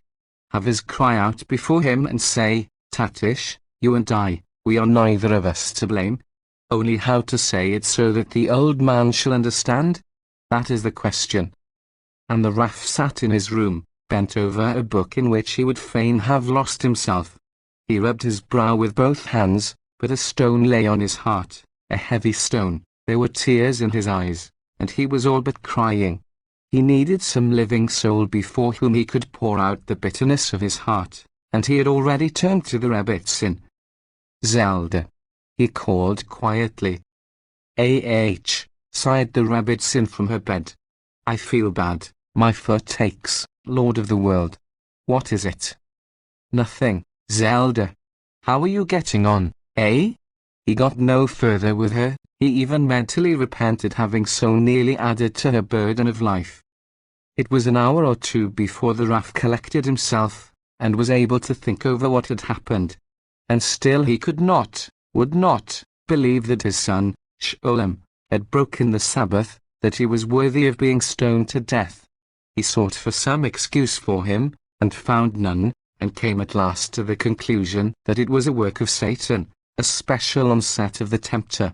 And he kept on thinking of the Chassidic legend of a rabbi who was seen by a chosser to smoke a pipe on Sabbath. Only it was an illusion, a deception of the evil one. But when, after he had waited some time, no Sholem appeared, his heart began to beat more steadily. The reality of the situation made itself felt. He got angry, and hastily left the house in search of the Sabbath breaker, intending to make an example of him. Hardly, however, had he perceived his son walking to and fro in front of the house of study, with a look of absorption and worry, than he stopped short. He was afraid to go up to his son. Just then Sholem turned. They saw each other, and the Raff had willy-nilly to approach him. "Will you come for a little walk?" asked the Raff gently, with downcast eyes. Sholem made no reply, and followed him. They came to the Raff. The Raff looked in all his pockets, found his handkerchief, tied it round his neck, and glanced at his son with a kind of prayer in his eye. Sholem tied his handkerchief round his neck. When they were outside the town, the old man coughed once and again and said, "What is all this?" But Sholem was determined not to answer a word, and his father had to summon all his courage to continue. "What is all this? Eh? Sabbath breaking. It is." He coughed and was silent. They were walking over a great, broad meadow, and Sholem had his gaze fixed on a horse that was moving about with hobbled legs, while the Raff shaded his eyes with one hand from the beams of the setting sun. "How can anyone break the Sabbath? Come now, is it right? Is it a thing to do? Just to go and break the Sabbath? I knew Hebrew grammar, and could write Hebrew, too, once upon a time, but break the Sabbath? Tell me yourself, Sholem, what you think. When you have bad thoughts, how is it you don't come to your father? I suppose I am your father, huh?" The old man suddenly fired up. "Am I your father? Tell me, no? Am I perhaps not your father? For I am his father," he reflected proudly. "That I certainly am. There isn't the smallest doubt about it. The greatest heretic could not deny it. You come to your father," he went on with more decision, and falling into a Gemara chant, "and you tell him all about it. What harm can it do to tell him? No harm whatever. I also used to be tempted by bad thoughts. Therefore I began driving to the Rebbe of Lubavitch. One mustn't let oneself go. Do you hear me, Sholem? One mustn't let oneself go." The last words were long drawn out, the Raff emphasizing them with his hands and wrinkling his forehead. Carried away by what he was saying, he now felt all but sure that Sholem had not begun to be a heretic. "You see," he continued very gently, "every now and then we come to a stumbling block, but all the same, we should not." Meantime, however, the manuscript folio of verses had been slipping out from under Sholem's four corners, and here it fell to the ground. The Raff stood staring, as though startled out of a sweet dream by the cry of fire. He quivered from top to toe, and seized his earlocks with both hands. For there could be no doubt of the fact that Sholem had now broken the Sabbath a second time, by carrying the folio outside the town limit. And worse still, he had practiced deception, by searching his pockets when they had come to the eruff, as though to make sure not to transgress by having anything inside them. Sholem, too, was taken by surprise. He hung his head, and his eyes filled with tears. The old man was about to say something, probably to begin again with "What is all this?" Then he hastily stopped and snatched up the folio, as though he were afraid Sholem might get hold of it first. "Ha, ha, as I," he began panting. "As I, a heretic, a goy." But it was hard for him to speak. He might not move from where he stood, so long as he held the papers, it being outside the eruff. His ankles were giving way, and he sat down to have a look at the manuscript. "Aha! Writing!" he exclaimed as he turned the leaves. "Come here to me," he called to Sholem, who had moved a few steps aside. Sholem came and stood obediently before him. "What is this?" asked the Raff, sternly. "Poems." "What do you mean by poems? What is the good of them?" He felt that he was growing weak again, and tried to stiffen himself morally. "What is the good of them, heretic? Tell me." "They're just meant to read, that dish." "What do you mean by read? A Jeroboam son of Nebat, that's what you want to be, is it? A Jeroboam son of Nebat, to lead others into heresy? No. I won't have it. On no account will I have it." The sun had begun to disappear. It was full time to go home, but the Raff did not know what to do with the folio. He was afraid to leave it in the field, lest Sholem or another should pick it up later, so he got up and began to recite the afternoon prayer. Sholem remained standing in his place, and tried to think of nothing and to do nothing. The old man finished sacrifices, tucked the folio into his girdle, and, without moving a step, looked at Sholem, who did not move either. "Say the afternoon prayer, Shegetz," commanded the old man. Sholem began to move his lips, and the Raff felt, as he went on with the prayer, that this anger was cooling down. Before he came to the 18 benedictions, he gave another look at his son, and it seemed madness to think of him as a heretic, to think that Sholem ought by rights to be thrown into a ditch and stoned to death. Sholem, for his part, was conscious for the first time of his father's will. For the first time in his life, he not only loved his father, but was in very truth subject to him. The flaming red sun dropped quietly down behind the horizon just before the old man broke down with emotion over "Thou art one," and took the sky and the earth to witness that God is one and his name is one, and his people Israel one nation on the earth, to whom he gave the Sabbath for a rest and an inheritance. The Raff wept and swallowed his tears, and his eyes were closed. Sholem, on the other hand, could not take his eye off the manuscript that stuck out of his father's girdle, and it was all he could do not to snatch it and run away. They said nothing on the way home in the dark. They might have been coming from a funeral. But Sholem's heart beat fast, for he knew his father would throw the manuscript into the fire, where it would be burnt. And when they came to the door of their house, he stopped his father, and said in a voice eloquent of tears, "Give it me back, Tatish, please give it me back." And the Raff gave it him back without looking him in the face, and said, "Look here, only don't tell mother. She is ill, she mustn't be upset. She is ill, not of you be it spoken." Meyer Blinkin. Born, 1879, in a village near Perez, government of Poltava, Little Russia, of Hasidic parentage, educated in Kyiv, where he acquired the trade of carpenter in order to win the right of residence, studied medicine, began to write in 1906, came to New York in 1908, writer of stories to the number of about 50, which have been published in various periodicals, wrote also Der Sod, and Dr. McCoy. Women. A prose poem. Hedged round with tall, thick woods, as though designedly, so that no one should know what happens there, lies the long drawn-out old town of Peryaslav. To the right, connected with Peryaslav by a wooden bridge, lies another bit of country, named Pidvox. The town itself, with its long, narrow, muddy streets, with the crowded houses propped up one against the other like tombstones, with their meagre grey walls altarpieces, with the broken window pane stuffed with rags. Well, the town of Perez was hardly to be distinguished from any other town inhabited by Jews. Here, too, people faded before they bloomed. Here, too, men lived on miracles, were fruitful and multiplied out of all season and reason.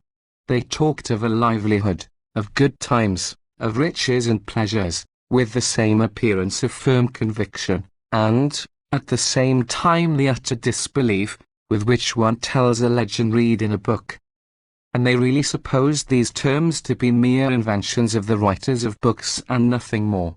For not only were they incapable of a distinct conception of their real meaning, but some had even given up the very hope of ever being able to earn so much as a living, and preferred not to reach out into the world with their thoughts, straining them for nothing, that is, for the sake of a thing so plainly out of the question as a competence.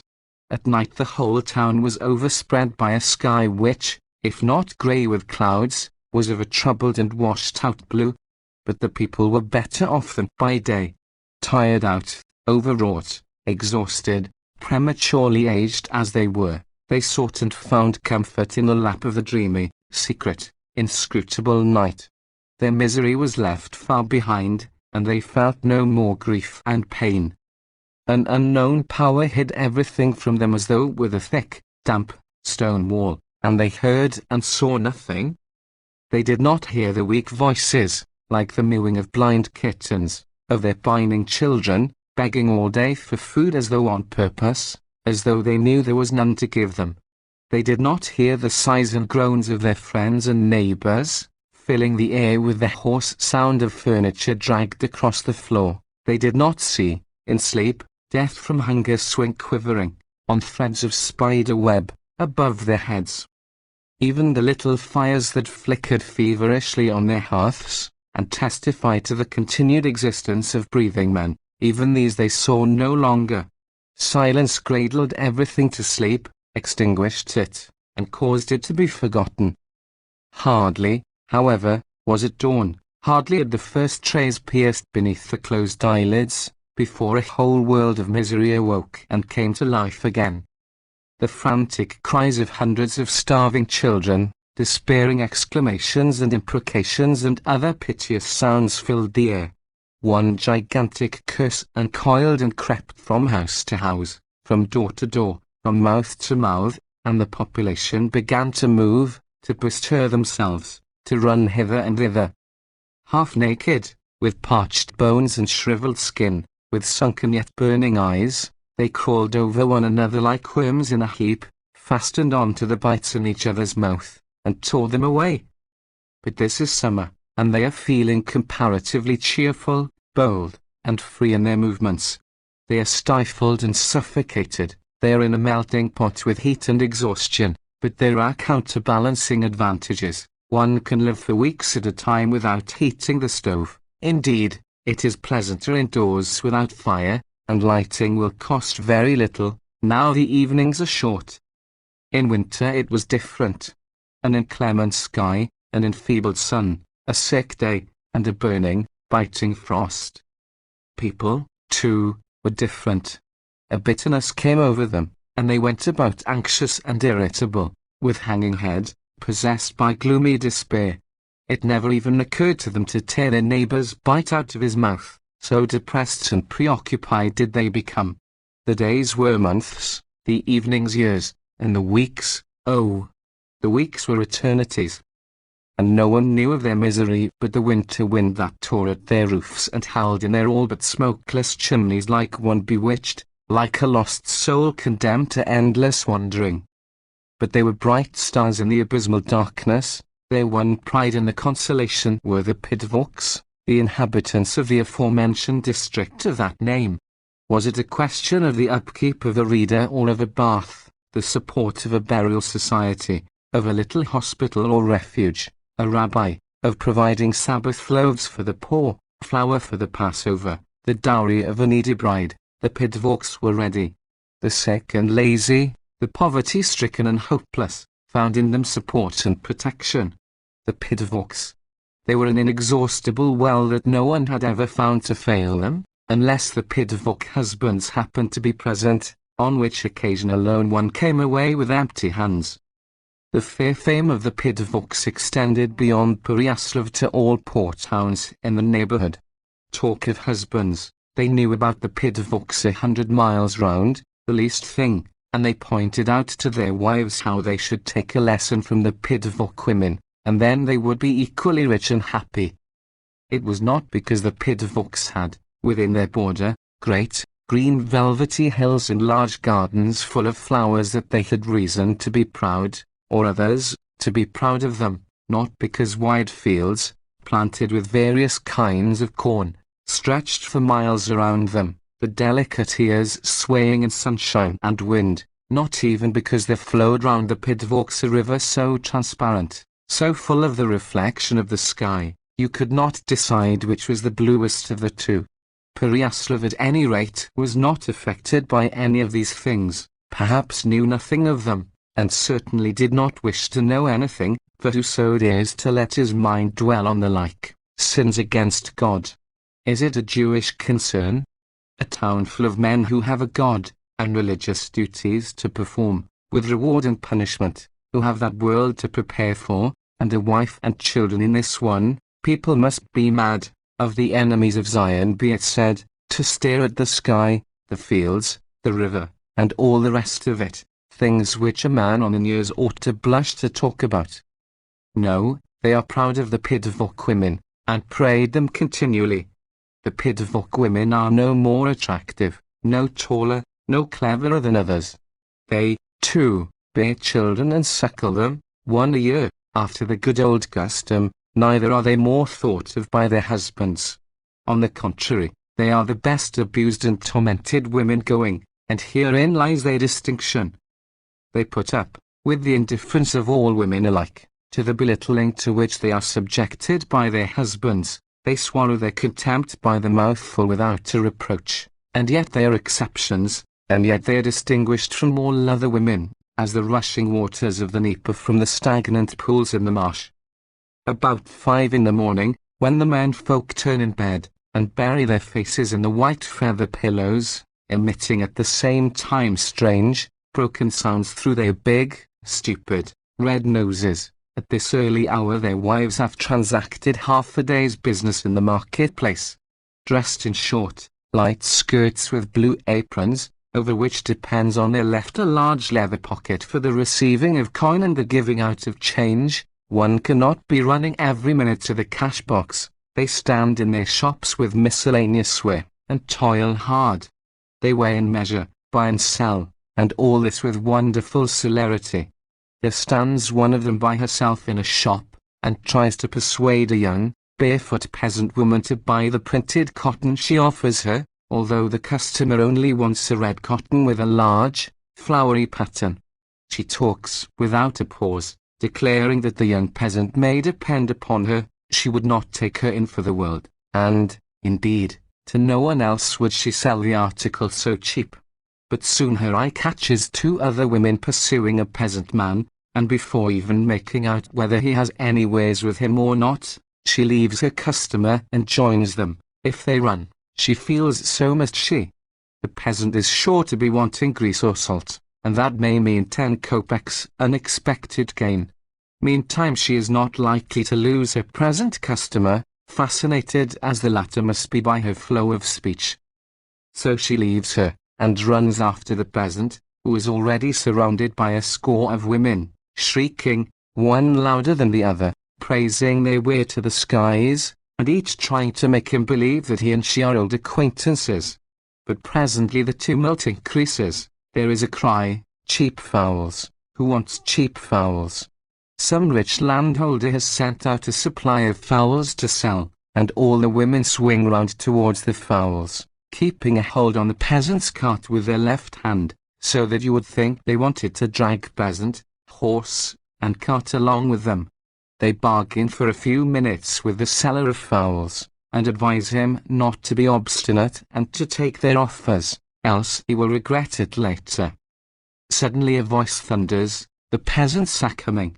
and they throw themselves as for dear life upon the cartloads of produce. They run as though to a conflagration, get under each other's feet, their eyes glisten as though they each wanted to pull the whole market aside. There is a shrieking and scolding, until one or another gets the better of the rest, and secures the peasant's wares. Then only does each woman remember that she has customers waiting in a shop, and she runs in with a beaming smile and tells them that, as they have waited so long, they shall be served with the best and the most beautiful of her store.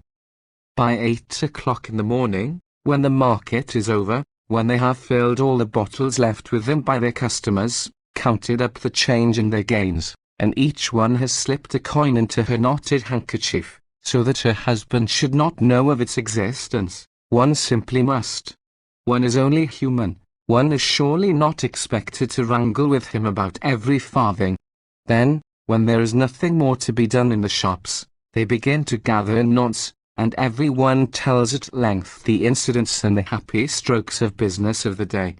They have forgotten all the bad luck they wished each other, all the abuse they exchanged, while the market was in progress. They know that panos is panos, and bear no malice, or, if they do, it is only if one has spoken unkindly of another during a period of quiet, on a Sabbath or a holiday.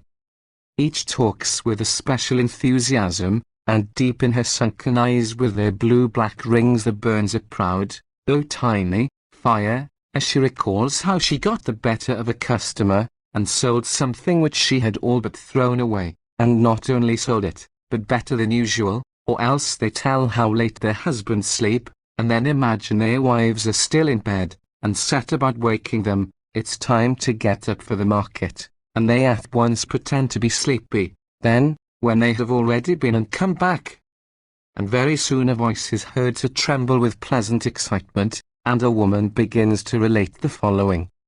Just you listen to me. I was up today when God himself was still asleep. That is not the way to talk, Cheyenne.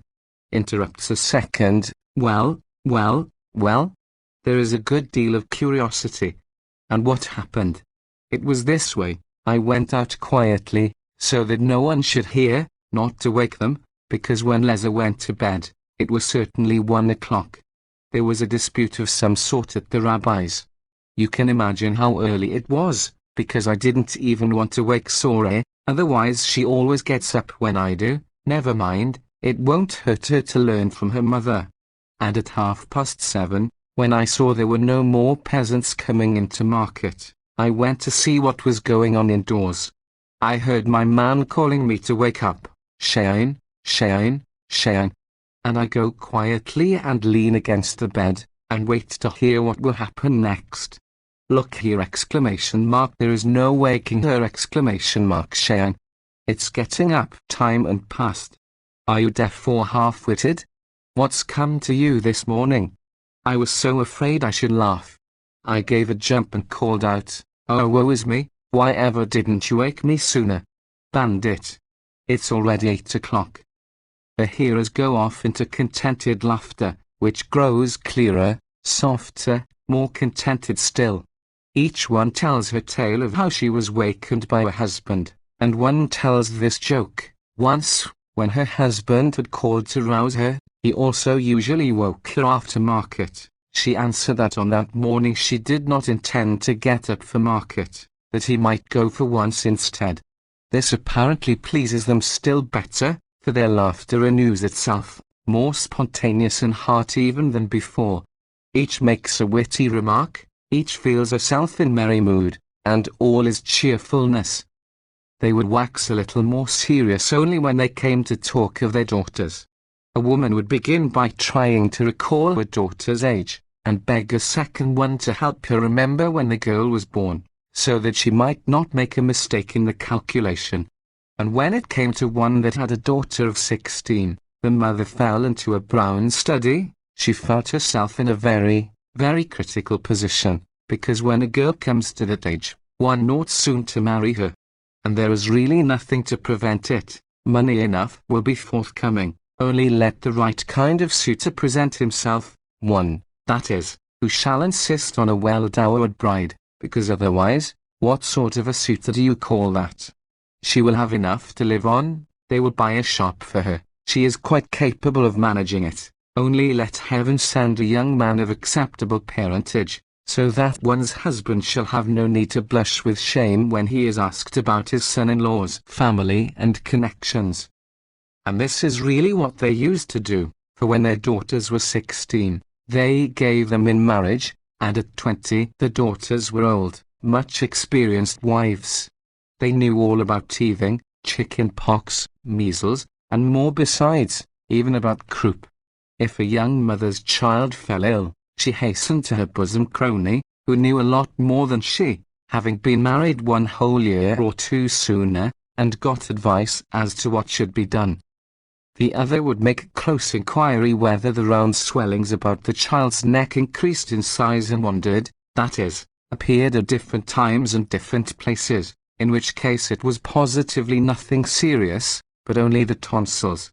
But if they remained in one place and grew larger, the mother must lose no time, but must run to the doctor.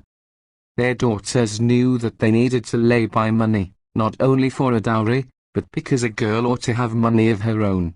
They knew as well as their mothers that a bridegroom would present himself and ask a lot of money, the best sign of his being the right sort, and they prayed God for the same without ceasing. No sooner were they quit of household matters than they went over to the discussion of their connections and alliances. It was the greatest pleasure they had. The fact that their children, especially their daughters, were so discreet that not one, to speak in a good hour and be silent in a bad, had as yet ever, far be it from the speaker to think of such a thing, given birth to a bastard, as was known to happen in other places, this was the crowning point of their joy and exultation. It even made up to them for the other fact, that they never got a good word from their husbands for their hard, unnatural toil.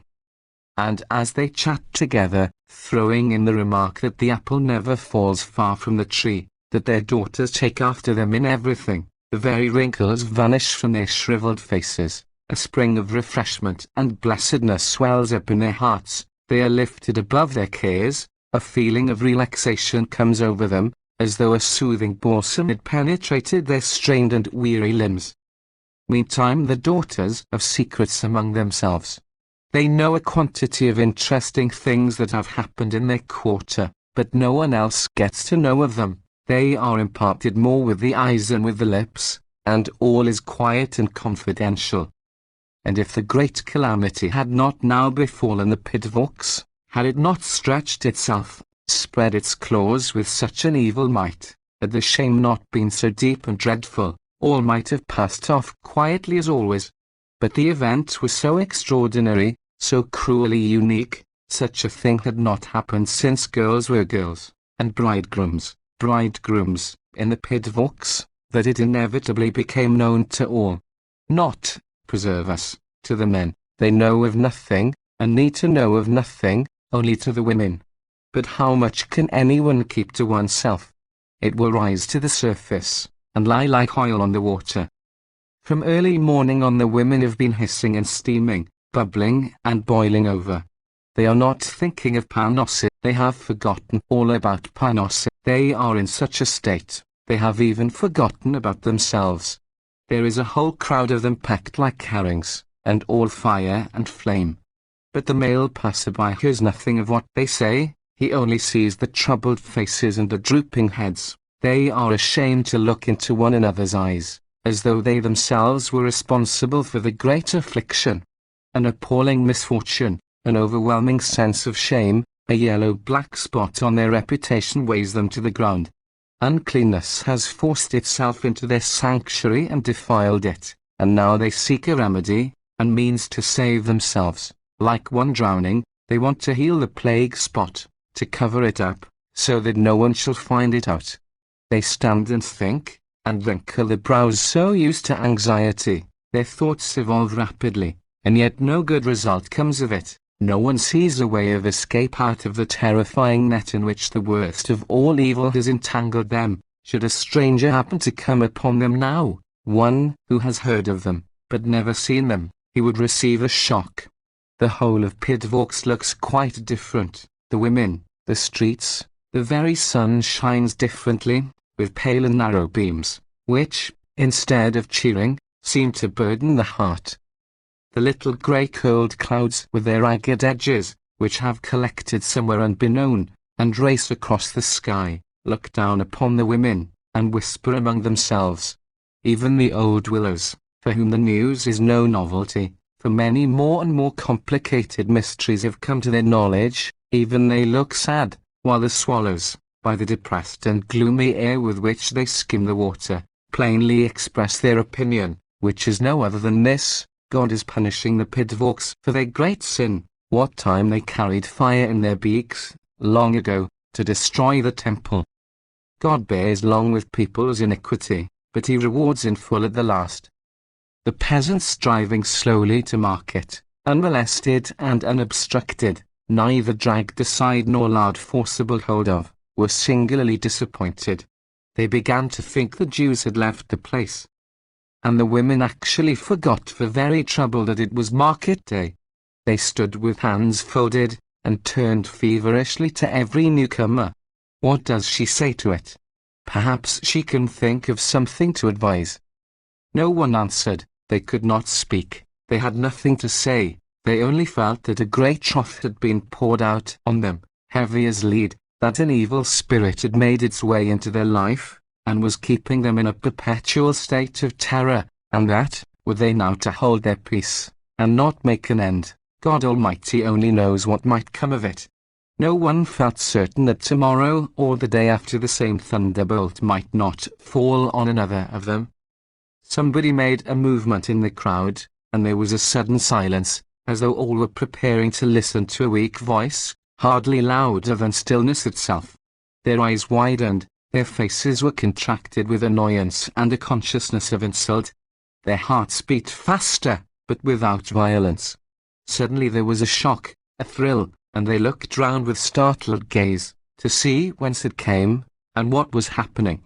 And they saw a woman forcing her way frantically through the crowd, her hands working, her lips moving as in fever, her eyes flashing fire, and her voice shaking as she cried, "Come on and see me settle them. First I shall thrash him, and then I shall go for her. We must make a cinder heap of them, it's all we can do." She was a tall, bony woman, with broad shoulders, who had earned for herself the nickname Cossack, by having, with her own hands, beaten off 3 peasants who wanted to strangle her husband. He, they declared, having sold them by false weight. It was the first time he had ever tried to be of use to her. "But don't shout so, Brindle," begged a woman's voice. "What do you mean by don't shout? Am I going to hold my tongue? Never you mind, I shall take no water into my mouth. I'll teach them, the apostates, to desecrate the whole town." "But don't shout so," begged several more. Brindle takes no notice. She clenches her right fist, and, fighting the air with it, she vociferates louder than ever. "What has happened, women? What are you frightened of? Look at them, if they are not all a little afraid. That's what brings trouble. Don't let us be frightened, and we shall spare ourselves in the future. We shall not be in terror that tomorrow or the day after, they had best not live to hear of it. Sweet Father in heaven, another of us should have this come upon her." Brindle's last words made a great impression. The women started as though someone had poured cold water over them without warning. A few even began to come forward in support of Brindle's proposal.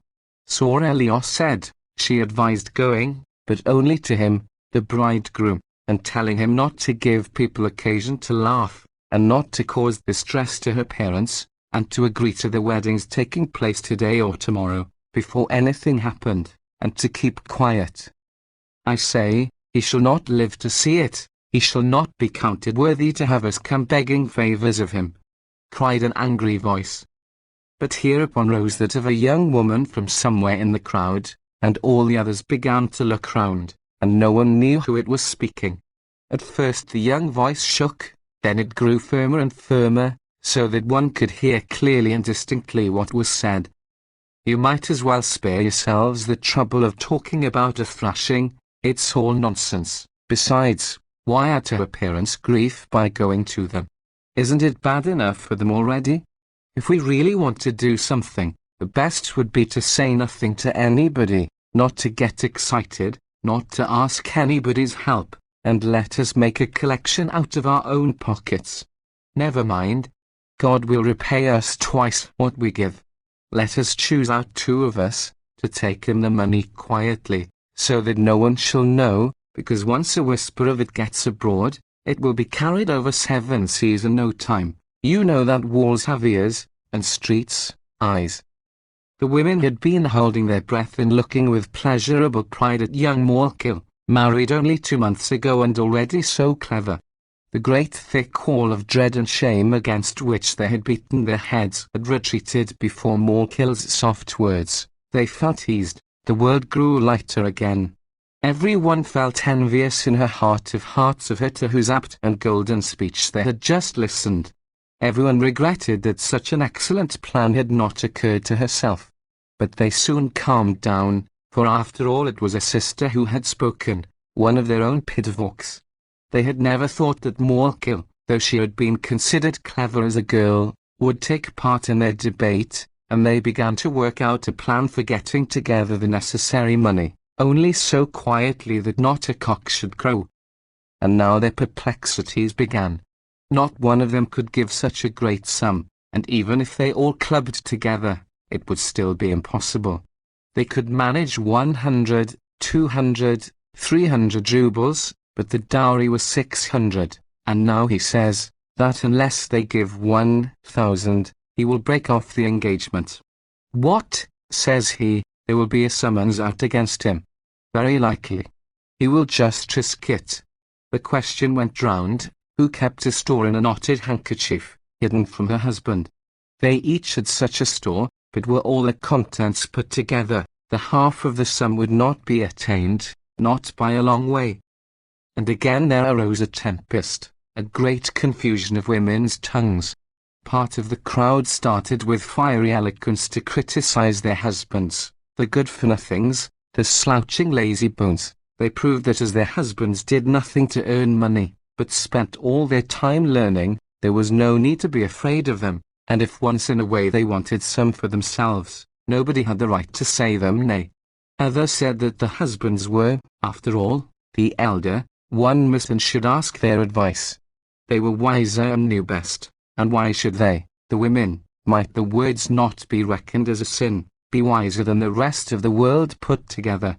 And others again cried that there was no need that they should divorce their husbands because the girl was with child, and the bridegroom demanded the dowry twice over. The noise increased, till there was no distinguishing one voice from another, till one could not make out what her neighbour was saying. She only knew that she also must shriek, scold, and speak her mind. And who knows what would have come of it, if Brindle Cossack, with her powerful gab, had not begun to shout that she and Morkill had a good idea, which would please everyone very much, and put an end to the whole dispute. All became suddenly dumb. There was a tense silence, as at the first of the 2 recitals of the 18 benedictions. The women only cast inquiring looks at Morkill and Brindle, who both felt their cheeks hot. Brindle, who, ever since the wise Morkill had spoken such golden words, had not left her side, now stepped forward, and her voice trembled with emotion and pleasant excitement as she said, "Morkill and I think like this, that we ought to go to Chaville, she being so wise and so well educated, a doctor's wife, and tell her the whole story from beginning to end, so that she may advise us, and if you are ashamed to speak to her yourselves, you should leave it to us too, only on the condition that you go with us. Don't be frightened, she is kind, she will listen to us." A faint smile, glistening like diamond dust, shone on all faces, their eyes brightened and their shoulders straightened, as though just released from a heavy burden. They all knew Chaville for a good and gracious woman, who was certain to give them some advice. She did many such kindnesses without being asked. She had started the school, and she taught their children for nothing. She always accompanied her husband on his visits to the sick room, and often left a coin of her own money behind to buy a fowl for the invalid. It was even said that she had written about them in the newspapers.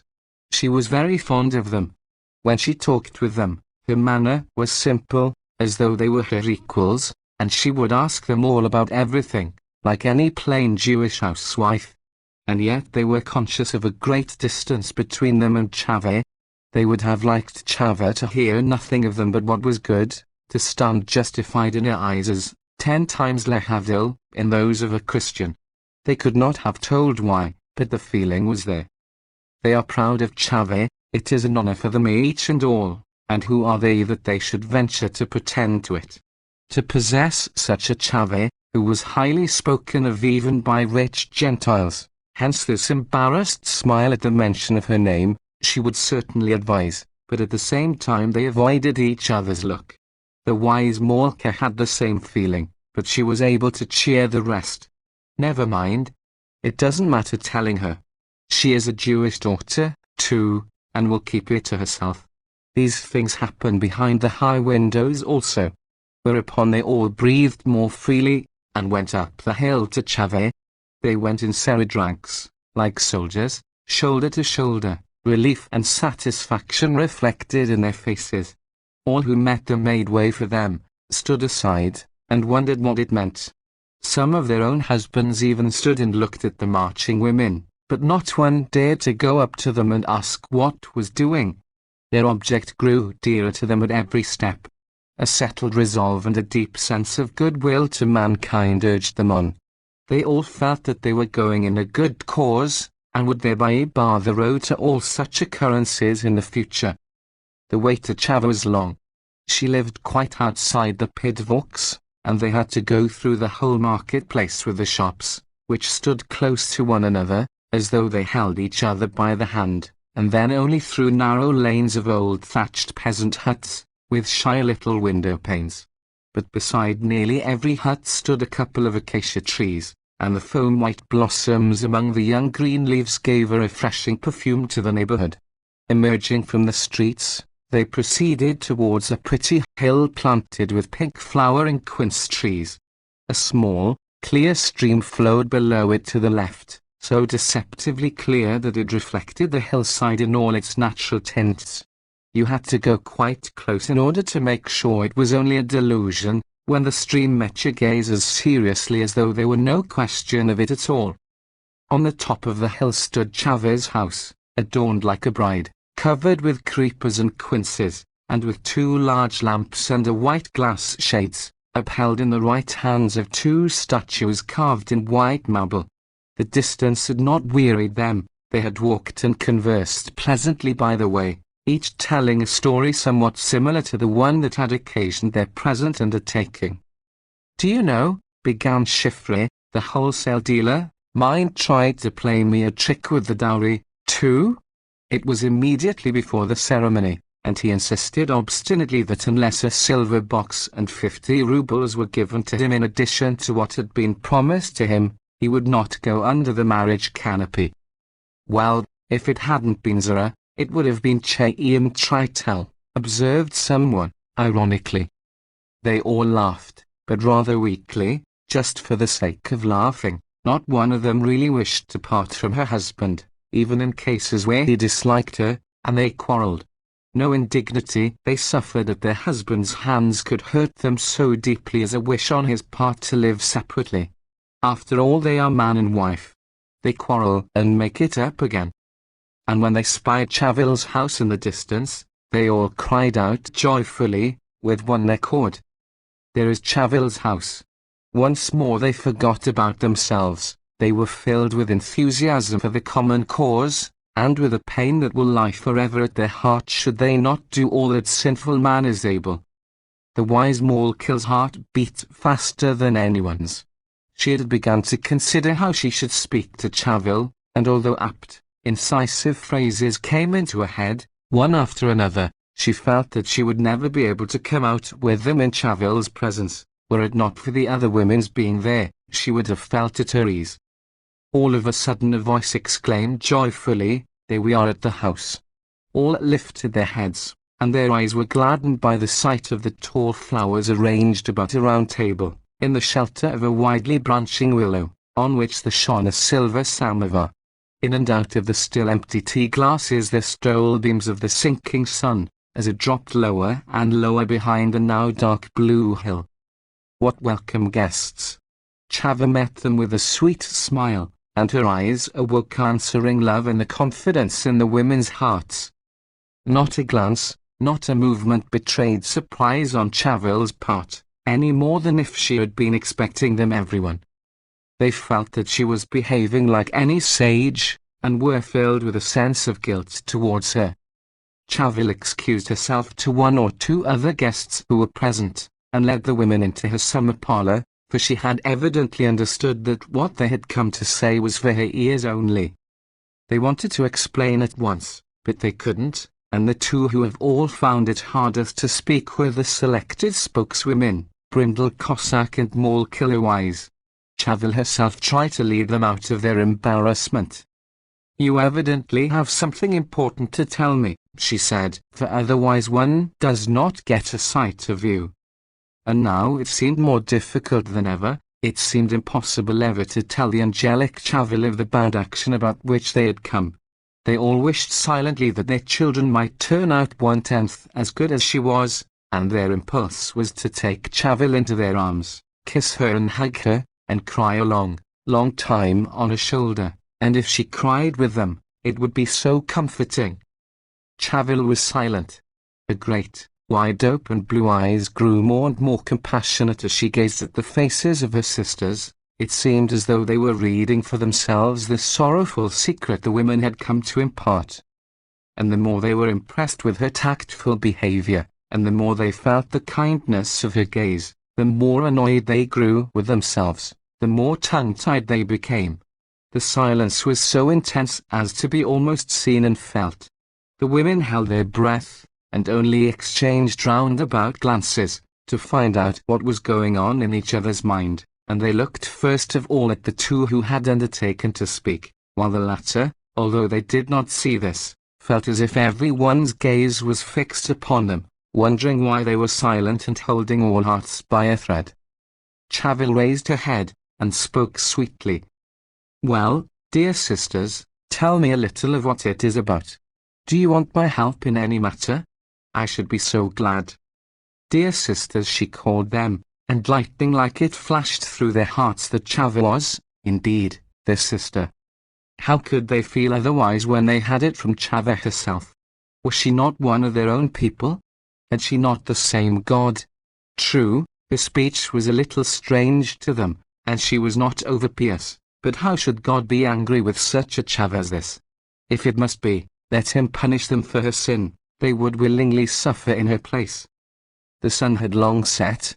The sky was grey, save for one red streak, and the room had grown dark. Chavel rose to light the candles, and the women started and wiped their tearful eyes, so that Chavel should not remark them. Chavel saw the difficulty they had in opening their hearts to her, and she began to speak to them of different things, offered them refreshment according to their several tastes, and now Molekill felt a little more courageous, and managed to say, "No, good, kind Chavel, we are not hungry. We have come to consult with you on a very important matter." And then Brindle tried hard to speak in a soft voice, but it sounded gruff and rasping. "First of all, Chavel, we want you to speak to us in Yiddish, not in Polish. We are all Jewish women, thank God, together." Chavel, who had nodded her head during the whole of Brindle's speech, made another motion of assent with her silken eyebrows, and replied, "I will talk Yiddish to you with pleasure, if that is what you prefer." "The thing is this, Chavel," began Chiffre, the wholesale dealer, "it is a shame and a sorrow to tell, but when the thunderbolt has fallen, one must speak. You know Rachel Asterios. She is engaged, and the wedding was to have been in 8 weeks, and now she, the good-for-nothing, is with child, and he, the son of perdition, says now that if he isn't given more than 500 rubles, he won't take her." Chavel was deeply troubled by their words. She saw how great was their distress, and found, to her regret, that she had little to say by way of consolation. "I feel with you," she said, "in your pain. but do not be so dismayed. It is certainly very bad news, but these things will happen. You are not the first." She wanted to say more, but did not know how to continue. "But what are we to do?" asked several voices at once. "That is what we came to you for, dearie, for you to advise us. Are we to give him all the money he asks, or shall they both know as much happiness as we know what to do else? Or are we to hang a stone round our necks and drown ourselves for shame? Give us some advice, dear, help us." Then Chavil understood that it was not so much the women who were speaking and imploring, as their stricken hearts, their deep shame and grief, and it was with increased sympathy that she answered them. "What can I say to help you, dear sisters? You have certainly not deserved this blow. You have enough to bear as it is. Things ought to have turned out quite differently, but now that the misfortune has happened, one must be brave enough not to lose one's head, and not to let such a thing happen again, so that it should be the first and last time. But what exactly you should do, I cannot tell you, because I don't know. Only if you should want my help or any money, I will give you either with the greatest pleasure." They understood each other. The women parted with Chavil in great gladness, and turned towards home conscious of a definite purpose. Now they all felt they knew just what to do, and were sure it would prevent all further misfortune and disgrace. They could have sung out for joy, embraced the hill, the stream, the peasant huts, and kissed and fondled them all together. Mind you, they had even now no definite plan of action. It was just Chavil's sympathy that had made all the difference, feeling that Chavil was with them. Wrapped in the evening mist, they stepped vigorously and cheerily homewards. Gradually the speed and the noise of their march increased, the air throbbed, and at last a high, sharp voice rose above the rest, whereupon they grew stiller, and the women listened. "I tell you what, we won't beat them. Only on Sabbath we must all come together like one man, break into the house of study just before they call up to the reading of the law, and not let them read till they have sworn to agree to a sentence of excommunication." She is right. Excommunicate him. Tear him in pieces. Let him be dressed in robe and prayer scarf, and swear by the 8 black candles that he... Swear. Swear. The noise was dreadful. No one was allowed to finish speaking. They were all aflame with one fire of revenge, hate, and anger, and all alike athirst for justice.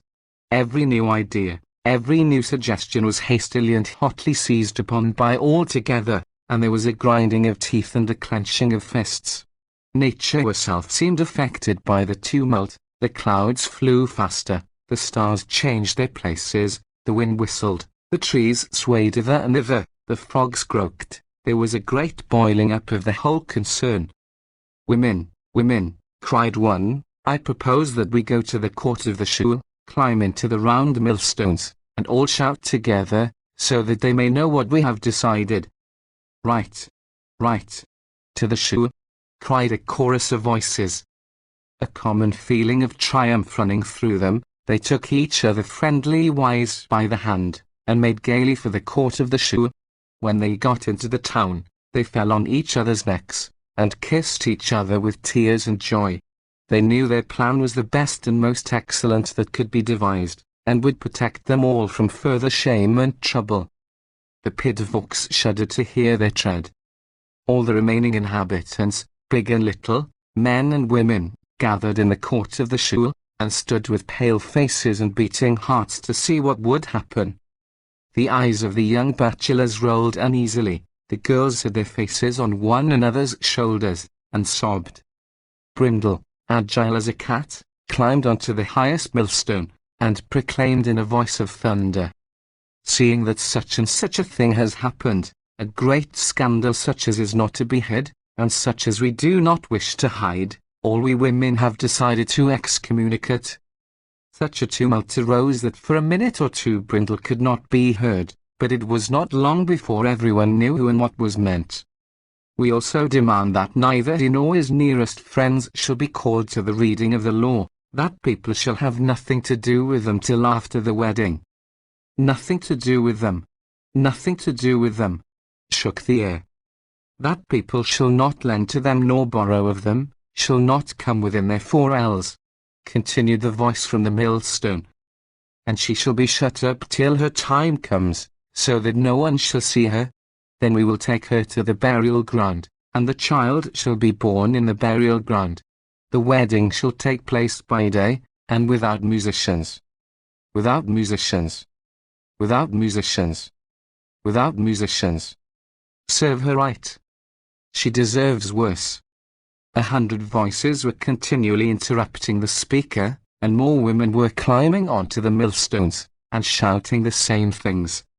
On the wedding day there will be great black candles burning throughout the whole town, and when the bride is seated at the top of the marriage hall, with her hair flowing loose about her, all the girls shall surround her, and the Badgian shall tell her, "This is the way we treat one who is not held to her Jewishness, and who has blackened all our faces." Yes. Yes. So it is. The apostates. The last words struck the hearers' hearts like poisoned arrows. A deathly pallor, born of unrealized terror at the suggested idea, overspread all their faces. Their feelings were in a tumult of shame and suffering. They thirsted and longed after their former life, the time before the calamity disturbed their peace. Weary and wounded in spirit, with startled looks, throbbing pulses, and dilated pupils, and with no more than a faint hope that all might yet be well, they slowly broke the stillness, and departed to their homes. Lob Shapiro, born, about 1880, in the government of Kyiv, Little Russia, came to Chicago in 1906, and to New York for a short time in 1907-1908, now, 1912, in business in Switzerland, contributor to Die Zukunft, New York, collected works, Novellen, 1 volume, Warsaw, 1910. If it was a dream. Yes, it was a terrible dream. But when one is only 9 years old, one soon forgets, and Meyer was 9 a few weeks before it came to pass. Yes, and things had happened in the house every now and then to remind one of it, but then Meyer lived more out of doors than indoors, in the wild streets of New York. Tartylov and New York, what a difference. New York had supplanted Tartylov, effaced it from his memory. There remained only a faint occasional recollection of that horrid dream. If it really was a dream. It was this way. Meyer dreamt that he was sitting in Cheddar learning, but more for show's sake than seriously, because during the days of penitence, near the close of the session, the rabbi grew milder, and Cheddar less hateful. And as he sat there and learnt, he heard a banging of doors in the street, and through the window saw Jews running to and fro, as if bereft of their senses, flinging themselves hither and thither exactly like leaves in a gale, or as when a witch rises from the ground in a column of dust, and whirls across the road so suddenly and unexpectedly that it makes one's flesh creep. And at the sight of this running up and down in the street, the rabbi collapsed in his chair white as death, his underlip trembling. Meyer never saw him again. He was told later that the rabbi had been killed, but somehow the news gave him no pleasure. Although the rabbi used to beat him, neither did it particularly grieve him. It probably made no great impression on his mind. After all, what did it mean, exactly? Killed? And the question slipped out of his head unanswered, together with the rabbi, who was gradually forgotten. And then the real horror began. They were 2 days hiding away in the bathhouse, he and some other little boys and a few older people, without food, without drink, without father and mother. Meyer was not allowed to get out and go home, and once, when he screamed, they nearly suffocated him, after which he sobbed and whimpered, unable to stop crying all at once. Now and then he fell asleep, and when he woke everything was just the same, and all through the terror and the misery he seemed to hear only one word, Goyim, which came to have a very definite and terrible meaning for him. Otherwise everything was in a maze, and as far as seeing goes, he really saw nothing at all. Later, when they came out again, nobody troubled about him, or came to see after him, and a stranger took him home. and neither his father nor his mother had a word to say to him, any more than if he had just come home from Cheddar's on any other day. Everything in the house was broken. They had twisted his father's arm and bruised his face. His mother lay on the bed, her fair hair tossed about, and her eyes half closed, her face pale and stained, and something about her whole appearance so rumpled and sluttish, it reminded one of a tumbled bed-quilt. His father walked up and down the room in silence, looking at no one, his bound arm in a white sling, and when Meyer, conscious of some invisible calamity, burst out crying, his father only gave him a gloomy, irritated look, and continued to span the room as before. In about 3 weeks' time they sailed for America. The sea was very rough during the passage, and his mother lay the whole time in her berth, and was very sick. Meyer was quite fit, and his father did nothing but pace the deck, even when it poured with rain, till they came and ordered him downstairs. Meyer never knew exactly what happened, but once a Gentile on board the ship passed a remark on his father, made fun of him, or something, and his father drew himself up, and gave the other a look, nothing more than a look. And the Gentile got such a fright that he began crossing himself, and he spit out, and his lips moved rapidly. To tell the truth, Meyer was frightened himself by the contraction of his father's mouth, the grind of his teeth, and by his eyes, which nearly started from his head. Meyer had never seen him look like that before, but soon his father was once more pacing the deck, his head down, his wet collar turned up, his hands in his sleeves, and his back slightly bent. When they arrived in New York City, Meyer began to feel giddy, and it was not long before the whole of Tartylov appeared to him like a dream. It was in the beginning of winter, and soon the snow fell, the fresh white snow, and it was something like. Meyer was now a boy. He went to school, made snowballs, slid on the slides, built little fires in the middle of the street, and nobody interfered. He went home to eat and sleep, and spent what you may call his life in the street. In their room were cold, piercing draughts, which made it feel dreary and dismal. Meyer's father, a lean, large-boned man, with a dark, brown face and black beard, had always been silent, and it was but seldom he said so much as a "you Psip, do you hear me, Psip?" But now his silence was frightening. The mother, on the other hand, used to be full of life and spirits, skipping about the place, and it was Shlome here, and Shlome there, and her tongue wagging merrily. And suddenly there was an end of it all. The father only walked back and forth over the room, and she turned to look after him like a child in disgrace, and looked as though forever wanting to say something, and never daring to say it. There was something new in her look, something dog-like. Yes, on my word, something like what there was in the eyes of Misk the dog with which Meyer used to like playing over there, in that little town in dreamland. Sometimes Meyer, waking suddenly in the night, heard, or imagined he heard, his mother sobbing, while his father lay in the other bed puffing at his cigar, but so hard, it was frightening, because it made a little fire every time in the dark, as though of itself, in the air, just over the place where his father's black head must be lying. Then Meyer's eyes would shut of themselves, his brain was confused, and his mother and the glowing sparks and the whole room sank away from him, and Meyer dropped off to sleep. Twice that winter his mother fell ill. The first time it lasted 2 days, the second, 4, and both times the illness was dangerous. Her face glowed like an oven, her lower lip bled beneath her sharp white teeth, and yet wild, terrifying groans betrayed what she was suffering, and she was often violently sick, just as when they were on the sea. At those times she looked at her husband with eyes in which there was no prayer. Misk once ran a thorn deep into his paw, and he squealed and growled angrily, and sucked his paw, as though he were trying to swallow it, thorn and all, and the look in his eyes was the look of Meyer's mother in her pain. In those days his father, too, behaved differently, for, instead of walking to and fro across the room, he ran, puffing incessantly at his cigar, his brow like a thundercloud and occasional lightnings flashing from his eyes. He never looked at his wife, and neither of them looked at Meyer, who then felt himself utterly wretched and forsaken. And, it is very odd, but, it was just on these occasions that Meyer felt himself drawn to his home. In the street things were as usual, but at home it was like being in shul during the solemn days at the blowing of the ram's horn, when so many tall fathers stand with prayer scarfs over their heads, and hold their breath, and when out of the distance there comes, unfolding over the heads of the people, the long, loud blast of the shofar.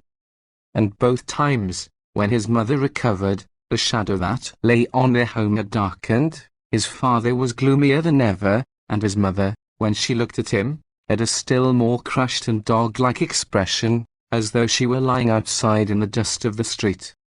The snowfalls became rarer, then they ceased altogether, and there came into the air a feeling of something new. What exactly, it would have been hard for Meyer to say. Anyhow, it was something good, very good, for everyone in the street was glad of it. One could see that by their faces, which were more lightsome and gay. On the eve of Passover the sky of home cleared a little too. Street and house joined hands through the windows, open now for the first time since winter set in, and this neighborly act of theirs cheered Meyer's heart. His parents made preparations for Passover, and poor little preparations they were. There was no matzahs baking with its merry to-do. A packet of cold, stale matzahs was brought into the house. There was no pail of beetroot soup in the corner, covered with a coarse cloth of unbleached linen. No dusty china service was fetched from the attic, where it had lain many years between one Passover and another. His father brought in a dinner service from the street, one he had bought cheap, and of which the pieces did not match. But the exhilaration of the festival made itself felt for all that, and warmed their hearts. At home, in Tartilov, it had happened once or twice that Meyer had lain in his little bed with open eyes, staring stock-still, with terror, into the silent blackness of the night, and feeling as if he were the only living soul in the whole world, that is, the whole house, and the sudden crow of a cock would be enough on these occasions to send a warm current of relief and security through his heart. His father's face looked a little more cheerful. In the daytime, while he dusted the cups, his eyes had something pensive in them, but his lips were set so that you thought, there, now they are going to smile. The mother danced the matzah pancakes up and down in the kitchen, so that they chattered and gurgled in the frying pan. When a neighbor came in to borrow a cooking pot, Meyer happened to be standing beside his mother. The neighbor got her pot, the women exchanged a few words about the coming holiday, and then a neighbor said, "So we shall soon be having a rejoicing at your house." And with a wink and a smile she pointed at his mother with her finger, whereupon Meyer remarked for the first time that her figure had grown round and full. But he had no time just then to think it over, for there came a sound of broken china from the next room. His mother stood like one knocked on the head, and his father appeared in the door, and said, "Go." His voice sent a quiver through the window panes, as if a heavy wagon were just crossing the bridge outside at a trot. The startled neighbor turned, and whisked out of the house.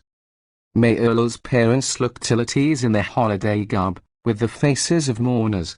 The whole ceremony of the Passover home service was spoiled by an atmosphere of the last meal on the eve of the fast of the destruction of the temple. And when Meyer, with the indifferent voice of one hired for the occasion, sang out the "Why is this night different?" his heart shrank together. There was the same hush round about him as there is in shul when an often recites the first sanctification for his dead parents.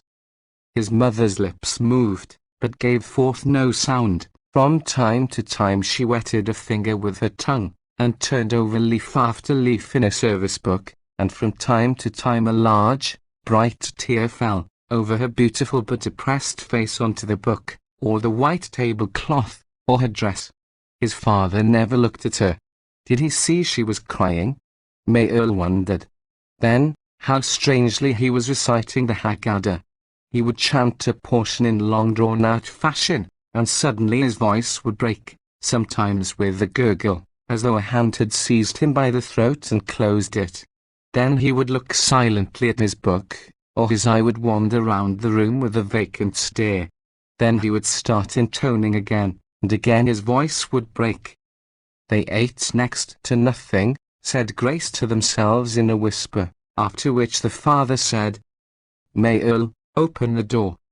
Not without fear, and the usual uncertainty as to the appearance of the prophet Elijah, whose goblet stood filled for him on the table, Meyer opened the door. "Pour out thy wrath upon the Gentiles, who do not know thee."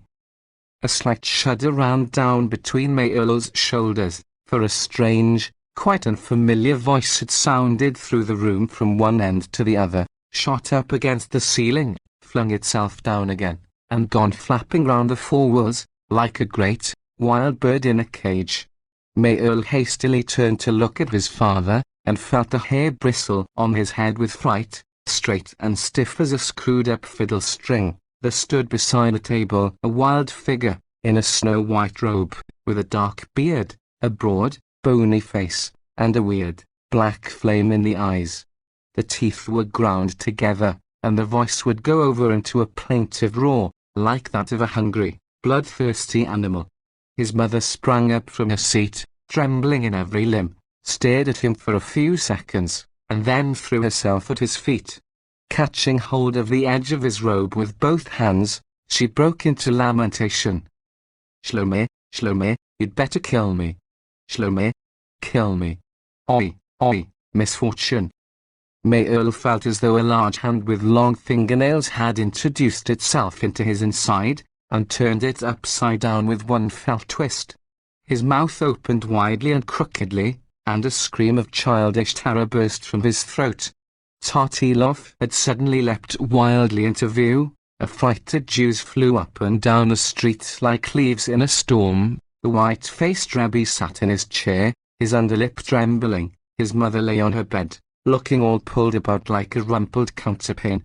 Meyer saw all this as clearly and sharply as though he had it before his eyes. He felt and knew that it was not all over, that it was only just beginning, that the calamity, the great calamity, the real calamity, was still to come, and might at any moment descend upon their heads like a thunderbolt. Only what it was he did not know, or ask himself, and a second time a scream of distraught and helpless terror escaped his throat. A few neighbors, Italians, who were standing in the passage by the open door, looked on in alarm, and whispered among themselves, and still the wild curses filled the room, 1 minute loud and resonant, the next with the spiteful gasping of a man struck to death. "Mighty God, pour out thy wrath on the peoples who have no God in their hearts. Pour out thy wrath upon the lands where thy name is unknown. He has devoured my body, he has laid waste my house. Thy wrath shall pursue them, overtake them, destroy them. From under thy heavens. Shalom Asch.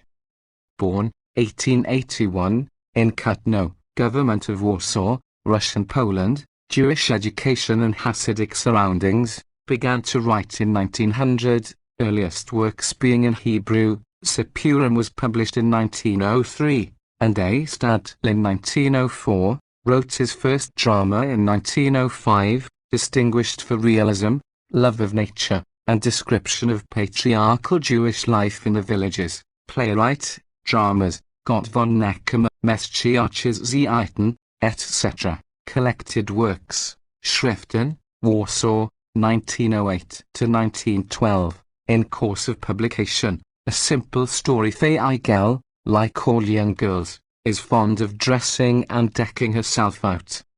She has no time for these frivolities during the week. There is work in plenty, no evil eye. And sewing to do, rent is high, and times are bad. The father earns but little, and there is a deal wanting towards her 300 rubles dowry, beside which her mother trenches on it occasionally, on Sabbath, when the family purse is empty. There are as many marriageable young men as dogs, only every dog wants a fat bone, comes into her head. She dislikes much thinking. She is a young girl and a pretty one. Of course, one shouldn't be conceited, but when she stands in front of the glass, she sees her bright face and rosy cheeks and the fall of her black hair. But she soon forgets it all, as though she were afraid that to rejoice in it might bring her ill luck. Sabbath it is quite another thing. There is time and to spare, and on Sabbath Hieger's toilet knows no end. The mother calls, "There, Hieger, that's enough. You would do very well as you are." But what should old-fashioned women like her know about it? Anything will do for them. Whether you've a hat and jacket on or not, they're just as pleased. But a young girl like Hieger knows the difference. He is sitting out there on the bench, he, Eleazar, with a party of his mates, casting furtive glances, which he thinks nobody sees, and nudging his neighbor, "Look, fire and flame." And she, Hieger, behaves as though unaware of his presence, walks straight past, as coolly and unconcernedly as you please, and as though Eleazar might look his eyes out after her, take his own life, hang himself, for all she cares. But, oh Hieger, the vexation and the heartache when one fine day you walk past, and he doesn't look at you, but at Morke, who has a new hat and jacket that suit her about as well as a veil suits a dog, and yet he looks at her, and you turn round again, and yet again, pretending to look at something else, because it isn't proper, but you just glance over your shoulder, and he is still looking after Morke, his whole face shining with delight, and he nudges his mate, as to say, "Do you see? Oh Hieger, you need a heart of adamant, if it is not to burst in twain with mortification." However, no sooner has Morke disappeared down a sidewalk, than he gets up from the bench, dragging his mate along with him, and they follow, arm in arm, follow Hieger like a shadow, to the end of the avenue, where, catching her eye, he nods a good Sabbath. Hieger answers with a supercilious tip-tilt of her head, as much as to say, "It is all the same to me, I'm sure, I'll just go down this other avenue for a change," and, lo and behold, if she happens to look around, there is Eleazar, too, and he follows like a wearisome creditor. And then, oh Hieger, such a lovely, blissful feeling comes over you. Don't look, take no notice of him, walk ahead stiffly and firmly, with your head high, let him follow and look at you. And he looks, and he follows, he would follow you to the world's end, into the howling desert. Ha, ha, how lovely it feels. But once, on a Sabbath evening, walking in the gardens with a girlfriend, and he following, Hieger turned aside down a dark path, and sat down on a bench behind a bushy tree. He came and sat down, too, at the other end of the bench. Evening, the many branching trees overshadow and obscure, it grows dark, they are screened and hidden from view. A breeze blows, lightly and pleasantly, and cools the air. They feel it good to be there, their hearts beat in the stillness. Who will say the first word? He coughs, ahem, to show that he is there, but she makes no sign, implying that she neither knows who he is, nor what he wants, and has no wish to learn. They are silent, they only hear their own beating hearts and the wind in the leaves. "I beg your pardon, do you know what time it is?" "No, I don't," she replies stiffly, meaning, "I know quite well what you are after, but don't be in such a hurry, you won't get anything the sooner." The girl beside her gives her a nudge. "Did you hear that?" She giggles. Hieger feels a little annoyed with her. Does the girl think she is the object?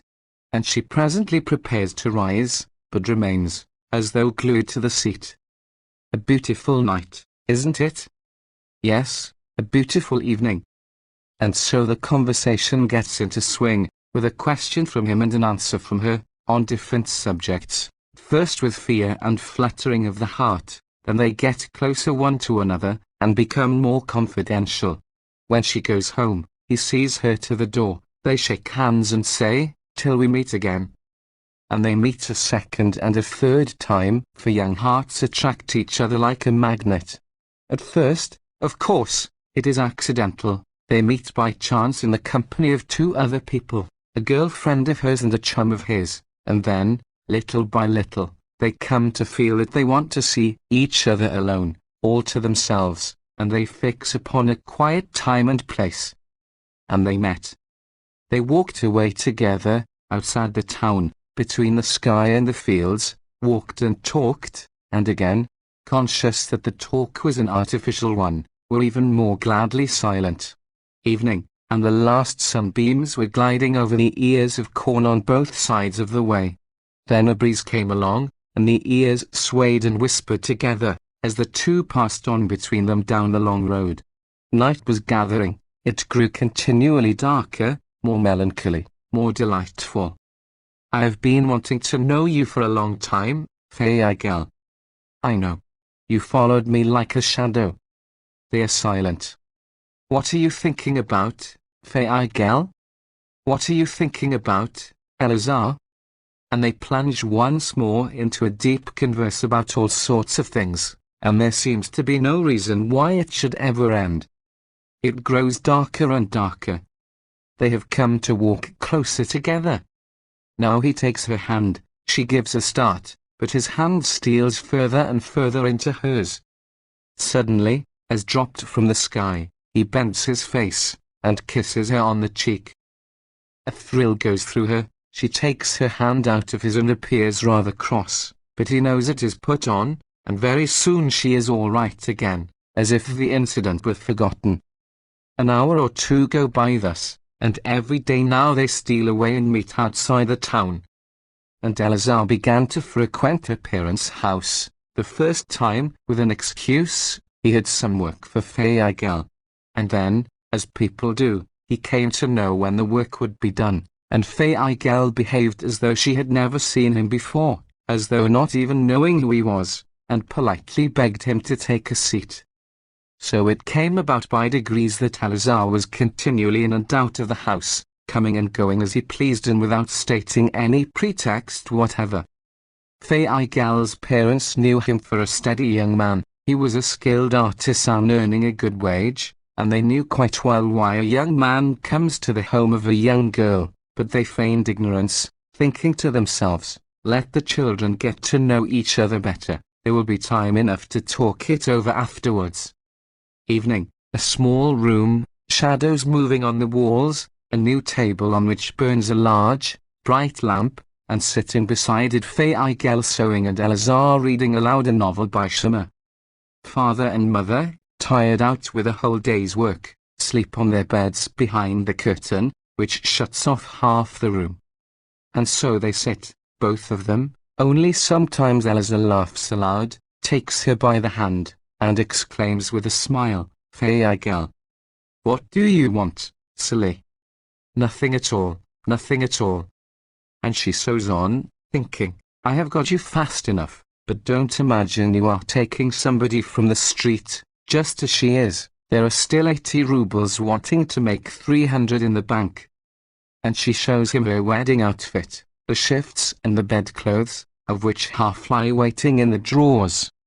They drew closer one to another, they became more and more intimate, so that all looked upon them as engaged, and expected the marriage contract to be drawn up any day. Hieger's mother was jubilant at her daughter's good fortune, at the prospect of such a son-in-law, such a golden son-in-law. Rebbe Ainkel, her father, was an elderly man, a worn-out peddler, bent sideways with the bag of junk continually on his shoulder. Now he, too, has a little bit of pleasure, a taste of joy, for which God be praised. Everyone rejoices, Hieger most of all. Her cheeks look rosier and fresher, her eyes darker and brighter. She sits at her machine and sews, and the whole room rings with her voice. En was ik op de welt, heb ik gevoed. Zal ik is oil hebben. Ik heb de welt is chossen. Hot me got chejpen. In the evening comes Eleazar. Well, what are you doing? What should I be doing? Wait, I'll show you something. What sort of thing?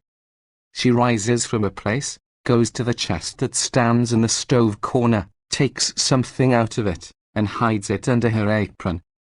Whatever have you got there? He laughs. Why are you in such a hurry to know?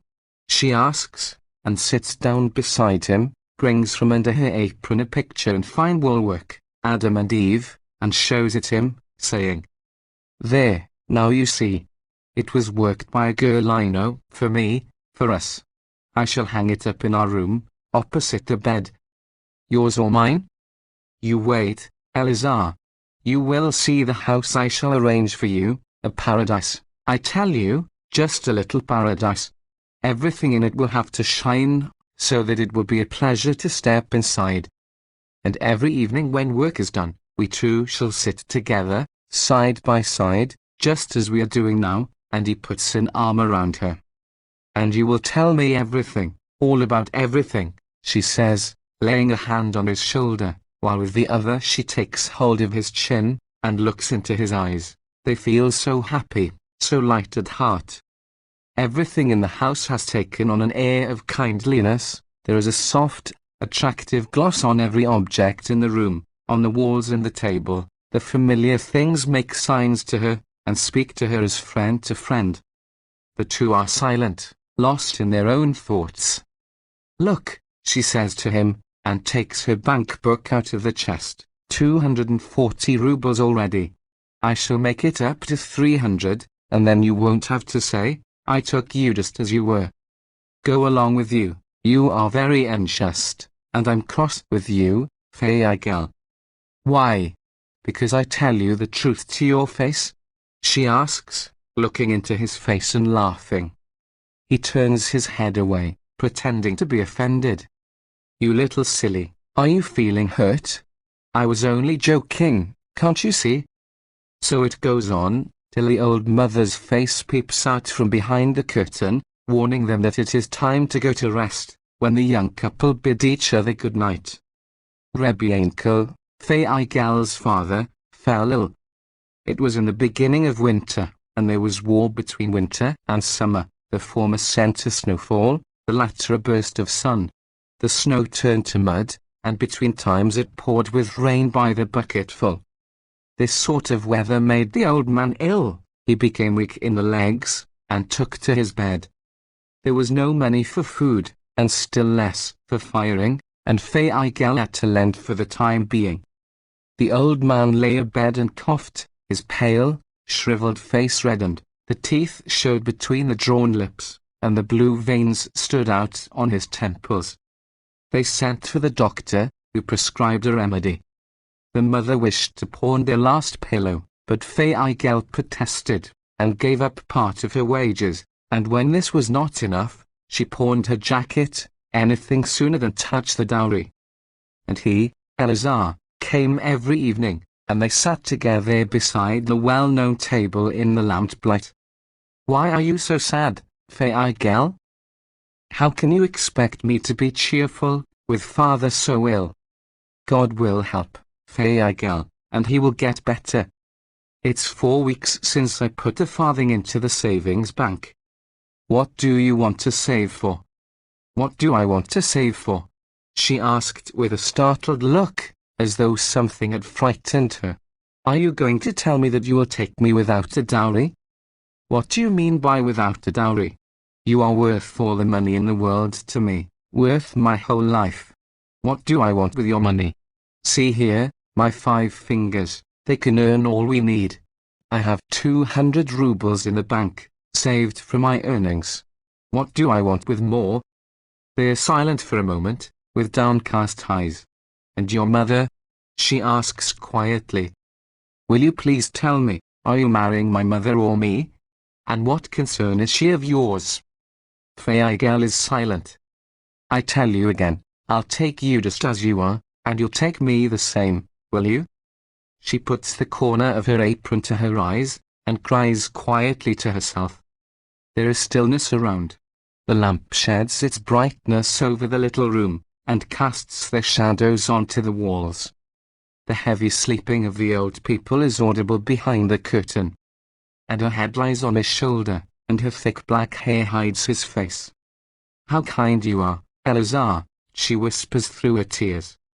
And she opens her whole heart to him, tells him how it is with them now, how bad the things are. They've pawned everything, and there is nothing left for tomorrow, nothing but the dowry. He clasps her lovingly, and dries her cheeks with her apron end, saying, "Don't cry, Hieger, don't cry. It will all come right. And tomorrow, mind, you are to go to the post office, and take a little of the dowry, as much as you need, until your father, God helping, is well again, and able to earn something, and then, she echoes in a whisper. And then it will all come right, and his eyes flash into hers. Just as you are, he whispers. And she looks at him, and a smile crosses her face. She feels so happy, so happy. Next morning she went to the post office for the first time with her bank book, took out a few rubles, and gave them to her mother. The mother sighed heavily, and took on a grieved expression. She frowned, and pulled her handkerchief down over her eyes. Old Rebbe Yankel, lying in bed, turned his face to the wall. The old man knew where the money came from. He knew how his only child had toiled for those few rubles. Other fathers gave money to their children, and he took it. It seemed to him as though he were plundering the two young people. He had not long to live, and he was robbing them before he died. As he thought on this, his eyes glazed, the veins on his temples swelled, and his face became suffused with blood. His head is buried in the pillow, and turns to the wall. He lies and thinks these thoughts. He knows that he is in the way of the children's happiness, and he prays that he may die. And she, Hieger, would like to come into a fortune all at once, to have a lot of money, to be as rich as any great lady. And then suppose she had 1,000 rubles now, this minute, and he came in. "There, take the whole of it, see if I love you. There, take it, and then you needn't say you love me for nothing, just as I am." They sit beside her father's bed, she and her Elazar. Her heart overflows with content. She feels happier than she ever felt before. There are even tears of joy on her cheeks. She sits and cries, hiding her face with her apron. He takes her caressingly by the hands, repeating in his kind, sweet voice, "Hieger, stop crying, Hieger, please." The father lies turned with his face to the wall, and the beating of his heart is heard in the stillness. They sit, and she feels confidence in Elazar. She feels that she can rely upon him. She sits and drinks in his words. She feels him rolling the heavy stones from off her heart. The old father has turned round and looked at them, and a sweet smile steals over his face, as though he would say, "Have no fear, children, I agree with you, I agree with all my heart." And Hieger feels so happy, so happy. The father is still lying ill, and Hieger takes out 1 ruble after another, 1 5-ruble piece after another. The old man lies and prays and muses, and looks at the children, and holds his peace. His face gets paler and more wrinkled. He grows weaker. He feels his strength ebbing away. Hieger goes on taking money out of the savings bank. The stamps in her book grow less and less. She knows that soon there will be nothing left. Old Rebbe Yankel wishes in secret that he did not require so much, that he might cease to hamper other people. He spits blood drops, and his strength goes on diminishing, and so do the stamps in Hieger's book. The day he died saw the last farthing of Hieger's dowry disappear after the others. Hieger has resumed her seat by the bright lamp, and sews till far into the night, and with every seam that she sews, something is added to the credit of her new account. This time the dowry must be a larger one, because for every stamp that is added to the account book there is a new grey hair on Hieger's black head. A Jewish child. The mother came out of the bride's chamber, and cast a piercing look at her husband, who was sitting beside a finished meal, and was making pellets of bread crumbs previous to saying grace. "You go and talk to her. I haven't a bit of strength left." So, Rocha Leo has brought up children, has she, and can't manage them? Why? People will be pointing at you and laughing, a ruin to your years. To my years, a ruin to yours. My children, are they? Are they not yours, too? Couldn't you stay at home sometimes to care for them and help me to bring them up, instead of traipsing round, the black ear knows where and with whom? Rachel, what has possessed you to start a quarrel with me now? The bridegroom's family will be arriving directly. And what do you expect me to do, Michelle, eh? For God's sake, go into her, we shall be made a laughing stock. The man rose from the table, and went into the next room to his daughter. The mother followed. On the little sofa that stood by the window sat a girl about 18, her face hidden in her hands, her arms covered by her loose, thick, black hair. She was evidently crying, for her bosom rose and fell like a stormy sea. On the bed opposite lay the white silk wedding dress, the chapeclid, with the black, silk shulklid, and the black stuff mourning dress, which the tailor who had undertaken the outfit had brought not long ago. By the door stood a woman with a black scarf round her head and holding boxes with wigs. Chanel, you are never going to do me this dishonor? To make me the talk of the town? Exclaimed the father. The bride was silent. Look at me, daughter of Moish Egroyas. It's all very well for Janendel Frindle's daughter to wear a wig, but not for the daughter of Moish Egroyas. Is that it? And yet Janendel Frindle might very well think more of herself than you. She is more educated than you are, and has a larger dowry, put in the mother. The bride made no reply. Daughter, think how much blood and treasure it has cost to help us to a bit of pleasure, and now you want to spoil it for us. Remember, for God's sake, what you are doing with yourself. We shall be excommunicated. The young man will run away home on foot. Don't be foolish, said the mother, took a wig out of a box from the woman by the door, and approached her daughter. Let us try on the wig, the hair is just the colour of yours, and she laid the strange hair on the girl's head. The girl felt the weight, put up her fingers to her head, met among her own soft, cool, living locks, the strange, dead hair of the wig, stiff and cold, and it flashed through her, who knows where the head to which this hair belonged is now. A shuddering enveloped her, and as though she had come in contact with something unclean, she snatched off the wig, threw it onto the floor and hastily left the room. Father and mother stood and looked at each other in dismay. The day after the marriage ceremony, the bridegroom's mother rose early, and, bearing large scissors, and the wig and a hood which she had brought from her home as a present for the bride, she went to dress the latter for the breakfast. But the groom's mother remained outside the room, because the bride had locked herself in, and would open her door to no one. The groom's mother ran calling aloud for help to her husband, who, together with a dozen uncles and brothers-in-law, was still sleeping soundly after the evening's festivity. She then sought out the bridegroom, an 18-year-old boy with his mother's milk still on his lips, who, in a silk kaftan and a fur cap, was moving about the room in bewildered fashion, his eyes on the ground, ashamed to look anyone in the face. In the end she fell back on the mother of the bride, and these two went into her together, having forced open the door between them. Why did you lock yourself in, dear daughter? There is no need to be ashamed. Marriage is a Jewish institution, said the groom's mother, and kissed her future daughter-in-law on both cheeks. The girl made no reply. Your mother-in-law has brought you a wig and a hood for the procession to the shul, said her own mother.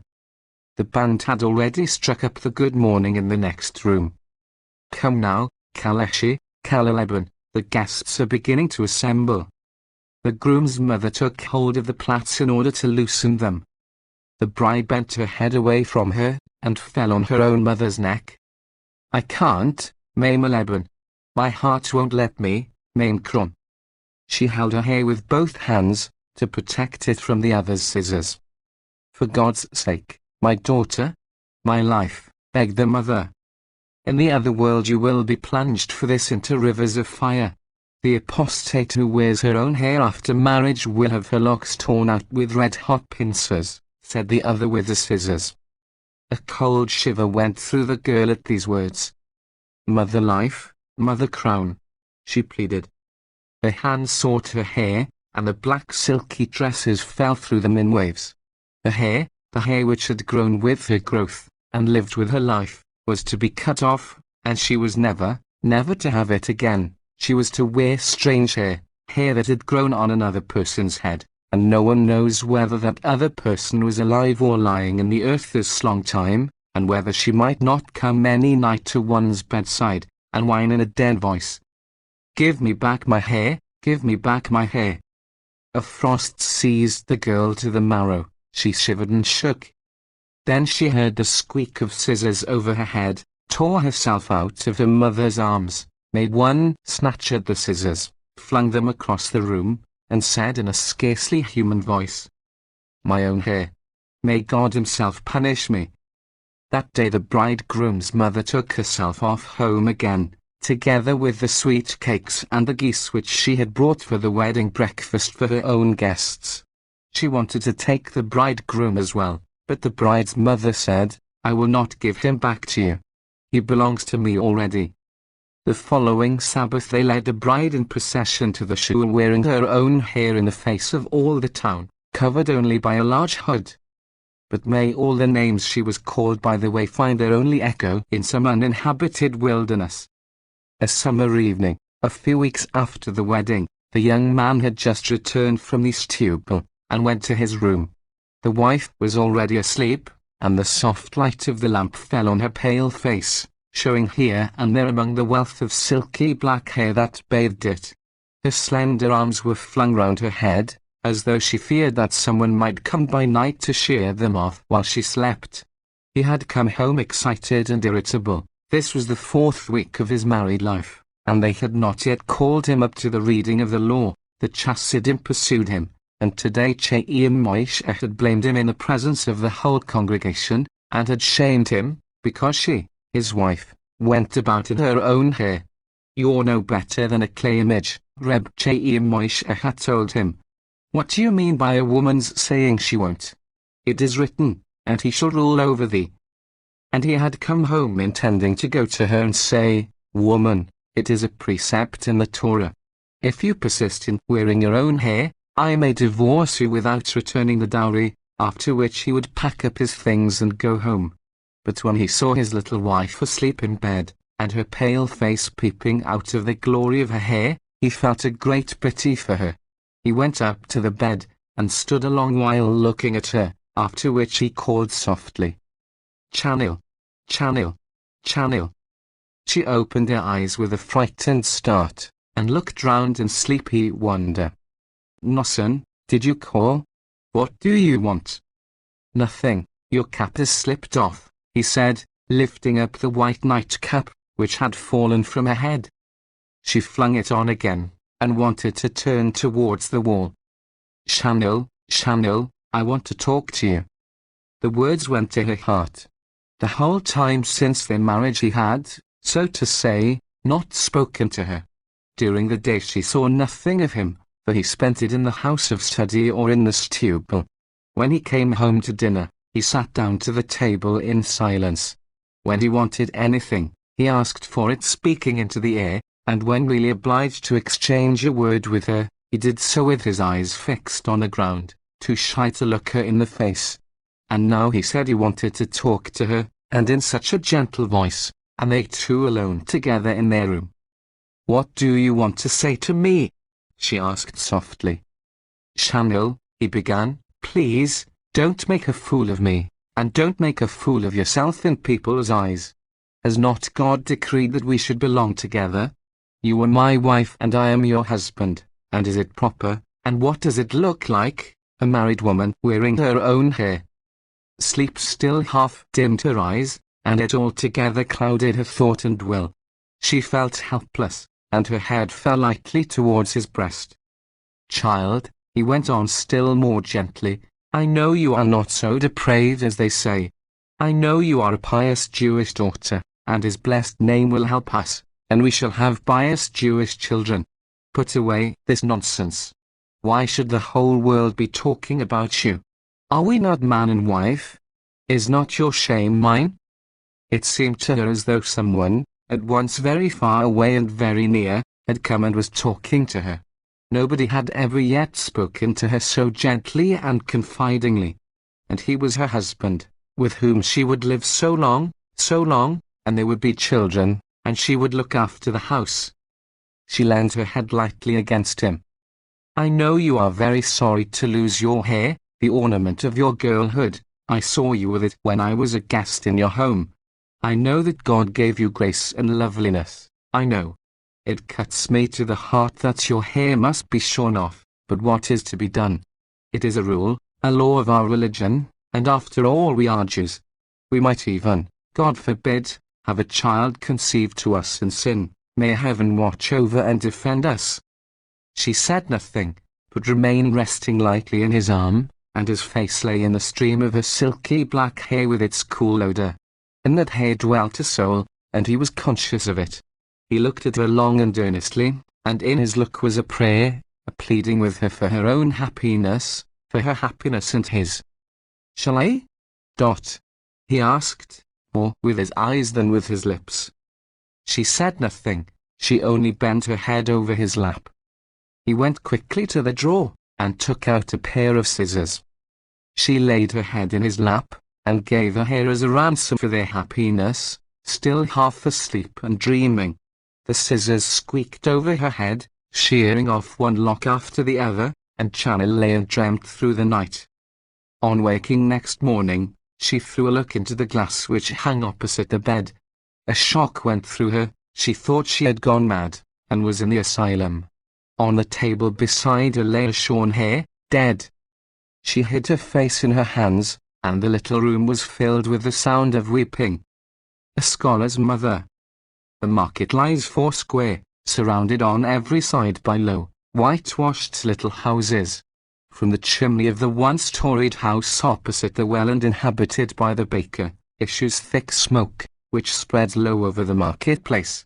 Beneath the smoke is a flying to and fro of white pigeons, and a tall boy standing outside the baker's doors whistling to them. Equally opposite the well are stalls, doors laid across two chairs and covered with fruit and vegetables, and around them women, with handkerchiefs gathered round their weary, sunburnt faces in the hottest weather, stand and quarrel over each other's wares. It's certainly worth my while to stand quarrelling with you. A tramp like you keeping a stall.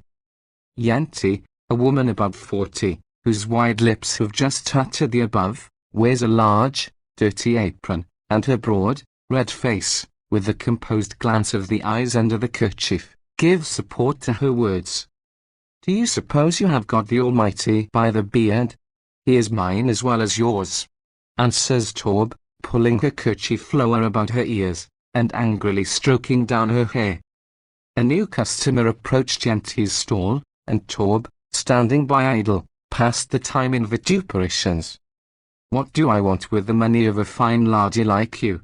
You'll die like the rest of us, and not a dog will say Kaddish for you, she shrieked, and there came to a sudden stop, for Taub had intended to bring up the subject of her own son Yitzchokel, when she remembered that it is against good manners to praise one's own. Yanti, measuring out a quarter of pears to her customer, made answer.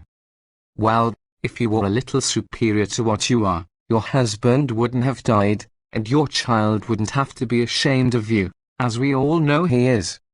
Whereon Taub flew into a rage, and shouted, Hussy!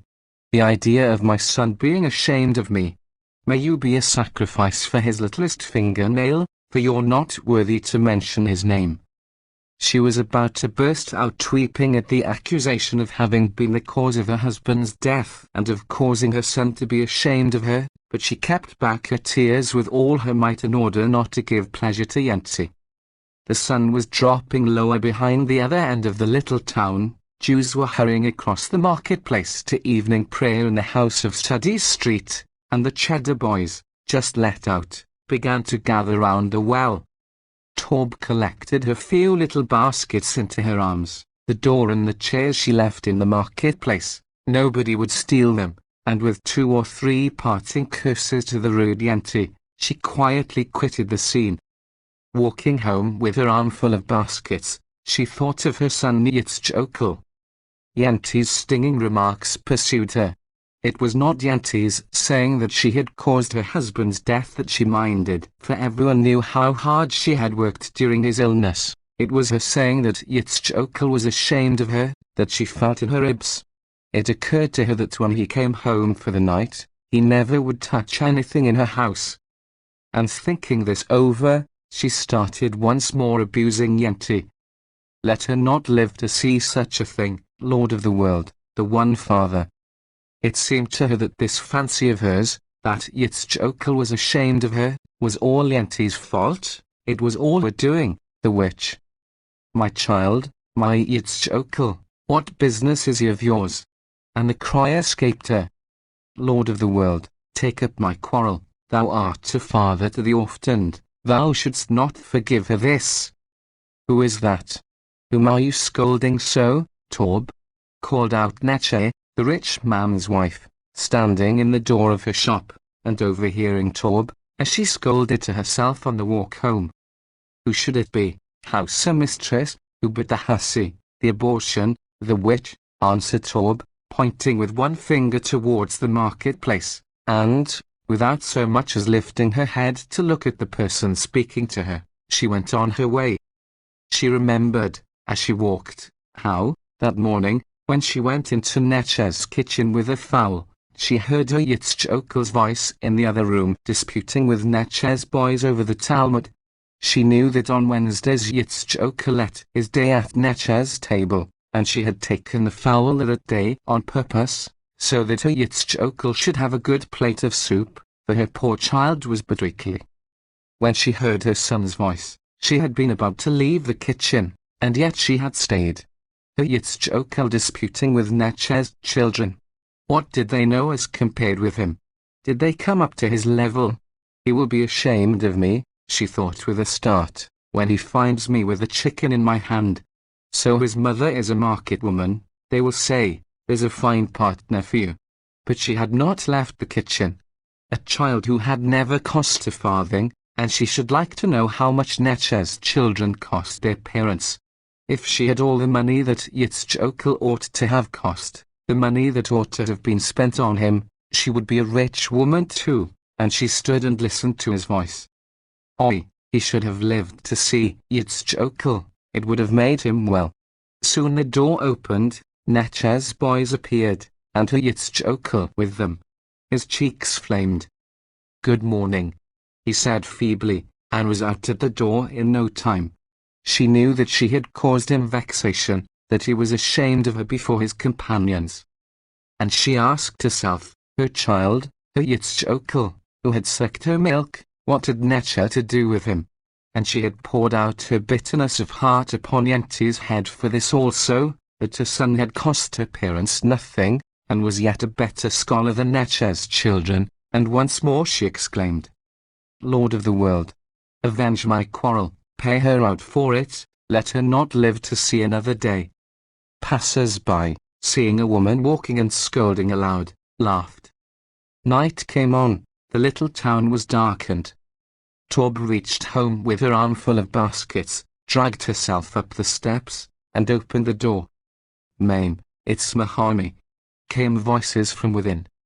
The house was full of smoke, the children clustered round her in the middle of the room, and never ceased calling out Mame.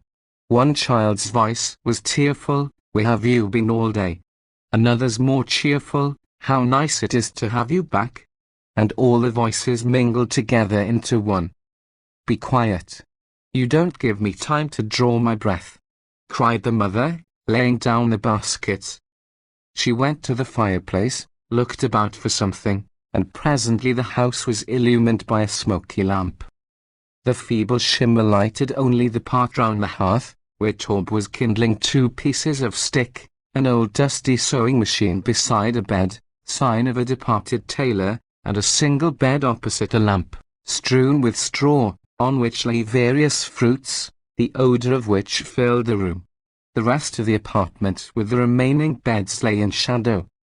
It is 1.5 years since her husband, Lezer the tailor, died. While he was still alive, but when his cough had increased, and he could no longer provide for his family, Torb had started earning something on her own account, and the worse the cough, the harder she had to toil, so that by the time she became a widow, she was already used to supporting a whole family. The eldest boy, Yitzchokl, had been the one consolation of Lezer the tailor's cheerless existence, and Lezer was comforted on his deathbed to think he should leave a good Kaddish behind him. When he died, the householders had pity on the desolate widow, collected a few rubles, so that she might buy something to traffic with, and, seeing that Yitzchokl was a promising boy, they placed him in the house of study, arranged for him to have his daily meals in the houses of the rich, and bade him pass his time over the Talmud. Torb, when she saw her Yitzchokl taking his meals with the rich, felt satisfied. A weakly boy, what could she give him to eat? There, at the rich man's table, he had the best of everything, but it grieved her that he should eat in strange, rich houses. She herself did not know whether she had received the kindness or the reverse, when he was taken off her hands. One day, sitting at a stall, she spied her Yitzchokl emerge from the gas with his tefillin bag under his arm, and go straight into the house of Reb Zindel the rich, to breakfast, and a pang went through her heart. She was still on terms, then, with Yanti, because immediately after the death of her husband everyone had been kind to her, and she said, "Believe me, Yanti, I don't know myself what it is. What right have I to complain of the householders? They have been very good to me and to my child, made provision for him in rich houses, treated him as if he were no market woman's son, but the child of gentlefolk, and yet every day when I give the other children their dinner, I forget, and lay a plate for my Yitzchokl too, and when I remember that he has his meals at other people's hands, I begin to cry. Go along with you for a foolish woman," answered Yanti. "How would he turn out if he were left to you? What is a poor person to give a child to eat, when you come to think of it?" "You are right, Yanti," Torb replied, "but when I portion out the dinner for the others, it cuts me to the heart." And now, as she sat by the hearth cooking the children's supper, the same feeling came over her, that they had stolen her Yitzchokl away. When the children had eaten and gone to bed, she stood the lamp on the table, and began mending a shirt for Yitzchokl. Presently the door opened, and he, Yitzchokl, came in. Yitzchokl was about 14, tall and thin, his pale face telling out sharply against his black cloak beneath his black cap. "Good evening," he said in a low tone. The mother gave up her place to him, feeling that she owed him respect, without knowing exactly why, and it was borne in upon her that she and her poverty together were a misfortune for Yitzchokl. He took a book out of the case, sat down, and opened it. The mother gave the lamp a screw, wiped the globe with her apron, and pushed the lamp nearer to him. "Will you have a glass of tea, Yitzchokl?" she asked softly, wishful to serve him. "No, I have just had some." "Or an apple?" He was silent. The mother cleaned a plate, laid 2 apples on it, and a knife, and placed it on the table beside him. He peeled one of the apples as elegantly as a grown-up man, repeated the blessing aloud, and ate.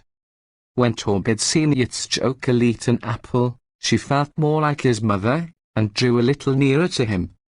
And Yitzchokl, as he slowly peeled the second apple, began to talk more amiably. "Today I talked with the Dayan about going somewhere else.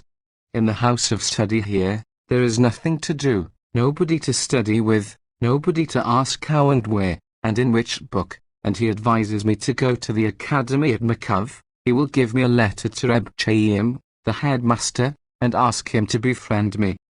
When Torb heard that her son was about to leave her, she experienced a great shock, but the words, Dayan, Rosh Yeshiva, Mekafsein, and other high-sounding bits of Hebrew, which she did not understand, overawed her, and she felt she must control herself. Besides, the words held some comfort for her. Yitzchokl was holding counsel with her, his mother, of course, if the Dayan says so, she answered piously. "Yes," Yitzchokl continued, "the one can hear lectures with all the commentaries, Reb Chaim, the author of the book Light of the Torah, is a well-known scholar, and the one has a chance of getting to be something decent. His words entirely reassured her. She felt a certain happiness and exaltation, because he was her child, because she was the mother of such a child, such a son, and because, were it not for her, Yitzchok would not be there at all. At the same time her heart pained her, and she grew sad. Presently she remembered her husband, and burst out crying. If only he had lived, if only he could have had this consolation, she sobbed. Yitzchok minded his book. That night Tob could not sleep, for at the thought of Yitzchok's departure the heart ached within her. And she dreamt, as she lay in bed, that some great rabbis with tall fur caps and long locks came in and took her Yitzchok away from her. Her Yitzchok was wearing a fur cap and locks like theirs, and he held a large book, and he went far away with the rabbis, and she stood and gazed after him, not knowing, should she rejoice or weep. Next morning she woke late. Yitzchok had already gone to his studies. She hastened to dress the children, and hurried to the marketplace. At a stall she fell a thinking, and fancied she was sitting beside her son, who was a rabbi in a large town. There he sits in shoes and socks, a great fur cap on his head, and looks into a huge book. She sits at his right hand knitting a sock. The door opens, and there appears Yanti carrying a dish, to ask a ritual question of Tob's son. A customer disturbed her sweet dream. After this Tob sat up whole nights at the table, by the light of the smoky lamp, rearranging and mending Yitzchok's shirts for the journey. She recalled with every stitch that she was sewing for Yitzchok, who was going to the academy, to sit and study, and who, every Friday, would put on a shirt prepared for him by his mother. Yitzchok sat as always on the other side of the table, gazing into a book. The mother would have liked to speak to him, but she did not know what to say. Tob and Yitzchok were up before daylight. Yitzchok kissed his little brothers in their sleep, and said to his sleeping little sisters, "Remain in health." One sister woke and began to cry, saying she wanted to go with him. The mother embraced and quieted her softly. Then she and Yitzchok left the room, carrying his box between them. The streets were still fast asleep, the shops were still closed. Behind the church belfry the morning star shone coldly forth onto the cold morning dew on the roofs, and there was silence over all, except in the marketplace, where there stood a peasant's cart laden with fruit. It was surrounded by women, and Yanti's voice was heard from afar. 5 gulden and 10 groschen, and I'll take the lot. And Tob, carrying Yitzchok's box behind him, walked thus through the marketplace, and, catching sight of Yanti, she looked at her with pride. They came out behind the town, onto the high road, and waited for an opportunity to come by on its way to Lenschitz, whence Yitzchok was to proceed to Kutno. The sky was grey and cold, and mingled in the distance with the dingy mist rising from the fields, and the road, silent and deserted, ran away out of sight. They sat down beside a barrier, and waited for the opportunity. The mother scraped together a few 20 kopeck pieces out of her pocket, and put them into his bosom, twisted up in his shirt. Presently a cart came by, crowded with passengers. She secured a seat for Yitzchok for 40 groschen, and hoisted the box into the cart. "Go in health. Don't forget your mother," she cried in tears. Yitzchok was silent. She wanted to kiss her child, but she knew it was not the thing for a grown-up boy to be kissed, so she refrained. Yitzchok mounted the cart. The passengers made room for him among them. "Remain in health, mother," he called out as the cart set off. "Go in health, my child. Sit and study, and don't forget your mother," she cried after him. The cart moved further and further, till it was climbing the hill in the distance. Tob still stood and followed it with her gaze, and not till it was lost to view in the dust did she turn and walk back to the town. She took a road that should lead her past the cemetery. There was a rather low plank fence round it, and the gravestones were all to be seen, looking up to heaven. Torb went and hitched herself up onto the fence, and put her head over into the field, looking for something among the tombs, and when her eyes had discovered a familiar little tombstone, she shook her head. Lezer, Lezer, your son has driven away to the academy to study Torah. Then she remembered the market, where Yanti must by now have bought up the whole cartload of fruit. There would be nothing left for her, and she hurried into the town. She walked at a great pace, and felt very pleased with herself. She was conscious of having done a great thing, and this dissipated her annoyance at the thought of Yanti acquiring all the fruit.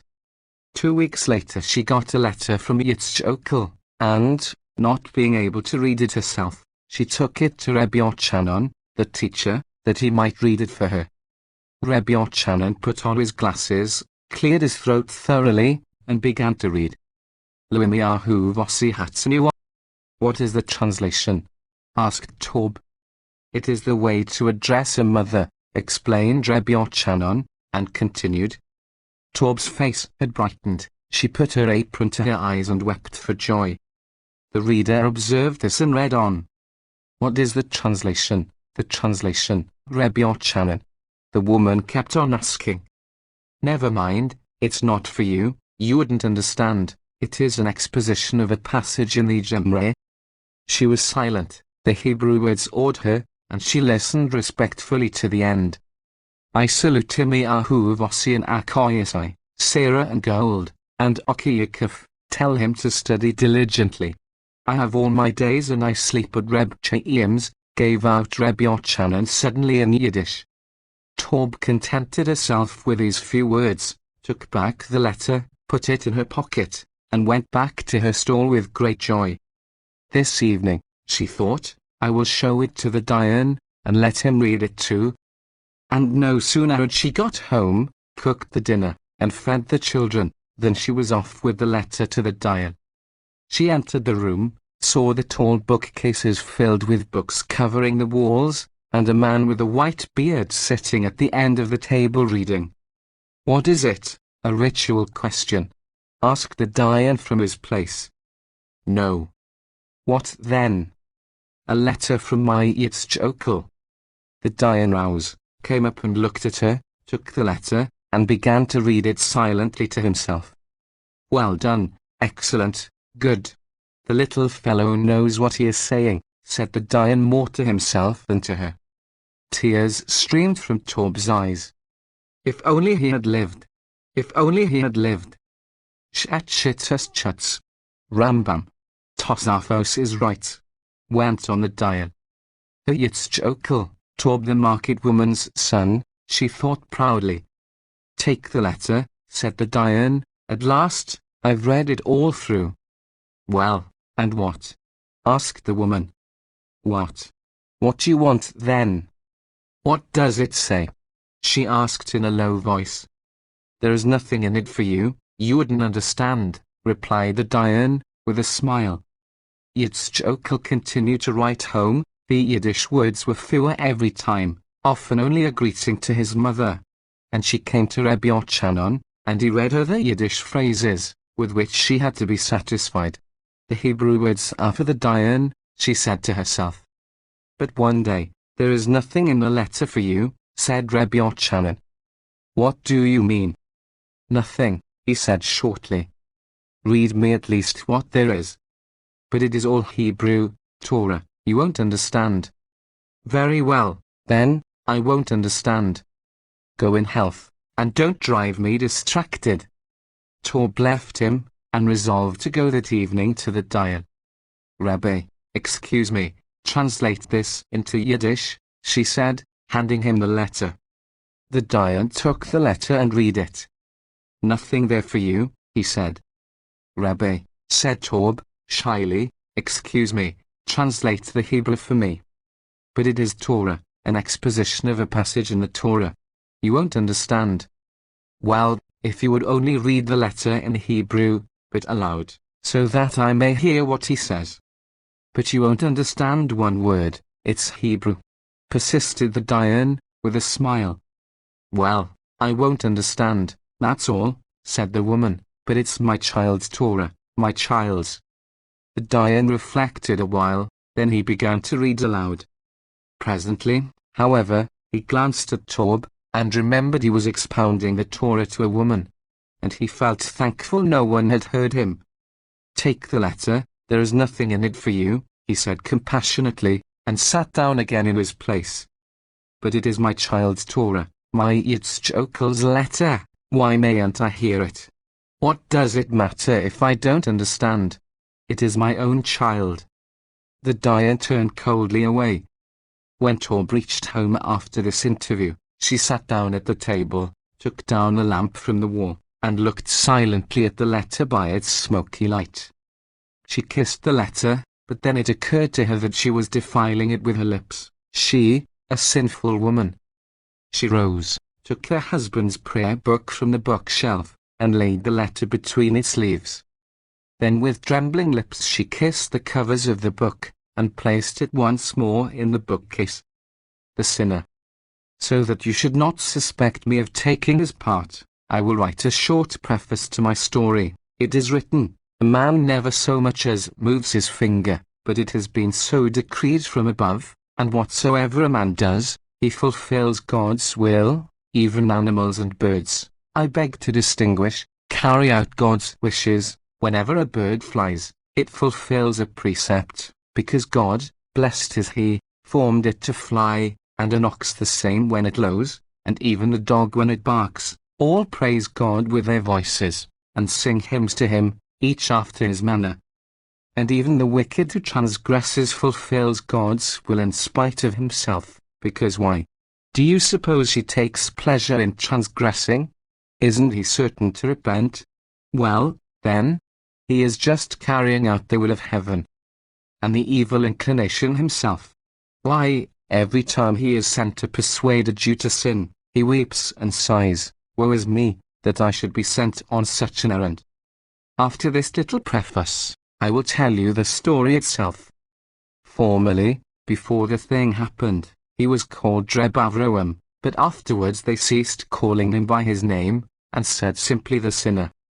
Reb Avrohom was looked up to and respected by the whole town, a God-fearing Jew, beloved and honored by all, and mothers wished they might have children like him. He sat the whole day in the house of study and learned. Not that he was a great scholar, but he was a pious, scrupulously observant Jew, who followed the straight and beaten road, a man without any pride.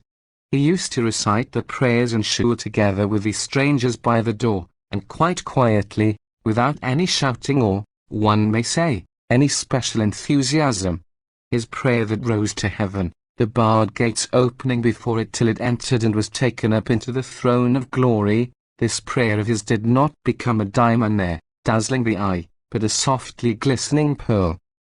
And how, you ask, did he come to be called the sinner?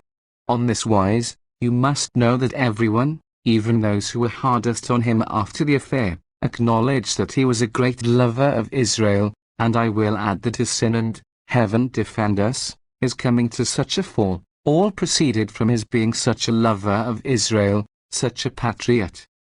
And it was just the simple Jew, the very common folk, that he loved.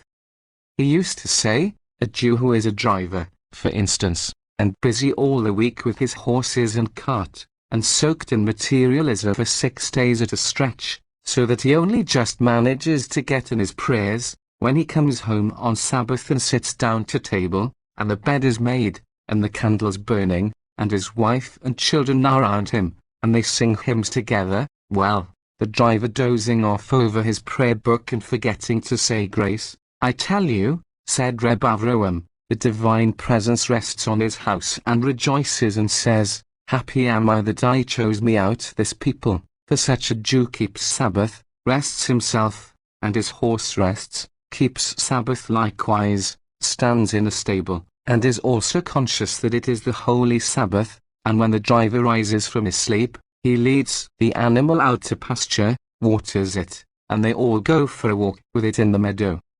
And this walk of theirs is more acceptable to God, blessed is he, than repeating bless the Lord, O my soul.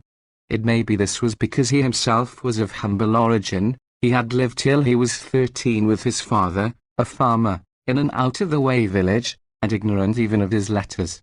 True, his father had taken a youth into the house to teach him Hebrew, but Reb Avrohom as a boy was very wild, wouldn't mind his book, and ran all day after the oxen and horses.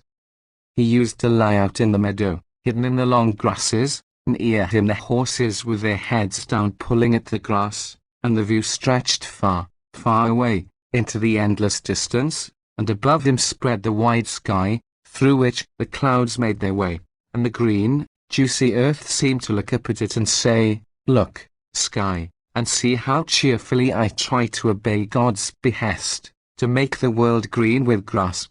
And the sky made answer, "See, earth, how I try to fulfill God's command, by spreading myself far and wide."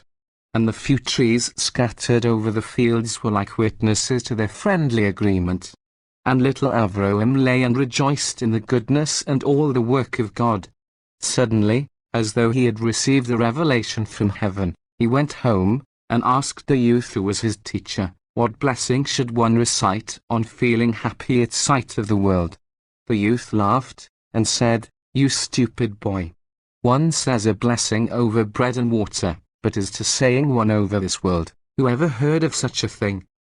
Avrohom wondered. The world is beautiful, the sky so pretty, the earth so sweet and soft, everything is so delightful to look at, and one says no blessing over it all.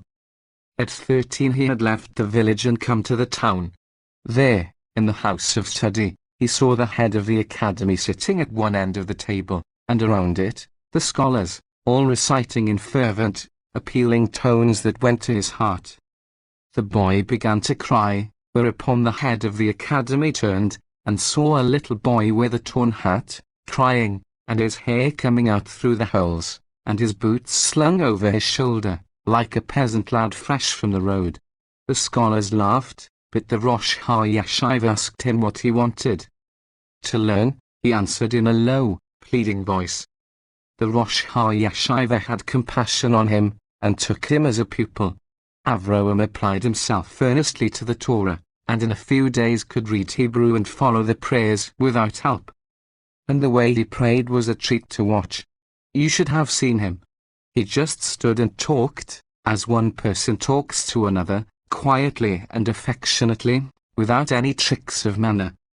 Once the Rosh HaYeshiva saw him praying, and said before his whole academy, "I can learn better than he, but when it comes to praying, I don't reach to his ankles." That is what he said. So Reb Avrohom lived there till he was grown up, and had married the daughter of a simple tailor. Indeed, he learned tailoring himself, and lived by his 10 fingers. By day he sat and sewed with an open prayer book before him, and recited portions of the Psalms to himself. After dark he went into the house of study, so quietly that no one noticed him, and passed half the night over the Talmud. Once some strangers came to the town, and spent the night in the house of study behind the stove. Suddenly they heard a thin, sweet voice that was like a tune in itself. They started up, and saw him at his book. The small lamp hanging by a cord poured a dim light upon him where he sat, while the walls remained in shadow. He studied with ardor, with enthusiasm, only his enthusiasm was not for beholders. It was all within. He swayed slowly to and fro, and his shadow swayed with him, and he softly chanted the Jewry. By degrees his voice rose, his face kindled, and his eyes began to glow. One could see that his very soul was resolving itself into his chanting. The divine presence hovered over him, and he drank in its sweetness. And in the middle of his reading, he got up and walked about the room, repeating in a trembling whisper, "Lord of the world, O Lord of the world." Then his voice grew as suddenly calm, and he stood still, as though he had dozed off where he stood, for pure delight. The lamp grew dim, and still he stood and never moved. Awe fell on the travellers behind the stove, and they cried out. He started and approached them, and they had to close their eyes against the brightness of his face, the light that shone out of his eyes. And he stood there quite quietly and simply, and asked in a gentle voice why they had called out. Were they cold? And he took off his cloak and spread it over them. Next morning the travelers told all this, and declared that no sooner had the cloak touched them than they had fallen asleep, and they had seen and heard nothing more that night. After this, when the whole town had got wind of it, and they found out who it was that night in the house of study, the people began to believe that he was at Sodic, and they came to him with petitions, as Chassidim to their ebbs, asking him to pray for their health and other wants. But when they brought him such a petition, he would smile and say, "Believe me, a little boy who says grace over a piece of bread which his mother has given him, he can help you more than 20 such as I." Of course, his words made no impression, except that they brought more petitions than ever, upon which he said, "You insist on a man of flesh and blood such as I being your advocate with God, blessed is he. Hear a parable. To what shall we liken the thing? To the light of the sun and the light of a small lamp.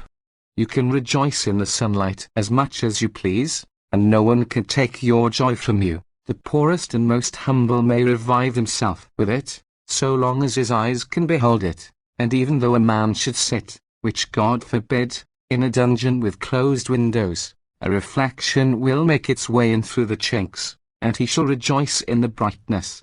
But with the poor light of a lamp it is otherwise. A rich man buys a quantity of lamps and illumines his house, while a poor man sits in darkness. God, blessed be he, is the great light that shines for the whole world, reviving and refreshing all his works. The whole world is full of his mercy, and his compassion is over all his creatures. Believe me, you have no need of an advocate with him. God is your Father, and you are his dear children. How should a child need an advocate with his father? The ordinary folk heard and were silent, but our people, the Chassidim, were displeased. And I'll tell you another thing. I was the first to mention it to the Rebbe, long life to him, and he, as is well known, commanded Reb Avrohom to his presence.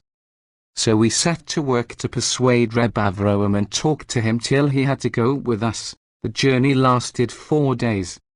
I remember one night, the moon was wandering in a blue ocean of sky that spread ever so far, till it mingled with a cloud, and she looked at us, pitifully and appealingly, as though to ask us if we knew which way she ought to go, to the right or to the left, and presently the cloud came upon her, and she began struggling to get out of it, and a minute or two later she was free again and smiling at us.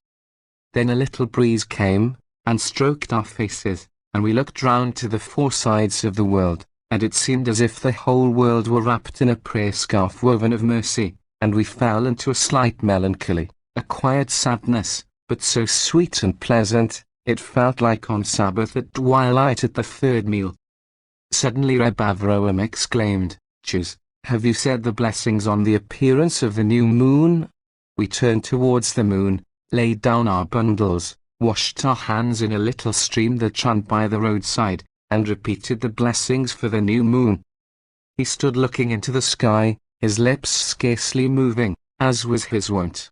"Sholem Aleichem," he said, turning to me, and his voice quivered like a violin, and his eyes called to peace and unity.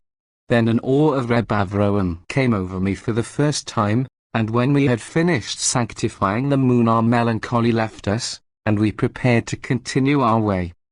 But still he stood and gazed heavenward, sighing, "Lord of the universe, how beautiful is the world which thou hast made by thy goodness and great mercy, and these are over all thy creatures.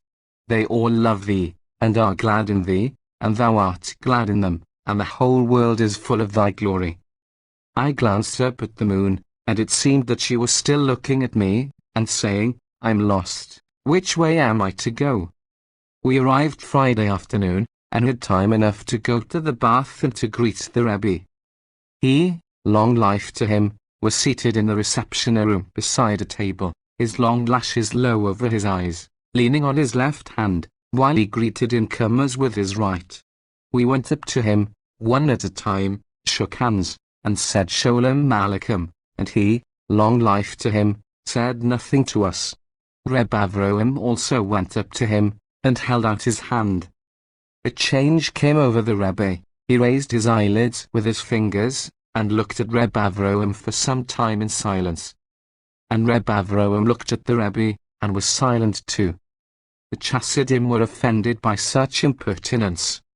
That evening we assembled in the Rebbe's house of study, to usher in the Sabbath. It was tightly packed with Jews, one pushing the other, or seizing hold of his girdle. Only beside the ark was there a free space left, a semicircle, in the middle of which stood the Rebbe and prayed. But Reb Avrohom stood by the door among the poor guests, and prayed after his fashion. Tikiddush, called the beadle. The Rebbe's wife, daughters, and daughters-in-law now appeared, and their jewelry, their precious stones, and their pearls, sparkled and shone. The Rebbe stood and repeated the prayer of sanctification. He was slightly bent, and his grey beard swept his breast. His eyes were screened by his lashes, and he recited the sanctification in a loud voice, giving to every word a peculiar inflection, to every sign an expression of its own. To table was called out next. At the head of the table sat the Rebbe, sons and sons-in-law to the left, relations to the right of him, then the principal aged Jews, then the rich. The people stood round about. The Rebbe ate, and began to serve out the leavings, to his sons and sons-in-law first, and to the rest of those sitting at the table after. Then there was silence. The Rebbe began to expound the Torah. The portion of the week was Numbers, chapter 8, and the Rebbe began. When a man's soul is on a low level, enveloped, heaven defend us, in uncleanness, and the divine spark within the soul wishes to rise to a higher level, and cannot do so alone, but must needs be helped, it is a mitzvah to help her, to raise her, and this mitzvah is specially incumbent on the priest. This is the meaning of the 7 lamps shall give light over against the candlestick, by which is meant the Holy Torah. The priest must bring the Jew's heart near to the Torah, in this way he is able to raise it. And who is the priest? The righteous in his generation, because since the temple was destroyed, the saint must be a priest, for thus is the command from above, that he shall be the priest. Avrohom. The Rebbe called suddenly, Avrohom, come here, I am calling you. The other went up to him. Avrohom, did you understand? Did you make out the meaning of what I said? Your silence, the Rebbe went on, is an acknowledgment. I must raise you, even though it be against my will and against your will. There was dead stillness in the room, people waiting to hear what would come next. You are silent? Asked the Rebbe, now a little sternly. You want to be a raiser of souls? Have you, bless and preserve us, bought the Almighty for yourself? Do you think that a Jew can approach nearer to God, blessed is He, through you? That you are the handle of the pestle and the rest of the Jews know it? God's grace is everywhere, whichever way we turn, every time we move a limb we feel God.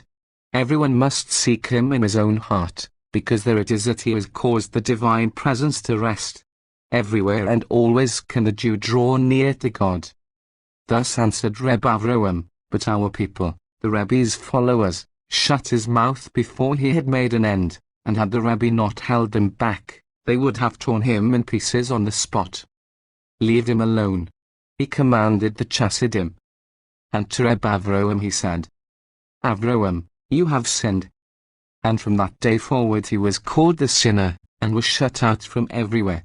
The Chassidim kept their eye on him, and persecuted him, and he was not even allowed to pray in the house of study. And I'll tell you what I think, a wicked man, even when he acts according to his wickedness, fulfills God's command. And who knows? Perhaps they were both right. Isaac D.O.B. Berkowitz. Born, 1885, in Slatsk, Government of Minsk, Lithuania, White Russia, was in America for a short time in 1908, contributor to Die Zukunft, co-editor of Ha-Olam, Wilna, Hebrew and Yiddish writer, collected works, Yiddish, Gesammelte Schriften, Warsaw, 1910, Hebrew, Sipurim, Krakow, 1910. Country folk. Favk was a wild little villager, about 7 years old, who had tumbled up from babyhood among Gentile urchins, the only Jewish boy in the place, just as his father Matz, the Kozleff smith, was the only Jewish householder there. Fave had hardly ever met, or even seen, anyone but the people of Kozleff and their children. Had it not been for his black eyes, with their moody, persistent gaze from beneath the shade of a deep, worn-out leather cap, it would have puzzled anyone to make out his parentage, to know whence that torn and battered face, that red scar across the top lip, those large, black, flat, and childlike feet. But the eyes explained everything, his mother's eyes. Fave spent the whole summer with the village urchins in the neighboring wood, picking mushrooms, climbing the trees, driving wood pigeons off their high nests, or wading knee-deep in the shallow bog outside to seek the black, slippery bogworms, or else he found himself out in the fields, jumping about on the top of a load of hay under a hot sky, and shouting to his companions, till he was bathed in perspiration. At other times, he gathered himself away into a dark, cool barn, scrambled at the peril of his life along a round beam under the roof, crunched dried pears, saw how the sun sprinkled the darkness with 1,000 sparks, and thought. He could always think about Mikita, the son of the village elder, who had almost risen to be conductor on a railway train, and who came from a long way off to visit his father, brass buttons to his coat and a purse full of silver rubles, and piped to the village girls of an evening on the most cunning kind of whistle. How often it had happened that Fave could not be found, and did not even come home to bed. But his parents troubled precious little about him, seeing that he was growing up a wild, dissolute boy, and the displeasure of heaven rested on his head. Fave was not a timid child, but there were two things he was afraid of, God and davening. Fave had never, to the best of his recollection, seen God, but he often heard his name, they threatened him with it, glanced at the ceiling, and sighed. And this embittered somewhat his sweet, free days. He felt that the older he grew, the sooner he would have to present himself before this terrifying, stern, and unfamiliar God, who was hidden somewhere, whether near or far he could not tell. One day Fave called but ran a danger. It was early on a winter morning, there was a cold, wild wind blowing outside, and indoors there was a black stranger Jew, in a thick sheepskin, breaking open the tin charity boxes. The smith's wife served the stranger with hot potatoes and sour milk, whereupon the stranger piously closed his eyes, and, having reopened them, caught sight of Fave through the white steam rising from the dish of potatoes. Fave huddled up in a corner, and beckoned him nearer. "Have you begun to learn, little boy?" he questioned, and took his cheek between two pale, cold fingers, which sent a whiff of snuff up Fave's nose. His mother, standing by the stove, reddened, and made some inaudible answer. The black stranger threw up his eyes, and slowly shook his head inside the wide sheepskin collar. This shaking to and fro of his head boded no good, and Fave grew strangely cold inside.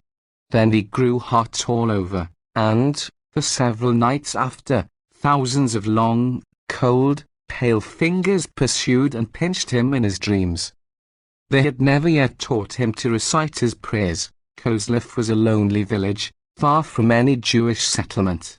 Every Sabbath morning Fave, snug in bed, watched his father put on a mended black cloak, wrap himself in the tallis, shut his eyes, take on a bleating voice, and, turning to the wall, commence a series of bows. Fave felt that his father was bowing before God, and this frightened him. He thought it a very rash proceeding. Fave, in his father's place, would sooner have had nothing to do with God. He spent most of the time while his father was at his prayers cowering under the coverlet, and only crept out when he heard his mother busy with plates and spoons, and the pungent smell of chopped radishes and onions penetrated to the bedroom. Winters and summers passed, and Fave grew to be 7 years old, just such a Fave as we have described. And the last summer passed, and gave way to autumn. That autumn the smith's wife was brought to bed of a 7th child, and before she was about again, the cold, damp days were upon them, with the misty mornings, when a fish shivers in the water. and the days of her confinement were mingled for the lonely village Jewess with the solemn days of that year into a hard and dreary time.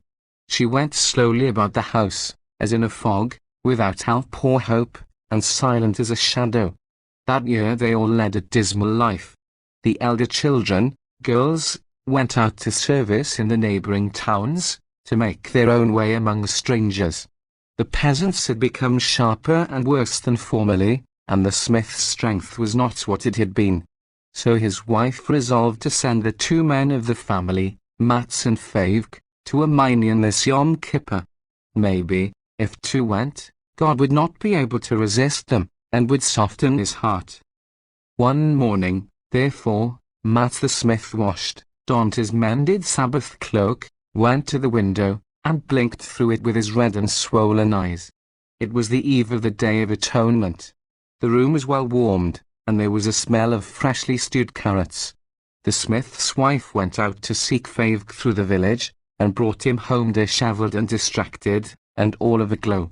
She had torn him away from an early morning of excitement and delight such as could never be again.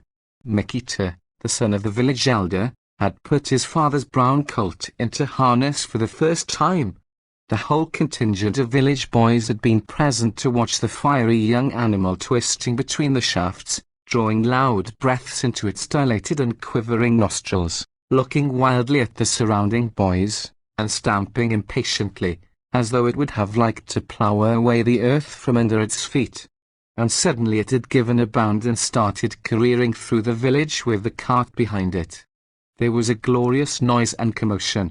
Favk was foremost among those who, in a cloud of dust and at the peril of their life, had dashed to seize the colt by the reins. His mother washed him, looked him over from the low-set leather hat down to his great, black feet, stuffed a packet of food into his hands, and said, "Go and be a good and devout boy, and God will forgive you." She stood on the threshold of the house, and looked after her two men starting for a distant minyan. The bearing of 7 children had aged and weakened the once hard, obstinate woman, and, left standing alone in the doorway, watching her poor, barefoot, perverse-natured boy on his way to present himself for the first time before God, she broke down by the mezuzah and wept. Silently, step by step, Favk followed his father between the desolate stubble fields.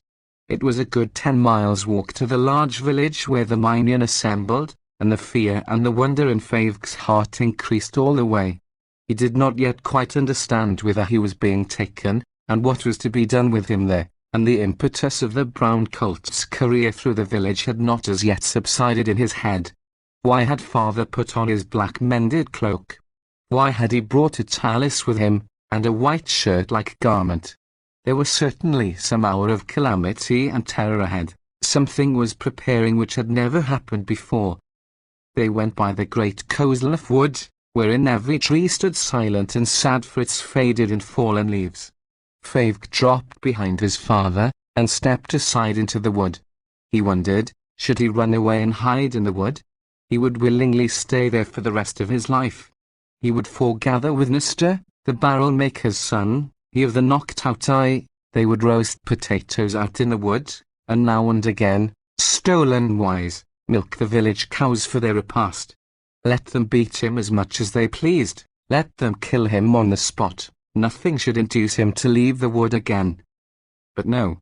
As Favk walked along under the silent trees and through the fallen leaves, and perceived that the whole wood was filled through and through with a soft, clear light, and heard the rustle of the leaves beneath his step, a strange terror took hold of him.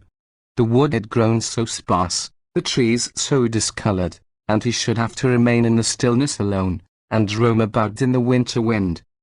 Mats the smith had stopped, wondering, and was blinking around with his sick eyes. "Favk, where are you?" Favk appeared out of the wood. "Favk, today you mustn't go into the wood. Today God may yet, today you must be a good boy," said the smith, repeating his wife's words as they came to his mind, "and you must say Amen." Favk hung his head and looked at his great, bare, black feet. "But if I don't know how," he said sullenly. It's no great thing to say amen. His father replied encouragingly. When you hear the other people say it, you can say it, too. Everyone must say amen, then God will forgive them, he added, recalling again his wife and her admonitions. Favk was silent, and once more followed his father step by step. What will they ask him, and what is he to answer? It seemed to him now that they were going right over away yonder where the pale, scarcely tinted sky touched the earth. There, on a hill, sits a great, old god in a large sheepskin cloak. Everyone goes up to him, and he asks them questions, which they have to answer, and he shakes his head to and fro inside the sheepskin collar. And what is he, a wild, ignorant little boy, to answer this great, old god? Favk had committed a great many transgressions concerning which his mother was constantly admonishing him, but now he was thinking only of two great transgressions committed recently, of which his mother knew nothing. One with regard to Anishka the beggar. Anishka was known to the village, as far back as it could remember, as an old, blind beggar, who went the round of the villages, feeling his way with a long stick. And one day Favk and another boy played him a trick. They placed a ladder in his way, and Anishka stumbled and fell, hurting his nose. Some peasants had come up and caught Favk. Anishka sat in the middle of the road with blood on his face, wept bitterly, and declared that God would not forget his blood that had been spilt. The peasants had given the little Zaydka sound thrashing, but Favk felt now as if that would not count. God would certainly remember the spilling of Anishka's blood. Favk's second hidden transgression had been committed outside the village, among the graves of the peasants. A whole troop of boys, Favk in their midst, had gone pigeon hunting, aiming at the pigeons with stones, and a stone of Favk's had hit the naked figure on a cross that stood among the graves. The Gentile boys had started and taken fright, and those among them who were Favk's good friends told him he had actually hit the Son of God, and that the thing would have consequences. It was one for which people had their heads cut off. These two great transgressions now stood before him, and his heart warned him that the hour had come when he would be called to account for what he had done to Anishka and to God's Son. Only he did not know what answer he could make. By the time they came near the windmill belonging to the large strange village, the sun had begun to set. The village river with the trees beside it were visible a long way off, and, crossing the river, a long high bridge. The mine is there, and Mats pointed his finger at the thatched roofs shining in the sunset. Favk looked down from the bridge into the deep, black water that lay smooth and still in the shadow of the trees. The bridge was high and the water deep. Favk felt sick at heart, and his mouth was dry. But, Tate, I won't be able to answer, he let out in despair. What? Not amen? You little silly, that is no great matter.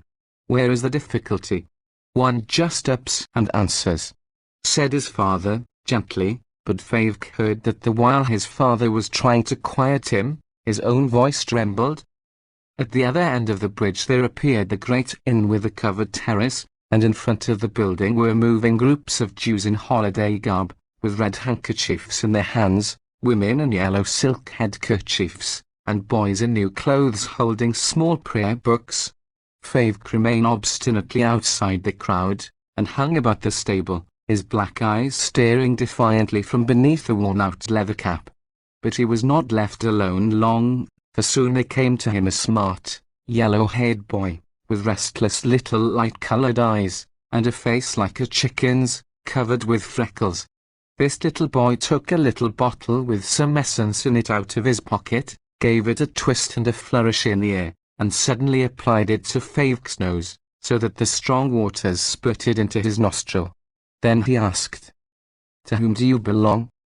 Favk blew the water out of his nose, and turned his head away in silence.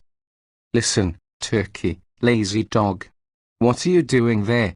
Have you said mincha, and no? Is the Jew in a torn cloak for your father?" "Why, yes, Tate."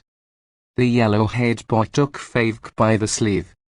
"Come along, and you'll see what they'll do to your father." Inside the room into which Favk was dragged by his new friend, it was hot, and there was a curious and familiar sound. Favk grew dizzy. He saw Jews bowing and bending along the wall and beating their breasts. Now they said something, and now they wept in an odd way. People coughed and spat sobbingly, and blew their noses with their red handkerchiefs. Chairs and stiff benches creaked, while a continual clatter of plates and spoons came through the wall. In a corner, beside a heap of hay, Favk saw his father where he stood, looking all round him, blinking shamefacedly and innocently with his weak, red eyes. Round him was a lively circle of little boys whispering with one another in evident expectation. "That is his boy, with the lip," said the chicken face, presenting Favk. At the same moment a young man came up to Mats. He wore a white collar without a tie and with a pointed brass stud. This young man held a whip, which he brandished in the air like a rider about to mount his horse. "Well, Reb Smith." "Am I? I suppose I am to lie down?" asked Mats, subserviently, still smiling round in the same shy and yet confiding manner. "Be so good as to lie down." The young man gave a mischievous look at the boys, and made a gesture in the air with the whip.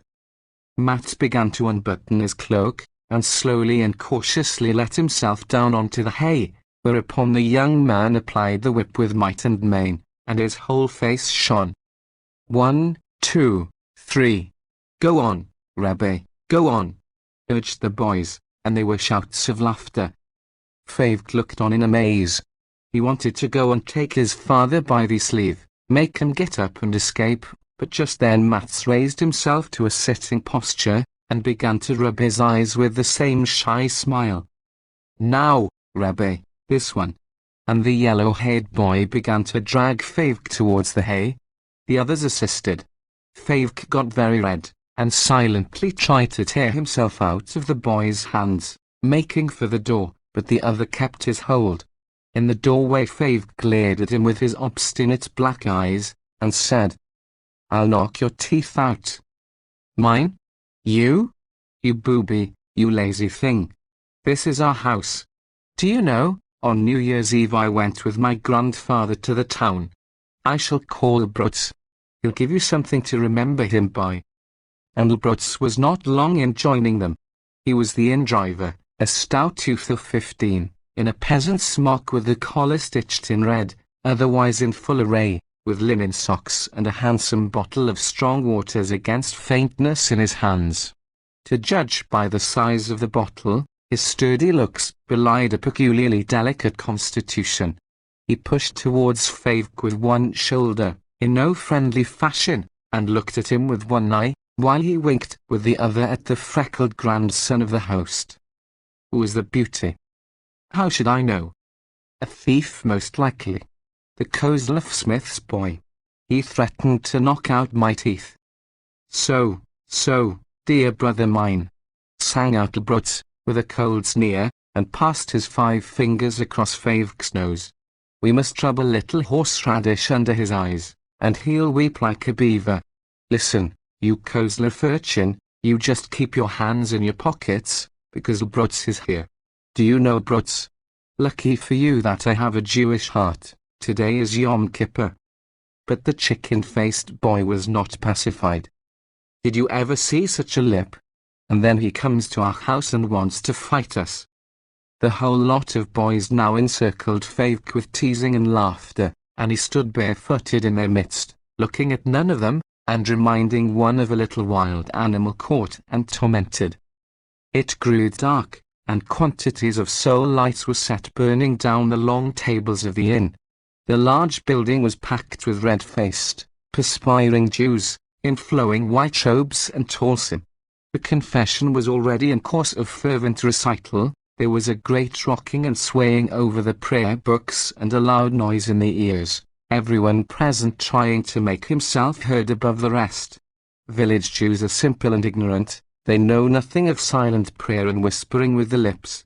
They are deprived of prayer in common a year at a time, and are distant from the Lord of all, and when the awful day comes, they want to take him by storm, by violence. The noisiest of all was the prayer leader himself, the young man with the white collar and no tie. He was from town, and wished to convince the country folk that he was an adept at his profession and to be relied on. Fevk stood in the stifling room utterly confounded. The prayers and the wailful chanting passed over his head like waves. His heart was straitened, red sparks swirled before his eyes. He was in a state of continual apprehension. He saw a snow-white old Jew come out of a corner with a scroll of the Torah wrapped in a white velvet, gold-embroidered cover. How the gold sparkled and twinkled and reflected itself in the illuminated beard of the old man. Fevk thought the moment had come, but he saw it all as through a mist, a long way off, to the sound of the wailful chanting, and as in a mist the scroll and the old man vanished together. Fevk's face and body were flushed with heat, his knees shook, and at the same time his hands and feet were cold as ice. Once, while Fevk was standing by the table facing the bright flames of the soul lights, a dizziness came over him, and he closed his eyes. Thousands of little bells seemed to ring in his ears. Then someone gave a loud thump on the table, and there was silence all around. Fevk started and opened his eyes. The sudden stillness frightened him, and he wanted to move away from the table, but he was walled in by men in white robes, who had begun rocking and swaying anew. One of them pushed a prayer book towards him, with great black letters, which hopped and fluttered to Fevk's eyes like so many little blackbirds. He shook visibly, and the men looked at him in silence. New. He remained for some time squeezed against the prayer book, hemmed in by the tall, strange men in robes swaying and praying over his head. A cold perspiration broke out over him, and when at last he freed himself, he felt very tired and weak. Having found his way to a corner close to his father, he fell asleep on the floor. There he had a strange dream. He dreamt that he was a tree, growing like any other tree in a wood, and that he saw Anishka coming along with blood on his face, in one hand his long stick, and in the other a stone, and Fevk recognized the stone with which he had hit the crucifix. And Anishka kept turning his head and making signs to someone with his long stick, calling out to him that here was Fevk. Fevk looked hard, and there in the depths of the wood was God himself, white all over, like freshly fallen snow. And God suddenly grew ever so tall, and looked down at Fevk. Fevk felt God looking at him, but he could not see God, because there was a mist before his eyes. And Anishka came nearer and nearer with the stone in his hand. Fevk shook, and cold perspiration oozed out all over him. He wanted to run away, but he seemed to be growing like a tree, like all the other trees of the wood. Fevk awoke on the floor, amid sleeping men, and the first thing he saw was a tall, barefoot person, all in white, standing over the sleepers with something in his hand. This tall, white figure sank slowly onto its knees, and, bending silently over Mats the smith, who lay snoring with the rest, it deliberately put a bottle to his nose. Mats gave a squeal, and sat up hastily. "Ha, who is it?" he asked in alarm. It was the young man from town, the prayer leader, with a bottle of strong-smelling salts. "It is I," he said with a digger's air, and smiled. "Never mind, it will do good. You are fasting, and there is an express law in the Cheodom on the subject." "But why me?" complained Mats, blinking at him reproachfully. "What have I done to you?" Day was about to dawn. The air in the room had cooled down. The soul lights were still playing in the dark, dewy window panes. A few of the men bedded in the hay on the floor were waking up. Fevk stood in the middle of the room with staring eyes. The young man with the smelling bottle came up to him with a lively air. "Oh, you little object. What are you staring at me for? Do you want to sniff? There, then, sniff." Fevk retreated into a corner, and continued to stare at him in bewilderment. No sooner was it day, than the davening recommenced with all the fervour of the night before. The room was as noisy, and very soon nearly as hot. But it had not the same effect on Fevk as yesterday, and he was no longer frightened of Anishka and the stone. The whole dream had dissolved into thin air. When they once more brought out the scroll of the law in its white mantle, Favk was standing by the table, and looked on indifferently while they uncovered the black, shining, crowded letters. He looked indifferently at the young man from town swaying over the Torah, out of which he read fluently, intoning with a strangely free and easy manner, like an adept to whom all this was nothing new. Whenever he stopped reading, he threw back his head, and looked down at the people with a bright, satisfied smile. The little boys roamed up and down the room in socks, with smelling salts in their hands, or yawned into their little prayer books. The air was filled with the dust of the trampled hay. The sun looked in at a window, and the soul lights grew dim as in a mist. It seemed to Favk he had been at the Minyan a long, long time, and he felt as though some great misfortune had befallen him. Fear and wonder continued to oppress him, but not the fear and wonder of yesterday. He was tired, his body burning, while his feet were contracted with cold. He got away outside, stretched himself out on the grass behind the inn and dozed, facing the sun. He dozed through a good part of the day. Bright red rivers flowed before his eyes, and they made his brains ache. Someone, he did not know who, stood over him, and never stopped rocking to and fro and reciting prayers. Then, it was his father bending over him with a rather troubled look, and waking him in a strangely gentle voice. "Well, Favk, are you asleep? You've had nothing to eat today yet?" "No." Favk followed his father back into the house on his unsteady feet. Weary Jews with pale and lengthened noses were resting on the terrace and the benches. The sun was already low down over the village and shining full into the inn windows. Favk stood by one of the windows with his father, and his head swam from the bright light. Matt stroked his chin beard continually. Then there was more davening and more oaking while they recited the 18 benedictions. The benedictions ended, the young man began to drill, but in a weaker voice and without charm. He was sick of the whole thing, and kept on in the half-hearted way with which one does a favor. Matt forgot to look at his prayer book, and, standing in the window, gazed at the treetops, which had caught fire in the rays of the setting sun. Nobody was expecting anything of him, when he suddenly gave a sob, so loud and so piteous that all turned and looked at him in astonishment. Some of the people laughed. The prayer leader had just intoned Michael on the right hand uttereth praise, out of the afternoon service. What was there to cry about in that? All the little boys had assembled round Matt the smith, and were choking with laughter, and a certain youth, the host's new son-in-law, gave a twitch to Matt's tallis. "Reb Kozlova, you've made a mistake." Matt answered not a word. The little fellow with the freckles pushed his way up to him, and imitating the young man's intonation, repeated, "Reb Kozlova, you've made a mistake." Favk looked wildly round at the bystanders, at his father. Then he suddenly advanced to the freckled boy, and glared at him with his black eyes. You, Kob Tabby Bessie," he hissed in Little Russian. The laughter and commotion increased. There was an exclamation, "Rascal!" in a holy place. And another, "Aha! The Kozlova smith's boy must be a first-class scamp." The prayer leader thumped angrily on his prayer book, because no one was listening to him. Favk escaped once more behind the inn, but the whole company of boys followed him, headed by Abrotz the driver. "There he is, the Kozlov lazy booby," screamed the freckled boy. "Have you ever heard the like? He actually wanted to fight again, and in our house. What do you think of that?" Abrotz went up to Favk at a steady trot and with the gesture of one who likes to do what has to be done calmly and coolly. "Wait, boys. Hands off. We've got a remedy for him here, for which I hope he will be thankful."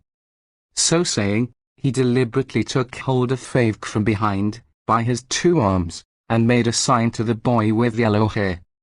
"Now for it, Aronch, give it to the youngster." The little boy immediately whipped the smelling bottle out of his pocket, took out the stopper with a flourish, and held it to Favk's nose. The next moment Favk had wrenched himself free, and was making for the chicken face with nails spread, when he received 2 smart-sounding boxes on the ears, from 2 great, heavy, horny hands, which so clouded his brain that for a minute he stood dazed and dumb. Suddenly he made a spring at Brutz, fell upon his hand, and fastened his sharp teeth in the flesh. Brutz gave a loud yell. There was a great to-do.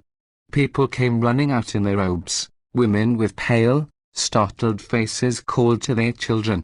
A few of them reproved Mats for his son's behavior.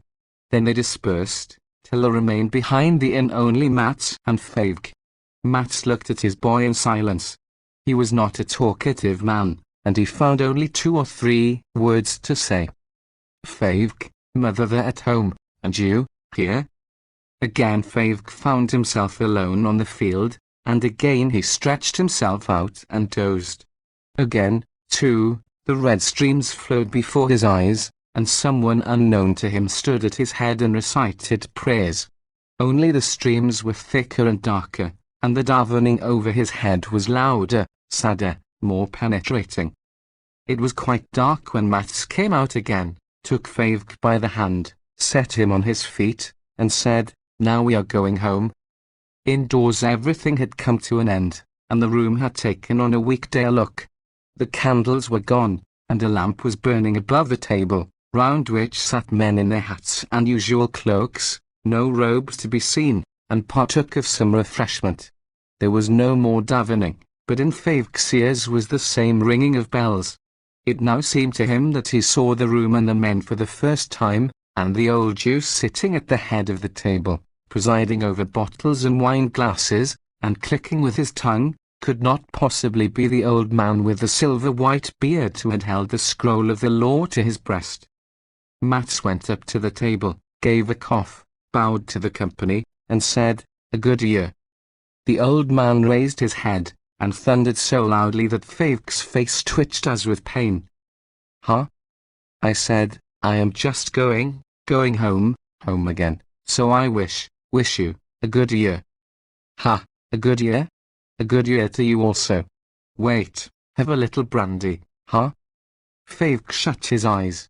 It made him feel bad to have the lamp burning so brightly and the old man talking so loud. Why need he speak in such a high, rasping voice that it went through one's head like a saw? "Huh? Is it your little boy who scratched Meyer Unch's face? Huh? A rascal is he? Beat him well. There, give him a little brandy, too, and a bit of cake. He fasted too, huh? But he can't recite the prayers? Fie. You ought to be beaten. Huh? Are you going home? Go in health. Huh? Your wife has just been confined ? Perhaps you need some money for the holidays? Huh? What do you say?" Mats and Feuilletonist started to walk home. Mats gave a look at the clear sky, where the young half-moon had floated into view. "Mother will be expecting us," he said, and began to walk quickly. Feuilletonist could hardly drag his feet. On the tall bridge they were met by a cool breeze blowing from the water. Once across the bridge, Mats again quickened his pace. Presently he stopped to look around. No Feuilletonist. He turned back and saw Feuilletonist sitting in the middle of the road. The child was huddled up in a silent, shivering heap. His teeth chattered with cold. "Feuilletonist, what is the matter? Why are you sitting down? Come along home." "I won't." Feuilletonist clattered out with his teeth. "I can't. Did they hit you so hard, Feuilletonist?" Feuilletonist was silent. Then he stretched himself out on the ground, his hands and feet quivering. "Cold. Aren't you well, Feuilletonist?"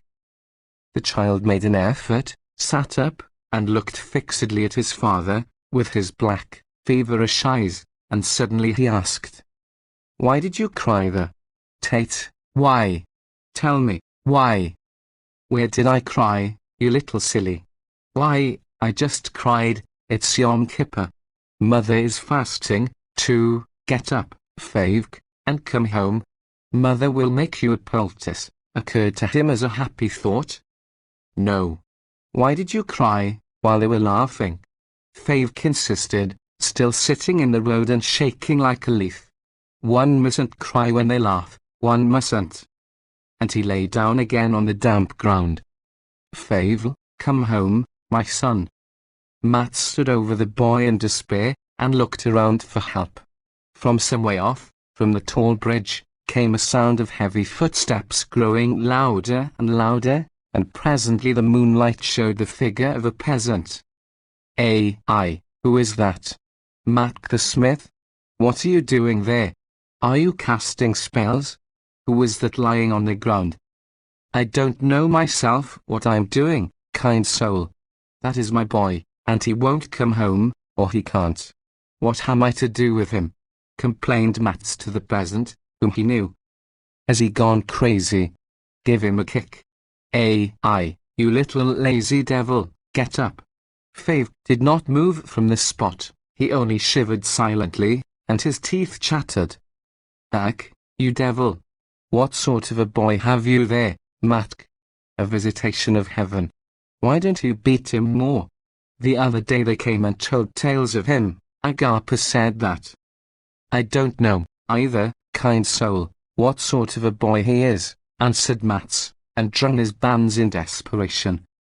Early next morning Mats hired a conveyance, and drove Fave to the town, to the asylum for the sick poor. The smith's wife came out and saw them start, and she stood a long while in the doorway by the mezuzah. And on another fine autumn morning, just when the villagers were beginning to cart loads of fresh earth to secure the village against overflowing streams, the village boys told one another the news of Fave's death. The last of them. There had been Rabbonim for generations in the Misnagdic community of Mrevank, old, poverty-stricken Mrevank, crowned with hoary honor, hidden away in the thick woods. Generation on generation of them had been renowned far and near, wherever a Jewish word was spoken, wherever the voice of the Torah rang out in the warm old houses of study. People talked of them everywhere, as they talk of miracles when miracles are no more, and of consolations when all hope is long since dead. Talk to them as great-grandchildren talk of the riches of their great-grandfather, the like of which are now unknown, and of the great seven-branched, old-fashioned lamp, which he left them as an inheritance of times gone by. For as the lustre of an old, seven-branched lamp shining in the darkness, such was the lustre of the family of the Rabbonim of Mrevank. That was long ago, ever so long ago, when Mrevank lay buried in the dark Lithuanian forests. The old, low, moss-grown houses were still set in wide, green gardens, wherein grew beetroot and onions, while the hop twined itself and clustered thickly along the wooden fencing. Well-to-do Jews still went about in linen pelisses, and smoked pipes filled with dry herbs. People got a living out of the woods, where they burnt pitch the whole week through, and Jewish families ate rye bread and groat's pottage. A new baby brought no anxiety along with it. People praised God, carried the pitcher to the well, filled it, and poured a quart of water into the pottage. The newcomer was one of God's creatures, and was assured of his portion along with the others. And if a Jew had a marriageable daughter, and could not afford a dowry, he took a stick in his hand, donned a white shirt with a broad mangled collar, repeated the prayer of the highway, and set off on foot to Volhynia, that thrice-blessed wonderland, where people talk with a chirik, and eat chal with saffron even in the middle of the week, with saffron, if not with honey. There, in Volhynia, on Friday evenings, the rich Jewish householder of the district walks to and fro leisurely in his brightly lit room. In all likelihood, he is a short, plump, hairy man, with a broad, fair beard, a gathered silk sash round his substantial figure, a cheery sing-song Sholem Aleichem on his mincing, Cherokee tongue, and a merry crack of the thumb. The Lithuanian guest, teacher or preacher, the shrunken shriveled stranger with the piercing black eyes, sits in a corner, merely moving his lips and gazing at the floor, perhaps because he feels ill at ease in the bright, nicely furnished room, perhaps because he is thinking of his distant home, of his wife and children and his marriageable daughter, and perhaps because it has suddenly all become oddly dear to him, his poor, forsaken native place, with its moiling, poverty-struck Jews, whose week is spent pitch-burning in the forest, with its old, warm houses of study, with its celebrated giants of the Torah, bending with a candle in their hand over the great hoary Gemaras. And here, at table, between the tasty stuffed fish and the soup, with the rich Volhynian stuffed monkeys, the brusque, tongue-tied guest is suddenly unable to contain himself, and overflows with talk about his corner in Lithuania. Whether we have our rabbis at home, and new. And thereupon he holds forth grandiloquently, with an ardour and incisiveness born of the love and the longing at his heart. The piercing black eyes shoot sparks, as the guest tells of the great men of Mravank, with their fiery intellects, their iron perseverance, who sit over their books by day and by night.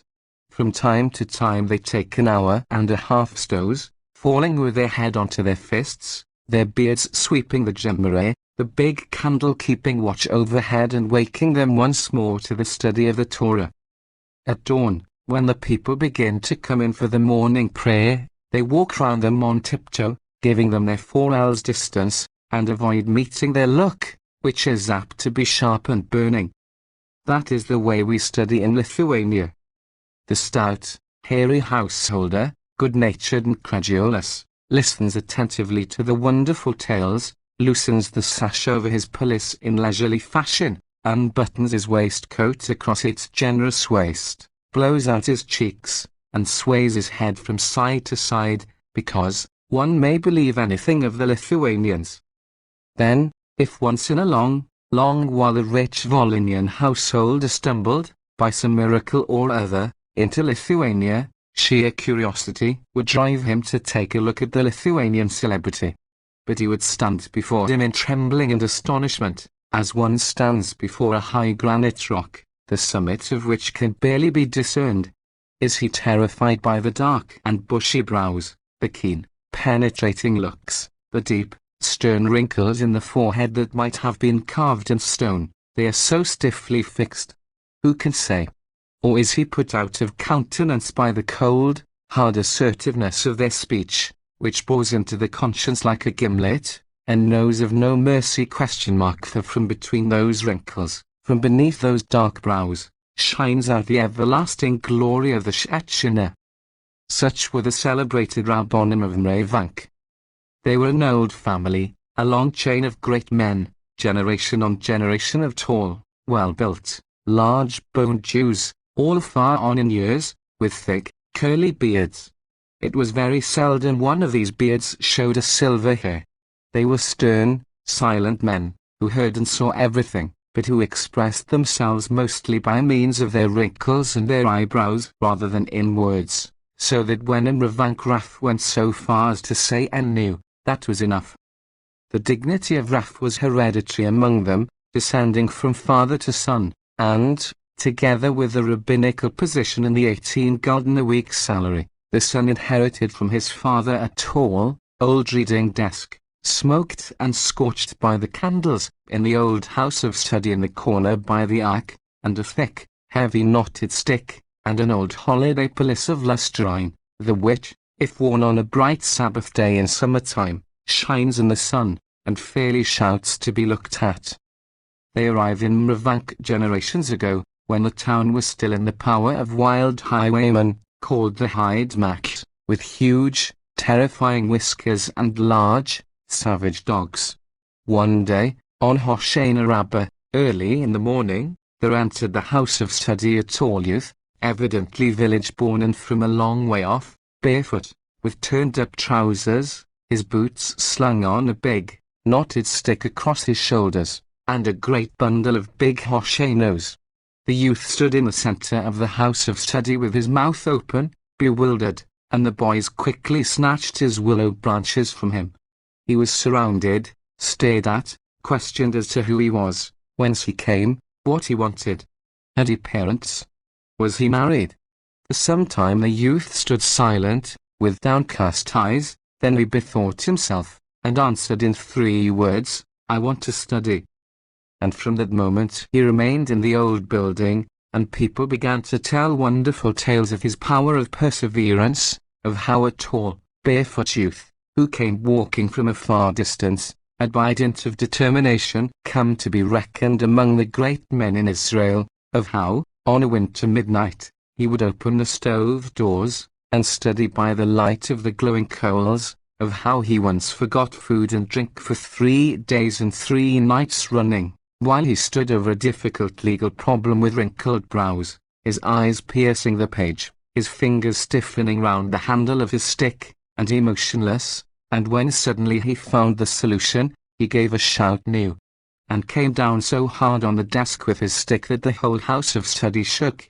It happened just when the people were standing quite quiet, repeating the 18 benedictions. Then it was told how this same lad became rough in Ravank, how his genius descended to his children and children's children, till late in the generations, gathering in might with each generation in turn. They arose, these giants, one after the other, persistent investigators of the law, with high, wrinkled foreheads, dark, bushy brows, a hard, cutting glance, sharp as steel. In those days Ravank was illuminated as with 7 suns. The houses of study were filled with students, voices, young and old, rang out over the gemmeras, sang, wept, and implored. Worried and tired-looking fathers and uncles would come into the shuls with blackened faces after the day's pitch-burning, between afternoon and evening prayer, range themselves in leisurely mood by the doors and the stove, cock their ears, and listen. Jewish drivers, who convey people from one town to another, snatched a minute the first thing in the morning, and dropped in with their whips under their arms, to hear a passage in the Gemara expounded. And the women, who washed the linen at the pump in summertime, beat the wet clothes to the melody of the Torah that came floating into the street through the open windows, sweet as a long-expected piece of good news.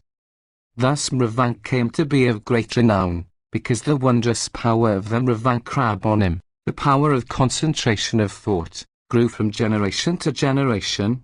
And in those days the old people went about with a secret whispering, that if there should arise a 10th generation of the mighty ones, a new thing, please God, would come to pass among Jews. But there was no 10th generation, the 9th of them Ravank Rabbonim was the last of them.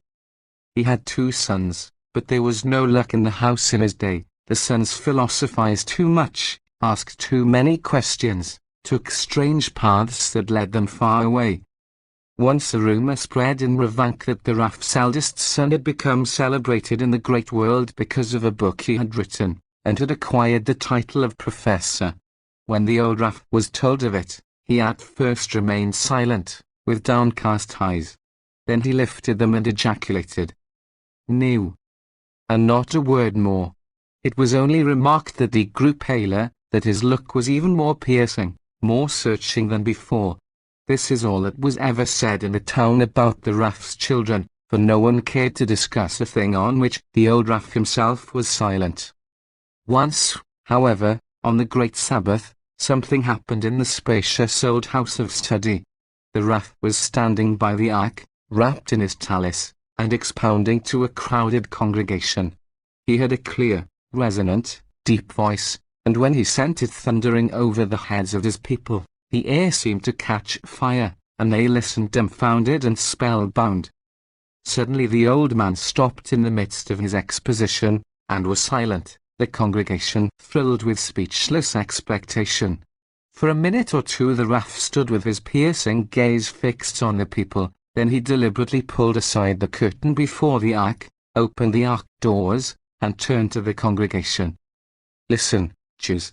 I know that many of you are thinking of something that has just occurred to me, too. You wonder how it is that I should set myself up to expound the Torah to a town full of Jews, when my own children have cast the Torah behind them. Therefore I now open the ark and declare to you, Jews, before the holy scrolls of the law, I have no children any more. I am the last Raph of our family." Hereupon a piteous wail came from out of the women's shul, but the Raph's sonorous voice soon reduced them to silence, and once more the Torah was being expounded in thunder over the heads of the open-mouthed assembly.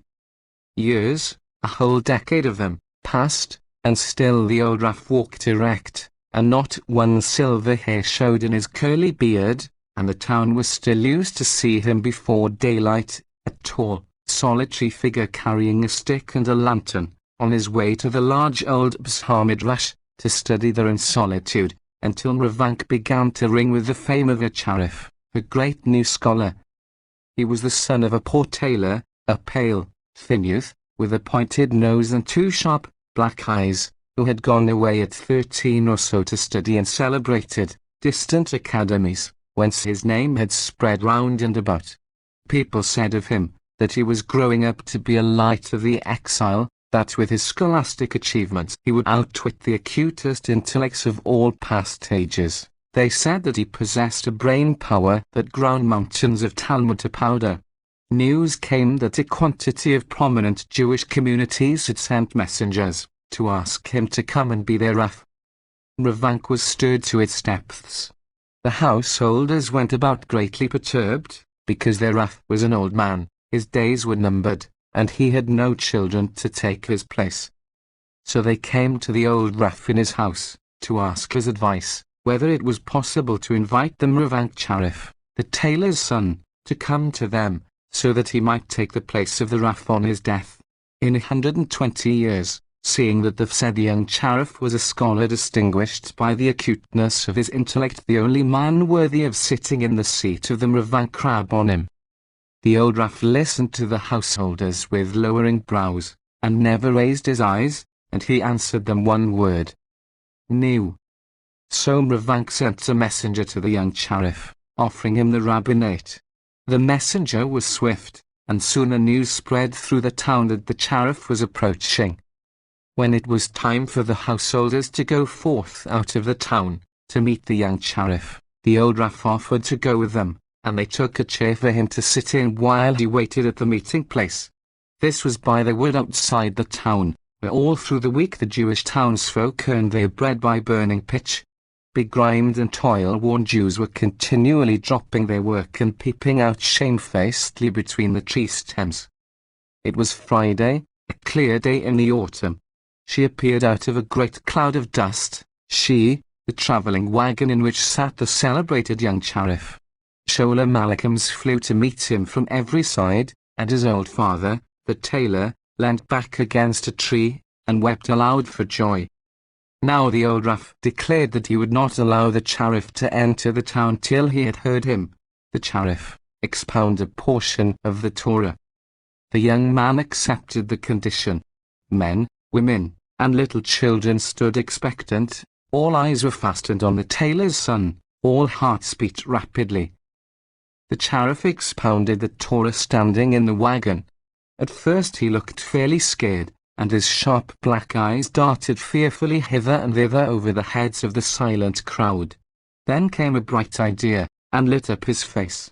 He began to speak, but his was not the familiar teaching, such as everyone learns and understands. His words were like fiery flashes appearing and disappearing one after the other, lightnings that traverse and illumine half the sky in 1 second of time, a play of swords in which there are no words, only the clink and ring of finely tempered steel. The old Rav sat in his chair leaning on his old, not burly, knotted stick, and listened. He heard, but evil thoughts beset him, and deep, hard wrinkles cut themselves into his forehead. He saw before him the Charif, the dried-up youth with the sharp eyes and the sharp, pointed nose, and the evil thought came to him, those are needles, a tailor's needles, while the long, thin forefinger with which the Charif pointed rapidly in the air seemed a third needle wielded by a tailor in a hurry. "You prick more sharply even than your father," is what the old Rav wanted to say when the Charif ended his sermon, but he did not say it. The whole assembly was gazing with caught breath at his half-closed eyelids. The lids never moved, and some thought wonderingly that he had fallen into a doze from sheer old age. Suddenly a strange, dry snap broke the stillness. The old Rav started in his chair, and when they rushed forward to assist him, they found that his knotted, knobbly stick had broken in two. Pale and bent for the first time, but a tall figure still, the old Rav stood up among his startled flock. He made a leisurely motion with his hand in the direction of the town, and remarked quietly to the young Charif, "Nu, Now you can go into the town." That Friday night, the old rough came into the house of study without his satin cloak, like a mourner. The congregation saw him lead the young rough into the corner near the ark, where he sat him down by the high old desk, saying, "You will sit here." He himself went and sat down behind the pulpit among the strangers, the Sabbath guests. For the first minute people were lost in astonishment. The next minute the house of study was filled with wailing. Old and young lifted their voices in lamentation. The young rough looked like a child sitting behind the tall desk, and he shivered and shook as though with fever. Then the old rough stood up to his full height and commanded, "People are not to weep." All this happened about the solemn days. Ravank remembers that time now, and speaks of it at dusk, when the sky is red as though streaming with fire, and the men stand about pensive and forlorn, and the women fold their babies closer in their aprons. At the close of the Day of Atonement there was a report that the old rough had breathed his last in robe and prayer scarf. The young cherub did not survive him long. He died at his father's the tailor, and his funeral was on the wet great Hosanna day. Aged folk said he had been summoned to face the old rough in a lawsuit in the heavenly court. A folk tale. The clever rabbi. "The power of man's imagination," said my grandmother, "is very great. Hereby hangs a tale, which, to our sorrow, is a true one, and as clear as daylight. Listen attentively, my dear child, it will interest you very much. Not far from this town of ours lived an old count, who believed that Jews require blood at Passover, Christian blood, too, for their Passover cakes. The count, in his brandy distillery, had a Jewish overseer, a very honest, respectable fellow. The count loved him for his honesty, and was very kind to him, and the Jew, although he was a simple man and no scholar, was well disposed, and served the count with heart and soul.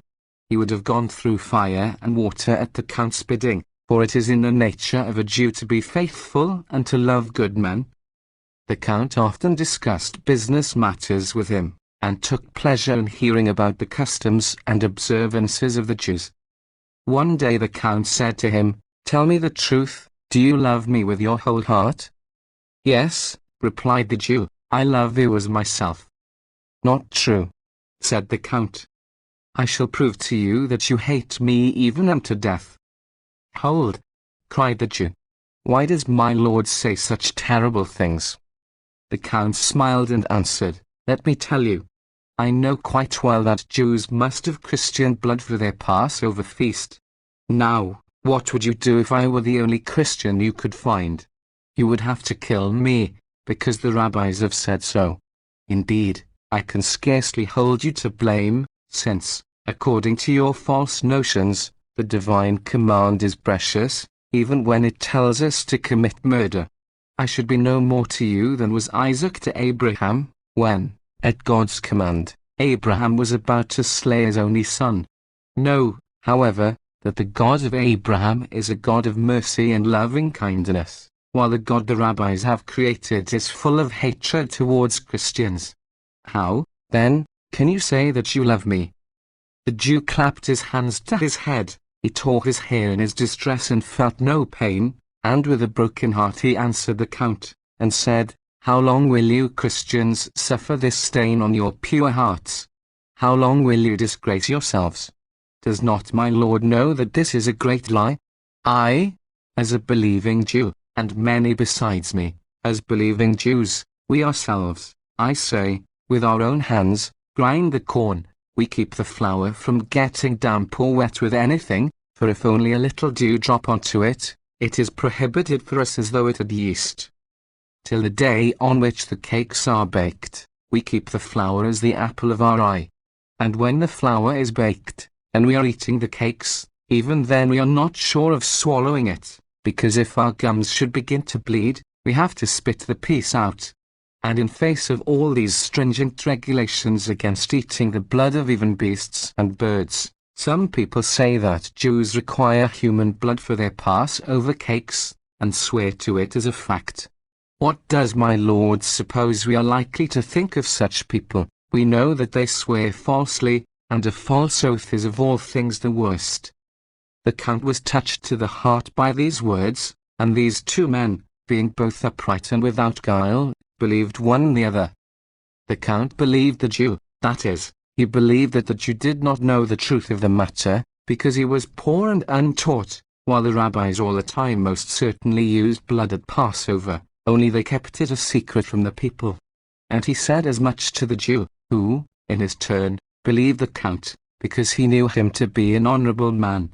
And so it was that he began to have his doubts, and when the Count, on different occasions, repeated the same words, the Jew said to himself, that perhaps after all it was partly true, that there must be something in it, the Count would never tell him a lie. And he carried the thought about with him for some time. The Jew found increasing favour in his master's eyes. The Count lent him money to trade with, and God prospered the Jew in everything he undertook. Thanks to the Count, he grew rich.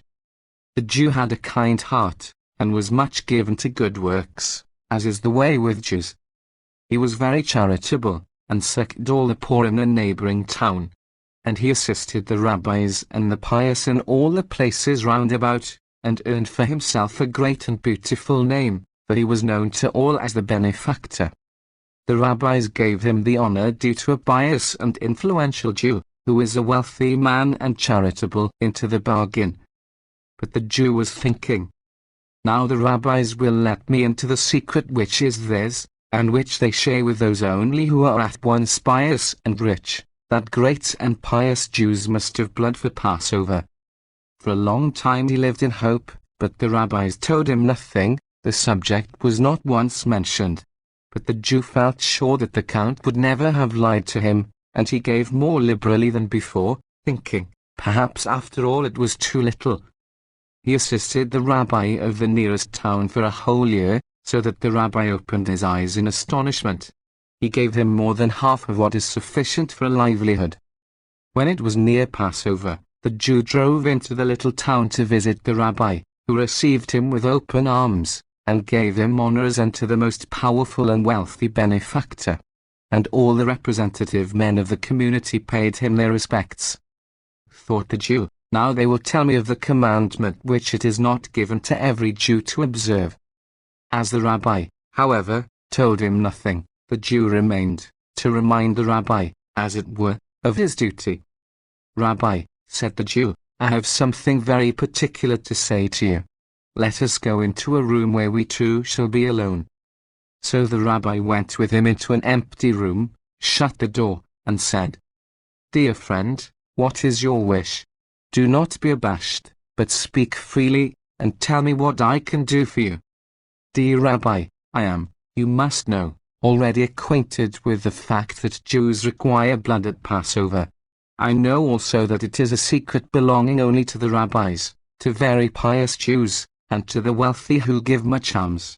And I, who am, as you know, a very charitable and good Jew, wish also to comply, if only once in my life, with this great observance. You need not be alarmed, dear Rabbi. I will never betray the secret, but will make you happy forever, if you will enable me to fulfill so great a command. If, however, you deny its existence, and declare that Jews do not require blood, from that moment I become your bitter enemy. And why should I be treated worse than any other pious Jew? I, too, want to try to perform the great commandment which God gave in secret. I am not learned in the law, but a great and wealthy Jew, and one given to good works, that am I in very truth. You can fancy, said my grandmother, the rabbi's horror on hearing such words from a Jew, a simple countryman. They pierced him to the quick, like sharp arrows. He saw that the Jew believed in all sincerity that his co-religionists used blood at Passover. How was he to uproot out of such a simple heart the weeds sown by evil men? The rabbi saw that words would just then be useless. A beautiful thought came to him, and he said, So be it, dear friend. Come into the synagogue tomorrow at this time, and I will grant your request. But till then you must fast, and you must not sleep all night, but watch in prayer, for this is a very grave and dreadful thing. The Jew went away full of gladness, and did as the rabbi had told him. Next day, at the appointed time, he came again, one with hunger and lack of sleep. The rabbi took the key of the synagogue, and they went in it together. In the synagogue all was quiet. The rabbi put on a prayer scarf and a robe, lighted some black candles, threw off his shoes, took the Jew by the hand, and led him up to the ark and saw. The rabbi opened the ark, took out a scroll of the law, and said, "You know that for us Jews the scroll of the law is the most sacred of all things, and that the list of denunciations occurs in it twice. I swear to you by the scroll of the law, if any Jew, whosoever he be, requires blood at Passover, may all the curses contained in the two lists of denunciations be on my head, and on the head of my whole family." The Jew was greatly startled. He knew that the rabbi had never before sworn an oath, and now, for his sake, he had sworn an oath so dreadful. The Jew wept much, and said, "Dear Rabbi, I have sinned before God and before you. I pray you, pardon me and give me a hard penance, as hard as you please. I will perform it willingly, and may God forgive me likewise." The rabbi comforted him, and told no one what had happened. He only told a few very near relations, just to show them how people can be talked into believing the greatest foolishness and the most wicked lies. "May God," said my grandmother, "open the eyes of all who accuse us falsely, that they may see how useless it is to trump up against us things that never were seen or heard. Jews will be Jews while the world lasts, and they will become, through suffering, better Jews with more Jewish hearts." Glossary and notes. Abbreviations. Dimin equals diminutive, g equals German, corrupt German, and Yiddish, heb equals Hebrew, and Aramaic, pl equals plural, Rus equals Russian, Slav equals Slavic, trail equals translation. Pronunciation. The transliteration of the Hebrew words attempts to reproduce the colloquial German, Ashkenazic, pronunciation. Ch is pronounced as in the German DAC. Additional service. C. 18 Benedictions. Alche, heb. For the sin, the first two words of each line of an Atonement Day prayer, at every mention of which the worshipper beats the left side of his breast with his right fist. Alephes, heb. The Hebrew alphabet. Asher, heb. The first word of a psalm verse used repeatedly in the liturgy. Os Clemenc, g. Clemenc is done for. As oi equals g. Also. That's the way it is. Badjan, heb. A wedding minstrel, whose quips often convey a moral lesson to the bridal couple, each of whom he addresses separately. Bar mitzvah, heb. A boy of 13, the age of religious majority. Bazkal, heb. The daughter of the voice, an echo, a voice from heaven. Be'ijol, g. Ring-shaped troll. Psalmidrash, heb. House of study, used for prayers, 2. Bitiol Torah, heb. Interference with religious study. Boy, Slav. Grandmother, midwife. Borscht, Rus. Sour soup made of beetroot. Cantonist, g. Jewish soldier under Tsar Nicholas I, torn from his parents as a child, and forcibly estranged from Judaism. Chale, heb. Loaves of bread prepared for the Sabbath, over which the blessing is said, always made of wheat flour, and sometimes yellowed with saffron. Charif, heb. A Talmudic scholar and dialectician. Chassidim, sing. Chosit, heb. Pious ones, followers of Israel Baal Shem, who opposed the sophisticated intellectualism of the Talmudists, and laid stress on emotionalism in prayer and in the performance of other religious ceremonies. The Chassidic leader is called Tzaddik, righteous one, or Rebbe. See art. Hasidim, in the Jewish Encyclopedia, Volume V.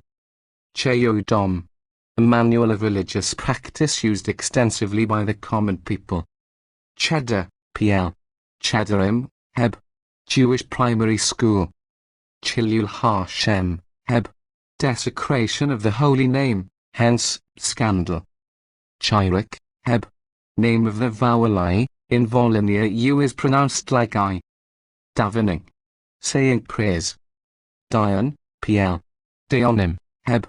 Authority on Jewish religious law, usually assistant to the rabbi of a town. Din Torah, heb. Lawsuit. Dria, Drialich, g. A small coin. 18 benedictions.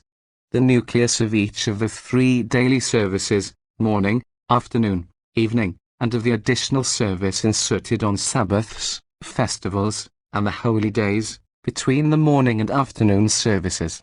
Though the number of benedictions is actually 19, and at some of the services is reduced to 7, the technical designation remains 18 benedictions.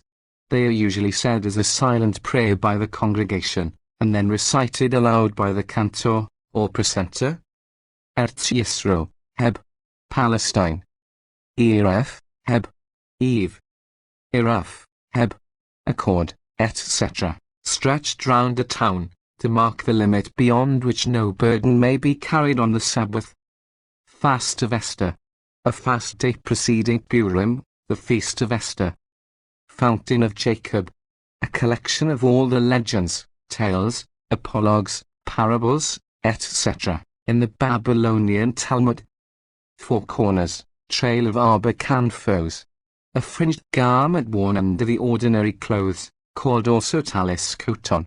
Sidat. 22. 12. 4 L's. Minimum space required by a human being. 4 questions. Put by the youngest child to his father at the Seder.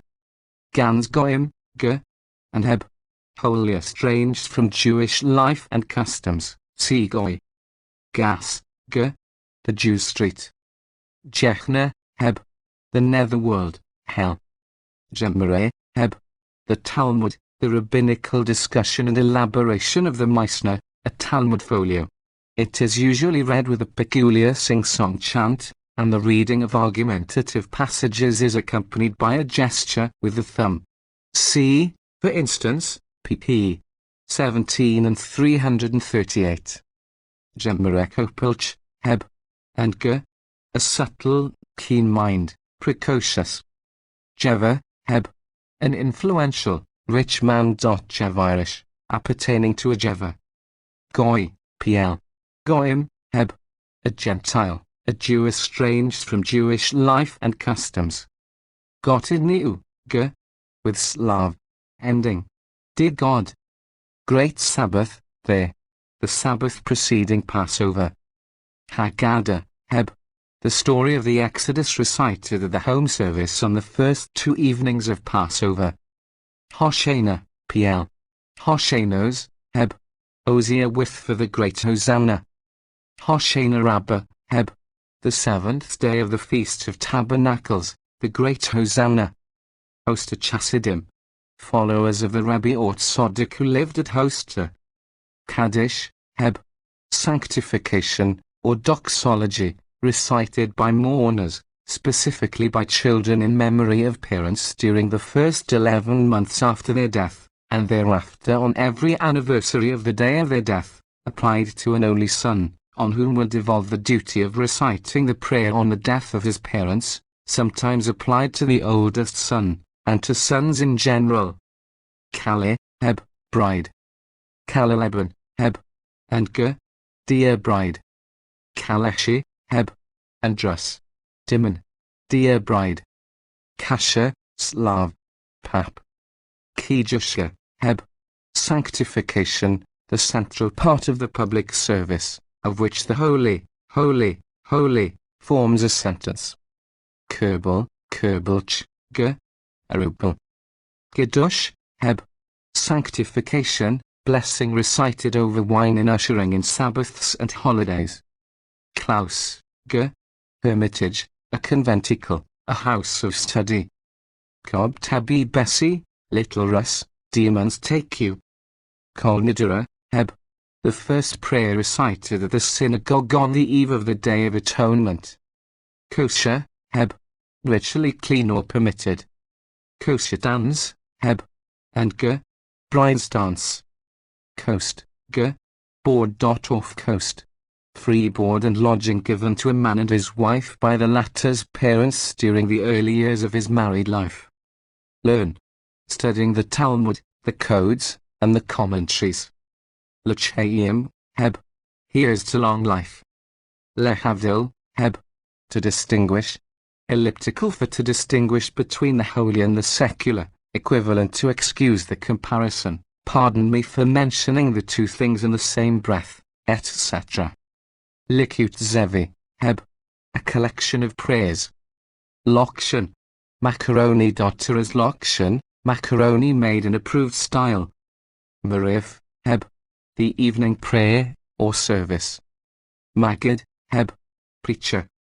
Mahasho, Mahasho. Hebrew initial letters of Moranu Harab Shemuel Idles, a great commentator. Morks, heb. Stripes inflicted on the eve of the Day of Atonement, in expiation of sins. Sidat. 25. 2, 3. Maskil, pl. Masklin, heb. An intellectual. The aim of the intellectuals was the spread of modern general education among the Jews, especially in Eastern Europe. They were approached with secularizing Hebrew and disregarding the ceremonial law. Matzahs, heb. The unleavened bread used during Passover. Meshutensd, heb. Mother-in-law, prospective mother-in-law, expresses chiefly the reciprocal relation between the parents of a couple about to be married. Meshatan, heb. Father-in-law, prospective father-in-law, expresses chiefly the reciprocal relation between the parents of a couple about to be married. Me, heb. The quick dough for the matzahs. Melamd, heb. Teacher. Mezuzah, heb. Doorpost, scripture verses attached to the doorposts of Jewish houses. Sidat. Vi. 9. Midrash, heb. Homiletic exposition of the scriptures. Minsha, heb. The afternoon prayer, or service. Minutes Harmeza, heb. Out of the depth, Ps. 118. 5. Minyan, heb. A company of 10 men, the minimum for a public service, specifically, a temporary congregation, gathered together, usually in a village, from several neighboring Jewish settlements, for services on New Year and the Day of Atonement. Meissner, heb. The earliest code, Ab. 200 C.E., after the Pentateuch, portions of which are studied, during the early days of mourning, in honor of the dead. Misnagid, pl. Misnagdim, heb. Opponents of the Chassidim. The Misnagdic communities are led by a rabbi, pl. Rabbonim, sometimes called Raf. Mitzvah, heb. A commandment, a duty, the doing of which is meritorious. Nashas, g. Mez. Nishkish, g. And heb. Never mind. Nisan, heb. Spring month, March to April, in which Passover is celebrated. Ol New, heb. The concluding prayer in the synagogue service. Olam ha-sheker, heb. The world of falsehood, this world. Olam ha-to, heb. World of chaos. Olam ho-emes, heb. The world of truth, the world to come. Panosit, heb. Means of livelihood, business, sustenance. Piyutim, heb. Liturgical poems for festivals and holy days recited in the synagogue. Porush, heb. Recluse. Prayer of the highway. Prayer on setting out on a journey. Prayer scarf. Sitalis. Pud, Rus. £40. Purim, heb. The Feast of Esther. Rashi, Ra, Shi. Hebrew initial letters of Rabbi Solomon ben Isaac, a great commentator, applied to a certain form of script and type. Raf, heb. Rabbi. Rebbe. Sometimes used for rabbi, sometimes equivalent to Mr., sometimes applied to the Ksodic of the Chassidim, and sometimes used as the title of a teacher of young children. Rebbetzin. Wife of a rabbi. Rosh Yeshiva, Rosh HaYeshiva, heb. Headmaster of a Talmudic academy. scape fowls, trail of caperas, roosters or hens used in a ceremony on the eve of the Day of Atonement. Seder, Heb, home service on the first 2 Passover evenings. Silishes, Heb, penitential prayers. 17th of Tammuz, fast in commemoration of the first breach made in the walls of Jerusalem by Nebuchadnezzar. Shalom, Heb, in Sephardic pronunciation, peace. See Sholem Aleichem. Shamash, Heb, beadle. Shechina, Heb, the divine presence. Shegetz, Heb, abomination, a sinner, a rascal. Shlimazel, Ge, and Heb, bad luck, luckless fellow. Shmuramatzes, Heb, unleavened bread specially guarded and watched from the harvesting of the wheat to the baking and storing. Shoshe, Heb, ritual slaughter. Shofar, Heb, ram's horn, sounded on New Year's Day and the Day of Atonement. Selev, 23, 24. Sholem, Shalom, Aleichem, Heb, peace unto you, greeting, salutation, especially to one newly arrived after a journey. Shema, pseudonym of a Yiddish author, Noam Shakewitz. Shul, Ge, Shul, synagogue. Shulchan Aruch, Heb, the Jewish code. Silent prayer. C. 18 benedictions. Solemn days. The 10 days from New Year to the Day of Atonement inclusive. Soul lights. Candles lighted in memory of the dead. Stuffed monkeys. Pastry filled with chopped fruit and spices. Dalis, popular plural formation, Talsim, Heb, the prayer scarf.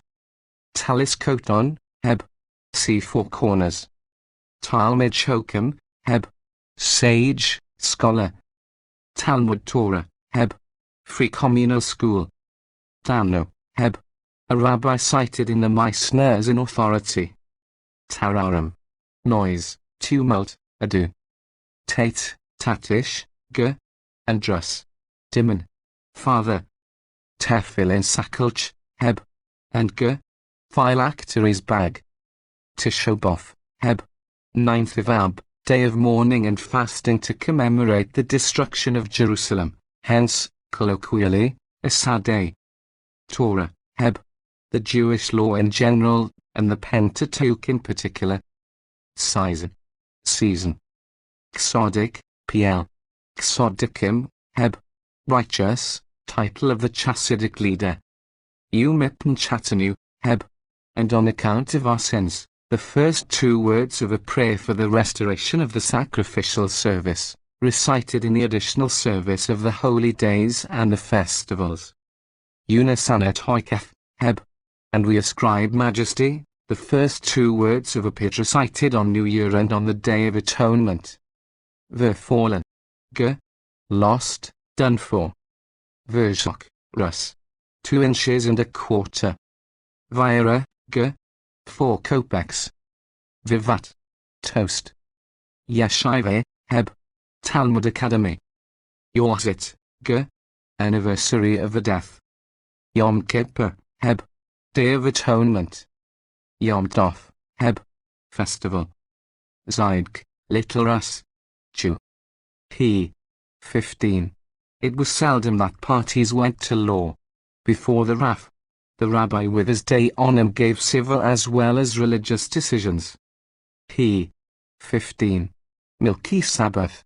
All meals without meat. In connection with fowl, ritual questions frequently arise. P. 16. Reuben's ox scores Simeon's cow. Reuben and Simeon are fictitious plaintiff and defendant in the Talmud, similar to John Doe and Richard Roe. P. 17. He described a half-circle, etc. See under Jemre. P. 57. Not everyone is worthy of both tables. Worthy of Torah and riches. P. 117. They salted the meat. The ritual ordinance requires that meat should be salted down for an hour after it has soaked in water for half an hour. P. 150. Puts off his shoes. To pray in stocking feet is a sign of mourning and a penance. He. 190. We have trespassed, etc. The confession of sins. He. 190. The beadle deals them out 39 blows, etc. See Morgs. He. 197. With the consent of the all-present, etc. The introduction to the solemn Gulnidera prayer. He. 220. He began to wear the phylacteries and the prayer scarf, etc. They are worn first when a boy is bar mitzvah, which see, Ezriach was married at the age of 13. He. 220. He could not even break the wine glass, etc. A marriage custom. He. 220. Waving of the sacrificial fowls. Seascape fowls. He. 220. The whole company of Chassidim broke some plates. A betrothal custom. He. 227. Had a double right to board with their parents forever. See Coast. He. 271. With the consent of the all-present, etc. See note under P. 197. He. 273. Nothing was lacking for their journey from the living to the dead. See note under P. 547. He. 319. Give me a teacher who can tell, etc. Reference to the story of the heathen who asked, first of Shammai, and then of Hillel, to be taught the whole of the Jewish law while standing on one leg. He. 326. And those who do not smoke on Sabbath, raised their eyes to the sky, to look for the appearance of 3 stars, which indicate nightfall, and the end of the Sabbath. He. 336. Jeroboam the son of Nebat, the rabbinical type for one who not only sins himself, but induces others to sin, too. He. 401. Thursday. See note under P. 516. He. 403. Monday, Wednesday, Tuesday. See note under P. 516. He. 427. 6 months board. See Coast. He. 443. I knew Hebrew grammar, and could write Hebrew, too. See Maskil. He. 445. A Jeroboam son of Nebat. See note under P. 336. He. 489. In a snow-white robe. The head of the house is clad in his shroud at the Seder on the Passover. He. 516. She knew that on Wednesdays Yitzchok his day, etc. At the houses of well-to-do families meals were furnished to poor students, each student having a specific day of the week with a given family throughout the year. He. 547. Why had he brought a white shirt-like garment? The worshippers in the synagogue on the Day of Atonement were shrouds. He. 552. Am I? I suppose I am to lie down? See Morgs. He. 574. In 120 years. The age attained by Moses and Aaron, a good old age. The expression is used when planning for a future to come after the death of the person spoken to imply that there is no desire to see his days curtailed for the sake of the plan.